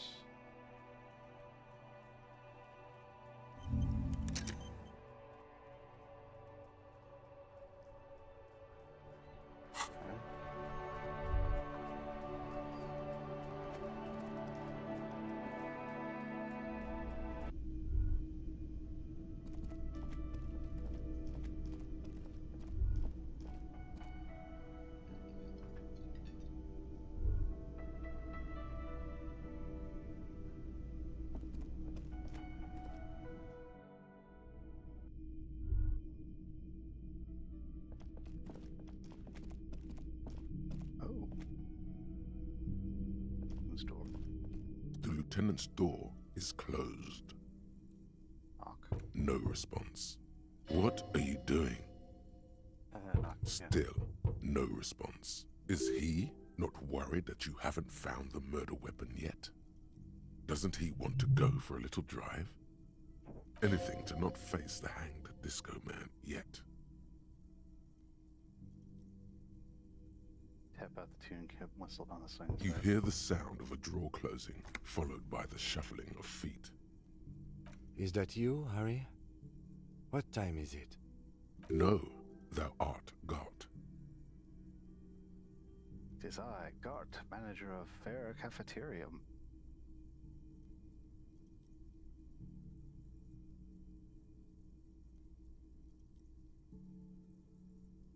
Very funny.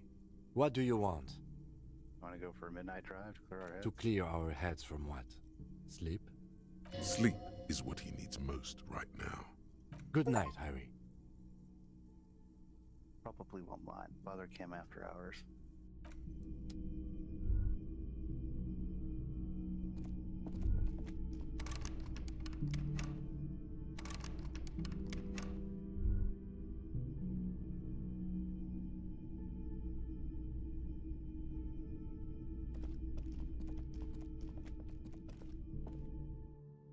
Oh, let's see if we can talk to her again. Let's see.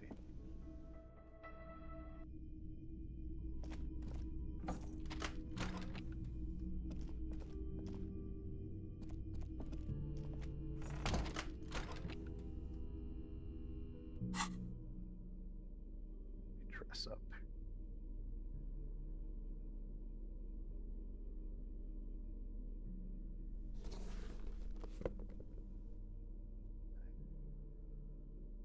Bow tie, my fancy shoes.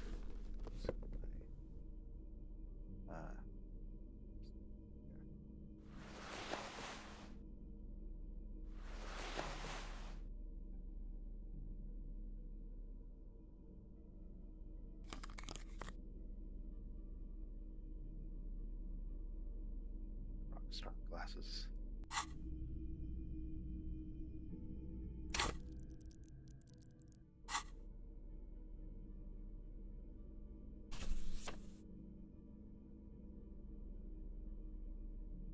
Let's see.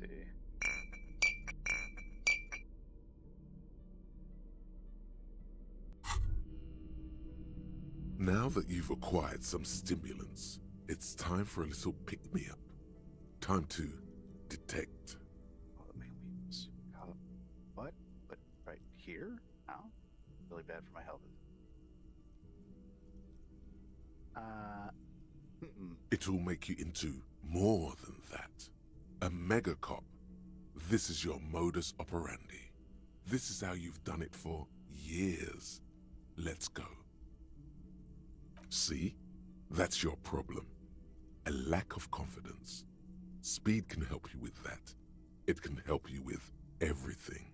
It'd be really bad for my health. It's not ideal, no. But you need the zeal. Let's face it, you're never going to finish this case without cheating. This is so unprofessional of you. Think you can ignore this? Your moral compass telling you to sniff it? Guess again. You'll be back here soon. You'll get the chance to choose more wisely. You've passed up your chance to start using speed for now, but don't worry. The option to use it becomes available again in 1 hour. Ah.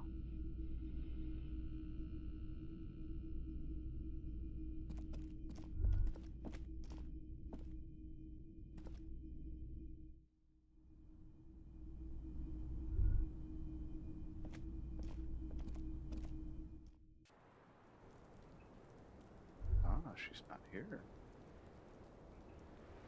Was she? The same small, heavy door. No lock in sight.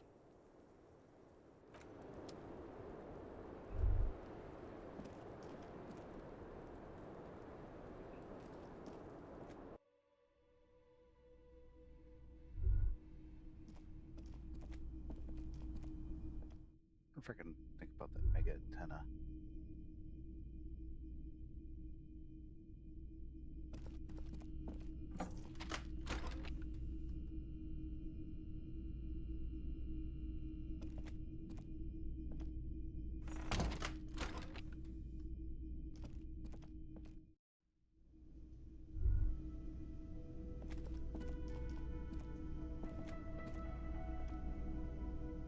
Hey, was there something you needed?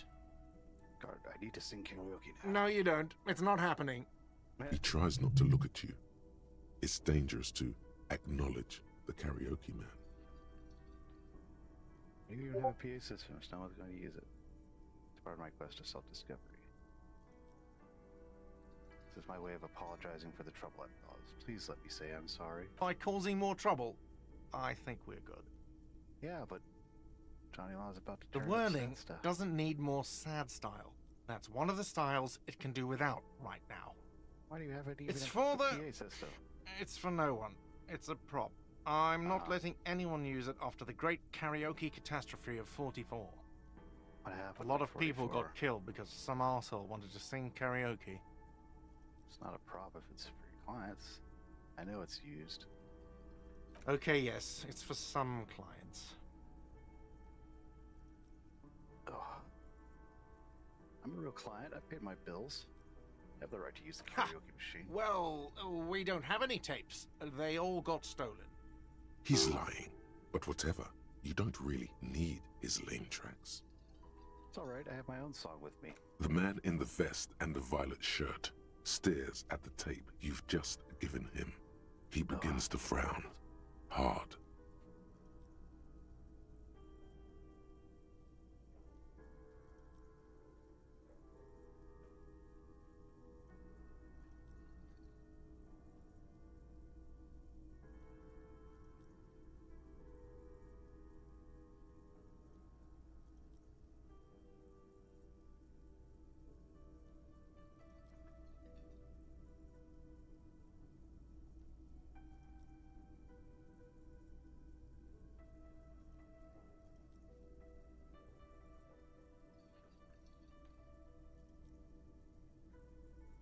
Fine, fine. Climb on that stage and do your thing. Just get out of my hair. I'll plug it in for you. Damn this karaoke machine. I'm having it uninstalled, he mumbles to himself. Oh yeah, time to do the damage.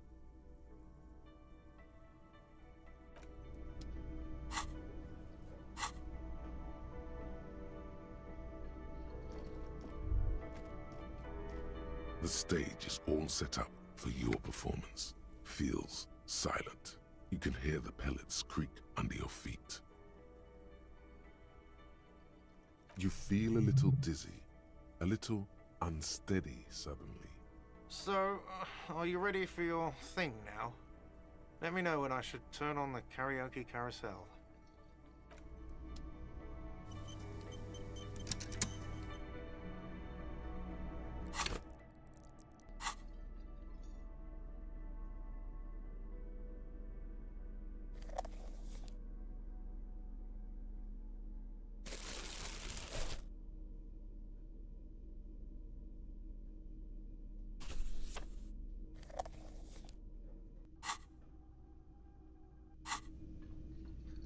The stage is all you feel. So, are you ready for your thing now?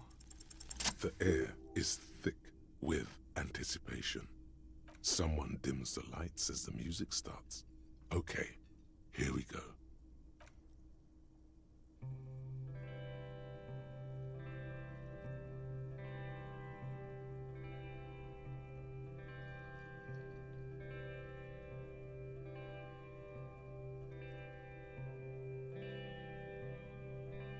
I would often go there,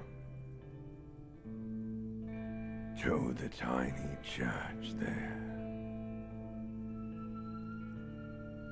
the smallest church in Saint-San, though it once was larger. How the realm may rest there. Down through the mist there,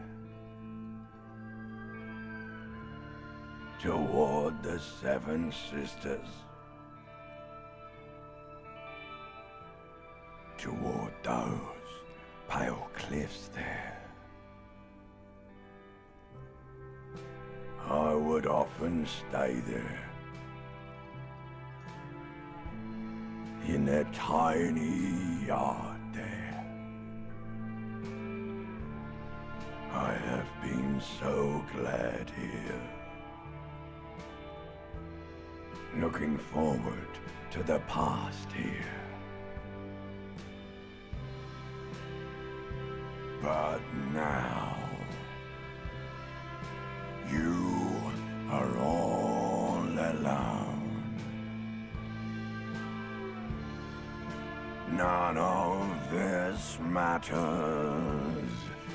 No, none of this matters at all.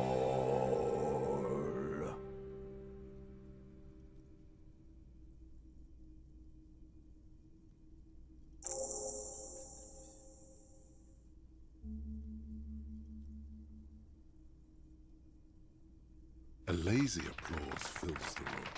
You feel your hands shake as awareness of your body returns to you. There is silence now in the deep where the voice came from. It has receded, to return only in dreams and nightmares. This guy really carried you.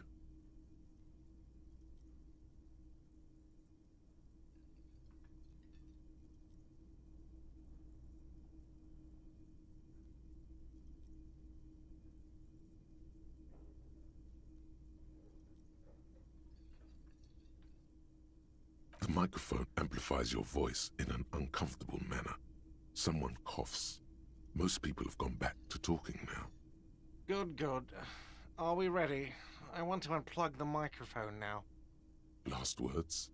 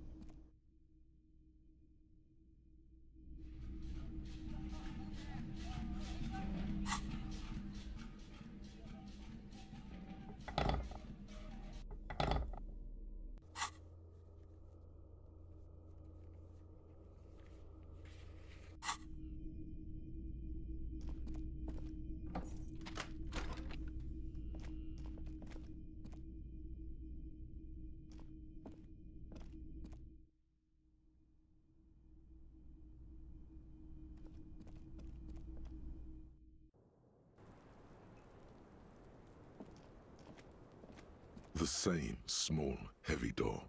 No lock in sight.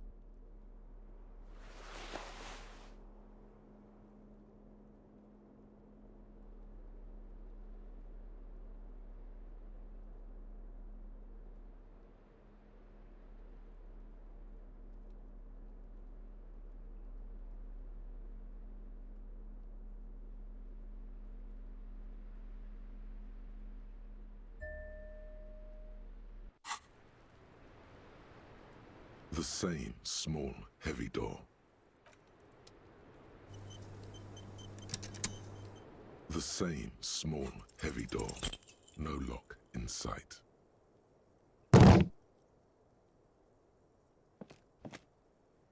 You give it.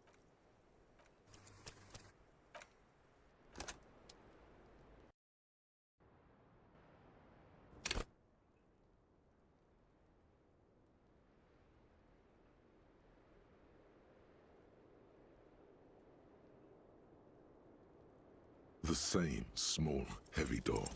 No lock in sight.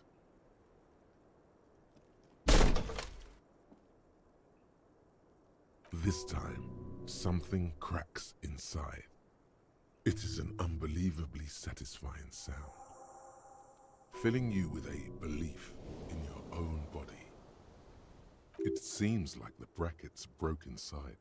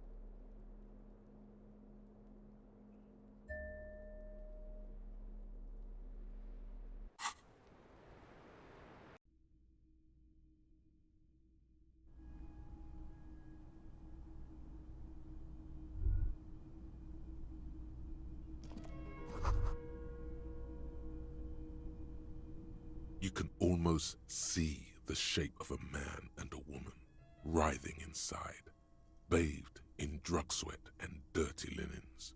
Bottles lie around everywhere. You lean closer to the peephole instinctively.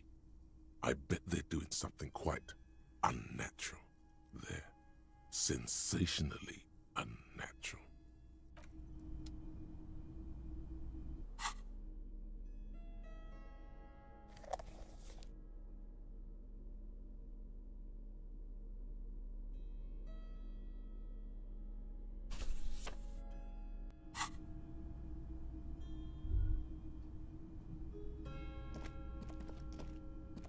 You clearly see footprints in the downy carpet of dust covering the workshop floor. The dust has not settled again where these footprints have been made.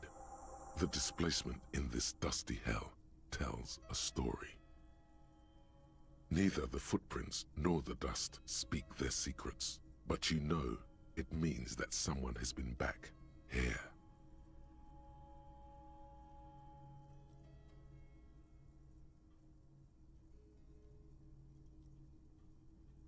Large prints, most likely made by boots. The size is hard to determine. Sole could be bigger than vamp. The soles have left a pattern, uniform, horizontal lines. One person has been here. They've gone back and forth. The tips point both ways. Shoe size is 41 to 42, maybe 43. It could be a large-footed woman or a small to average-footed man. This is, unfortunately, the worst, most vague shoe size there is. The footprints go up the length of the room and back down. That is all they do. The footprints are of one type. They do not congratulate you for correctly recognizing what type they are not. The footprints do not speak. They simply exist here, a product of the dust, just as the footprints outside are a product of the mud and apparently different shoes. The footprints are still there. They have told their story.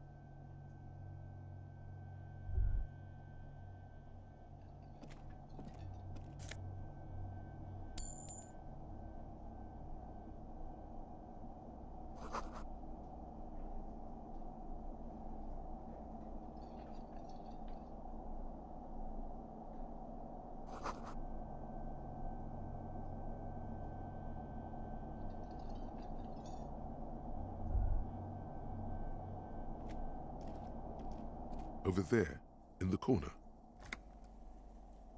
Not just any pinball machine. This is the pinnacle of pinball. Cornelius Gordy and the Mountain Goats. It's lit. You can't wait to get your hands on it. Lit, a phrase almost synonymous with the Insulindian pinball scene. Any pinball scene, really.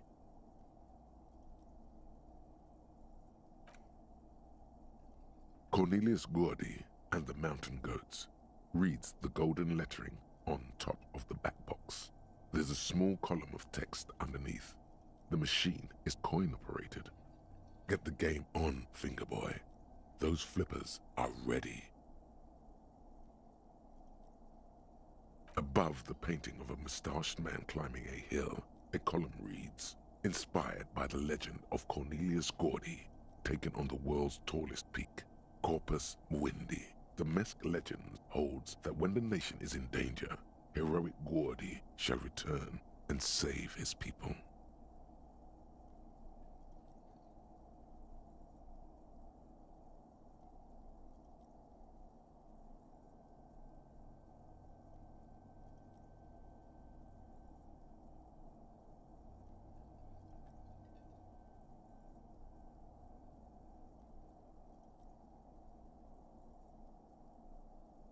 The theme of the game is to explore Gordy's climb through the perspective of goats and to ascend to the top of the mountain in a time of trouble. The peak of the mountain is at the top of the playfield. All the balls have small goat icons on them and represent the goats as they race up and down the mountain. Areas around the playfield represent Gordy's climb, places he was said to have camped, which the goats can discover. Get them to the summit. Indeed, think of them as balls.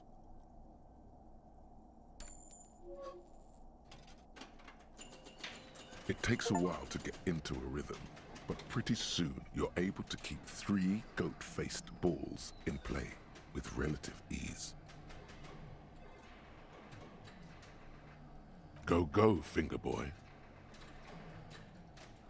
Your game is definitely improving. The jolly goats are flying all over the board, and although a few plummet to their deaths, you're never left with less than 3. Suddenly, a special passage leading to the summit slides open at the top of the board. This is where the balls need to go. Maneuvering a goat ball into a position for a perfect hit isn't easy. More fall to their deaths. But finally, the opportunity presents itself. One of them gets through. Tiny hammer shatters something inside the machine. Something glass. An ampoule? The words "pale rupture" light up on the speaker panel, and the machine starts filling with a thick, milky fog. Something's happening. There's so much fog, you can barely see anything. Some is actually leaking out of the machine, and one by one, your goats start slipping, disappearing into the milky nothingness. This can be navigated. The balls leave almost imperceptible disruptions in the fog. Use them to calculate where they hit next. You're down to your last goat, going mostly by sound. Eyes are useless at this point, but that goat is something special. 5 times you snatch him back from the jaws of death.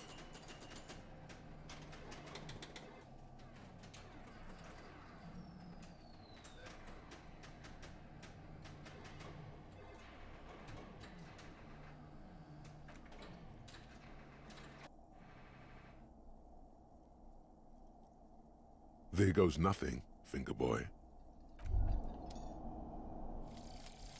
Arno van Eyck. Okay, so Egghead is clearly not Van Eyck in disguise. Van Eyck is an Oranese disc jockey, but those people get around, especially in Revachol, in the clubs on Boogie Street. Perhaps he stayed here for a short stint and discarded part of the song he was working on. Just threw it away, and then it ended up in the Hawthorn tree. But why? Did he think it was retrograde? It wasn't. Perhaps he caught a glimpse of the future and did not want for it to arrive just yet. Perhaps the city whispered the top line to him, and he was frightened by it.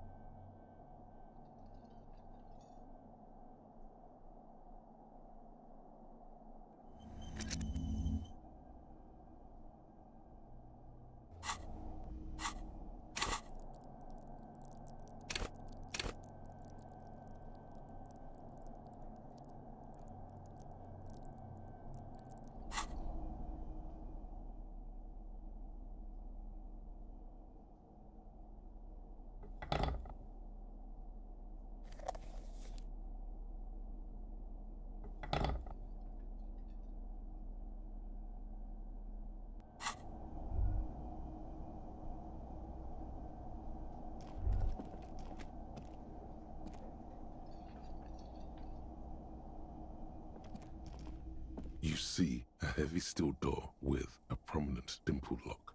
It's painted blue.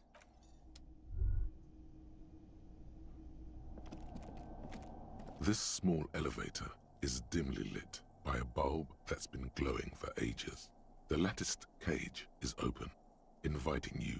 Smells of nougat and sweat. Your head brushes up against the ceiling. There is a control panel to your right, and just enough room for 2 people to fit in. The maintenance card under the control panel reads, Last maintenance, 10th July, 88. This elevator must have been used to transport pinball machines to and from the upstairs workshop. The deep scratches on the floor suggest it was used as a freight elevator for transporting heavy machinery and 1 man. Just about. If tilted precisely, for a small elevator, this one is surprisingly nice. The ancient golden bulb gutters in the dark. There are large rectangular buttons, monter, descend, and an international call for emergency assistance. That third one appears to be broken. A small steel plaque reads Halter 800. Halter is a Koningsteiner lift company who went out of business a long time ago.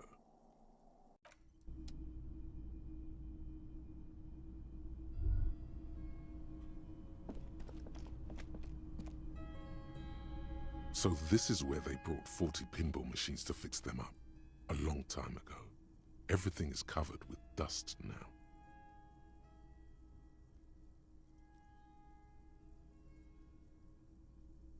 Yes, Martinez North 22 used to be a pinball arcade. A creak. Some dust falls off a shelf, and it has been forgotten. Now there is only one working machine in the main hall. The rest is lost to dust. But then it went bankrupt. Your skin crawls from making the connection. Yes, pinball hasn't enjoyed a heyday for 15 or 20 years. Yes, it would mean that. And God would not like that. He should probably be made aware that his establishment is part of the neighborhood ghost story.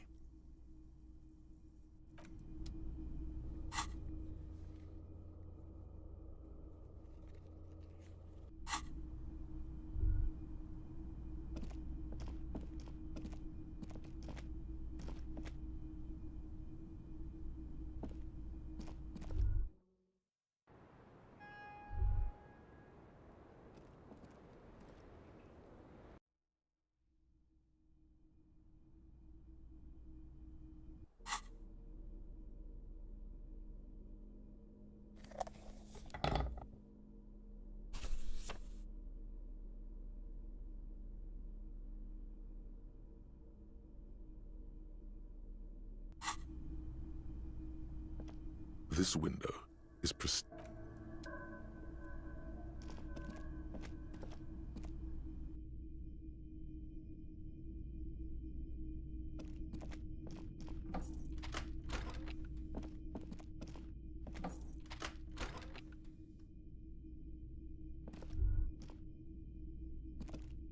This medicine cabinet is stocked with...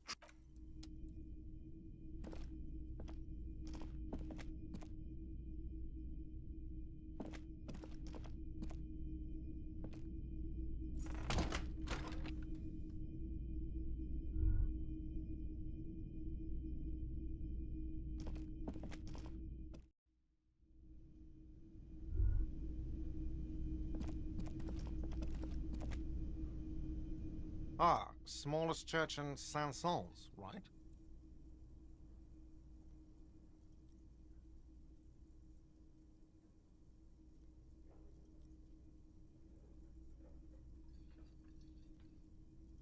It was all right. Subdued. I might start letting people up there again. Now, what can I do for you? Another thing. Great. I love those. What are you, a cook now? That's none of your business. You're not. You're a menace. Fine, okay. The kitchen is closed until 1 p.m. because the real cook is working. You can snoop around after that, if you must. Why? No, fuck it. I don't want to know. I don't want to know why these degenerates do what they do. I thought we had one good guest in the building.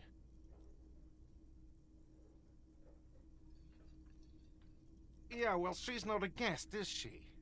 Anyway, I'll forward that woman her bill and be done with it. Now, was there anything else? Oh, yes, that door, sure. There's nothing mysterious about it. It's just a door. No, I don't have a key. I don't know how to get there. And I don't care either. It's not like I've been wondering about it for 10 years. It's just a frit warehouse, probably. Or some boring storage space with a bunch of old junk and dust. Junk and dust. He's attempting to maintain an air of indifference. It's absolutely not convincing. Fine, okay, a little. But my job doesn't leave me time for wondering about one locked door in one of the cafeterias I manage. So I haven't opened it. I have cleaned the whole place 100 times over, though, after the animals. And I haven't found a key, so good luck with that. Oh, okay, well, I did hear you make noise back there, so good for you. It takes a lot of willpower not to ask. Obviously, he's been wanting to know what's behind the door. Okay, what is back there?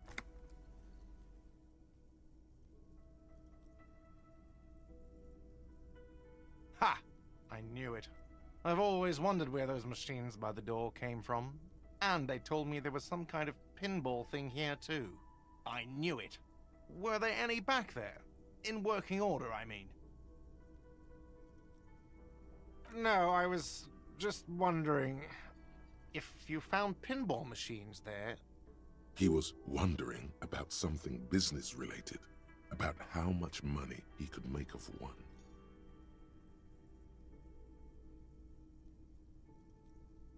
No, but we could diversify the entertainment options, seeing as you've opened the door back there. The machine we have in the corner now is broken. It wouldn't hurt to get a little life in here, other than the hellish karaoke machine. That one's always causing trouble. Yeah, those numbers he's adding up must be making good sense to him right now. Sounds like he cares about the place.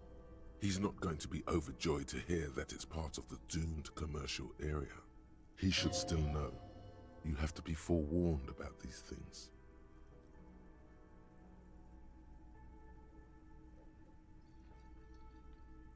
What? Why would you say that? We're at a completely different address from that whole thing. So he knows of the doomed commercial area and its address. He's thought about this.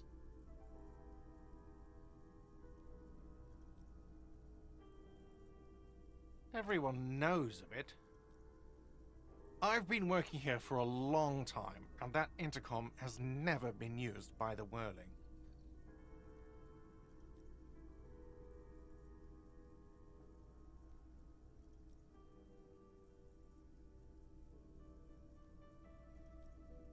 Does this look like part of a doomed commercial area?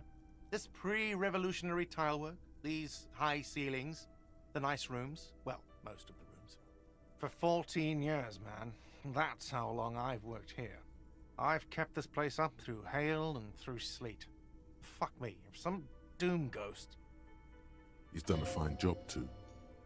Though he's spoken of the place dismissively before, the hostel is actually very important to him. Yeah, it's slowly growing on me again. It's beautiful in its own way, especially for this neighborhood.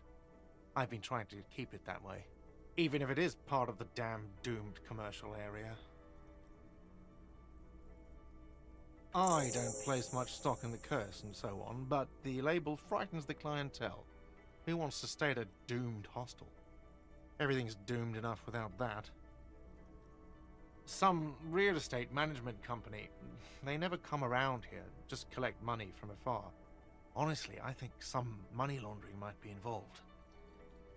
Well, it sure as hell wasn't the real estate company. You look surprised. What? It's a great name, I know. Cafeteria managers come up with great names too. It's from a song. Hail, Holy Queen, by the Ateniers. Hail, Holy Queen of the Sea. You're whirling in rags, you're vast and you're sad. Good pick. What about them? One is a basement dive frequented by chain-smoking communists. I can't tell you how sick I am of Kraz Mazov and Ignis Nielsen and all those old ghosts. He's hesitating, not sure if he should share this information with you. Encourage him. The other is a kebab cart. It's very successful in its way, but it's nothing like the whirling. Luck has got nothing to do with it. I need to think about where I'm going to place those pinballs. I have a feeling they're going to help. Against the doom, it's implied. So, if you didn't have anything else to tell me about my establishment, can we, wrap it up? What wall?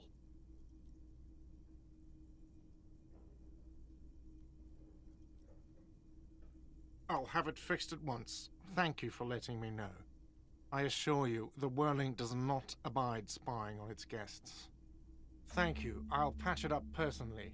Was there something else about the establishment? Yes.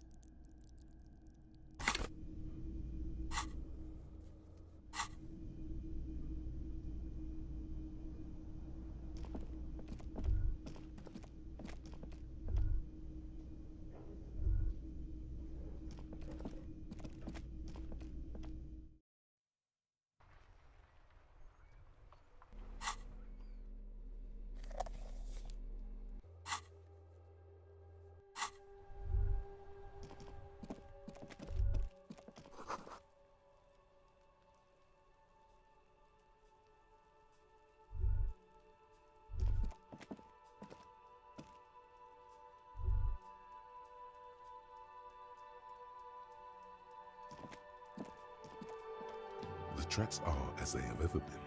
A bit more worn, perhaps. Fortunately, the street sweeper still hasn't noticed their presence. Yes, and ended up half sunken in the sea. You must have been drunk when you left off. Maybe, probably, an ominous warning of bad things ahead.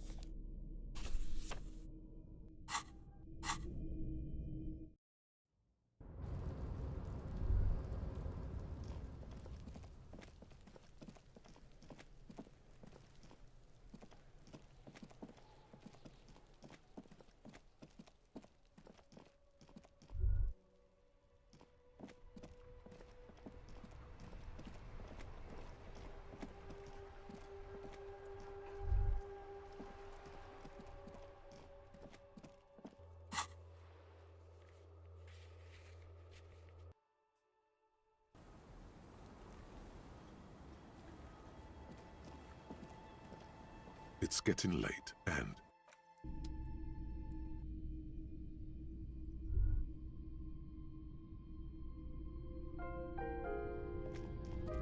On the table, you see a bowl of water. An old mirror hangs on the wall. You see your reflection in it. The expression fixed to your clean-shaven face. You're still not accustomed to it.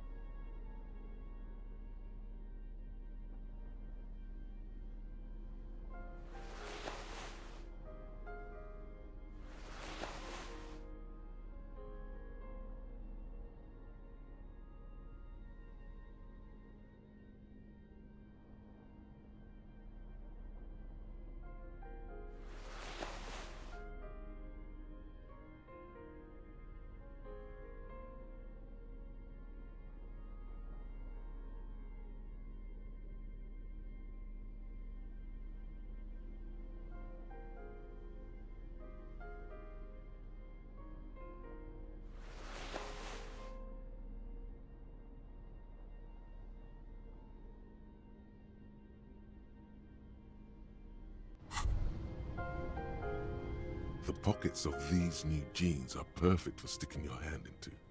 Makes you look cool, calm, and collected.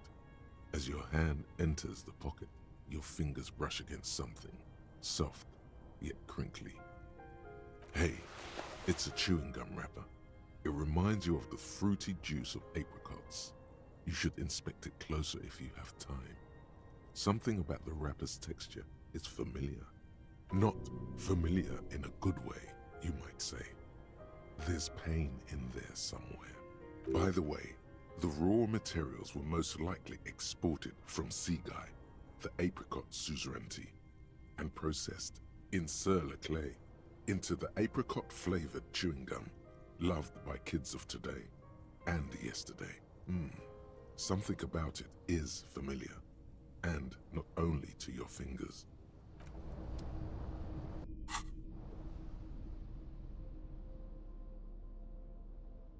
There it is again, the scent of apricots with a touch of cinnamon. Smells like the end of some distant summer, the surface of another planet, or some ancient temple. Yes, from the height of antiquity, a long, long time ago, millennia ago, on an island of time you can never return to. The sun sets into the sea, but the water does not boil. Instead, it turns to liquid gold. For a moment, the world's store of precious metals seems to increase dramatically, and you are rich. There is a movement next to you, the shuffle of a small coat, warm like the evening. But when you turn toward it, there's nothing there. Why are you talking to a gum wrapper? Bitter, citrus, sweet. It seems to grow stronger, like a glow, with every breath you take. Whatever petrochemical byproducts they used to create this artificial flavor have bonded tightly to the wrapper, or is that just your memory filling the gaps? Until a blossom of skin and flower petals erupts behind your closed eyes, made of toffee, cream, and distance. You just had to take a dive. Your heart working overtime, trying to keep up with the panicked synapses firing all over your brain, moving liters of blood through you, panicking. Feels so familiar.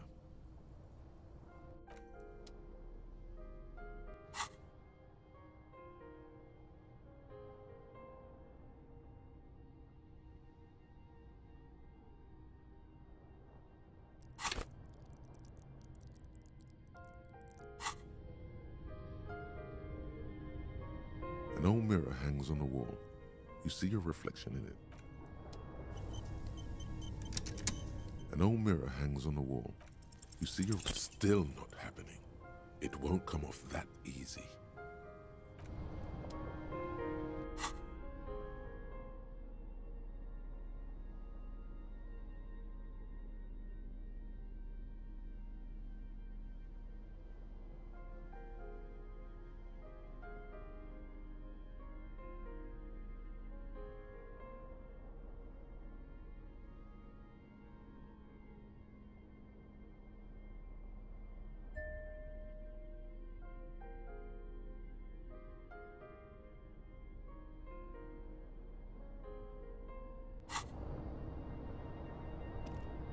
bed is comforting. The bed underneath you is soft, if lumpy. Waves wash the sand underneath the hut, then grow distant to your ear. In the quiet hum of the organic heater, you fall asleep. Like a deftly cast fishing net, sleep pulls you out of the world and into its dark shore. The rough mesh chafes, tightening around you, it digs into your brain.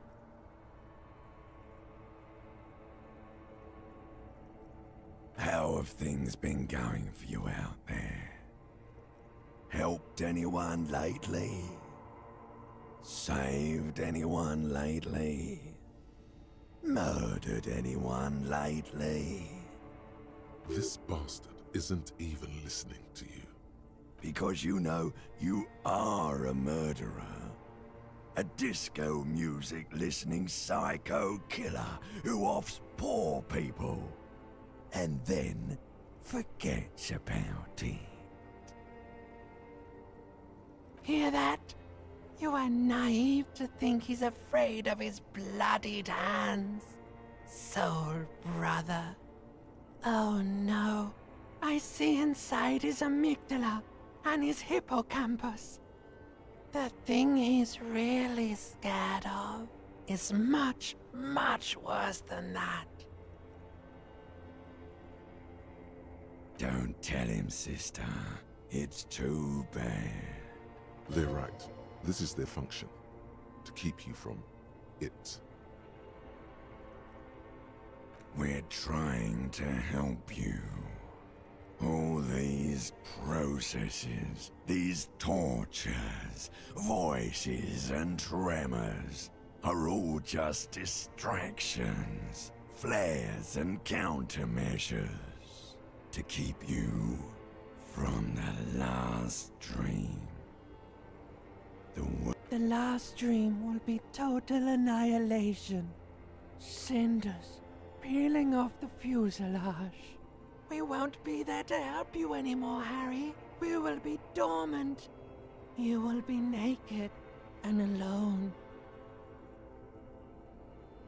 Of hell. An ancient sadness, brother. 10,000 years later, in front of the video rental, there is a warm breath on your face again. Everything is okay again. Everything is so okay. Your eyelids flutter open for a moment. When you close them again, you sense the light of the room around you. You're back. In 2 seconds, the alarm will ring. The last thought in your head before waking is, maybe you shouldn't have seen that stained glass window in the church.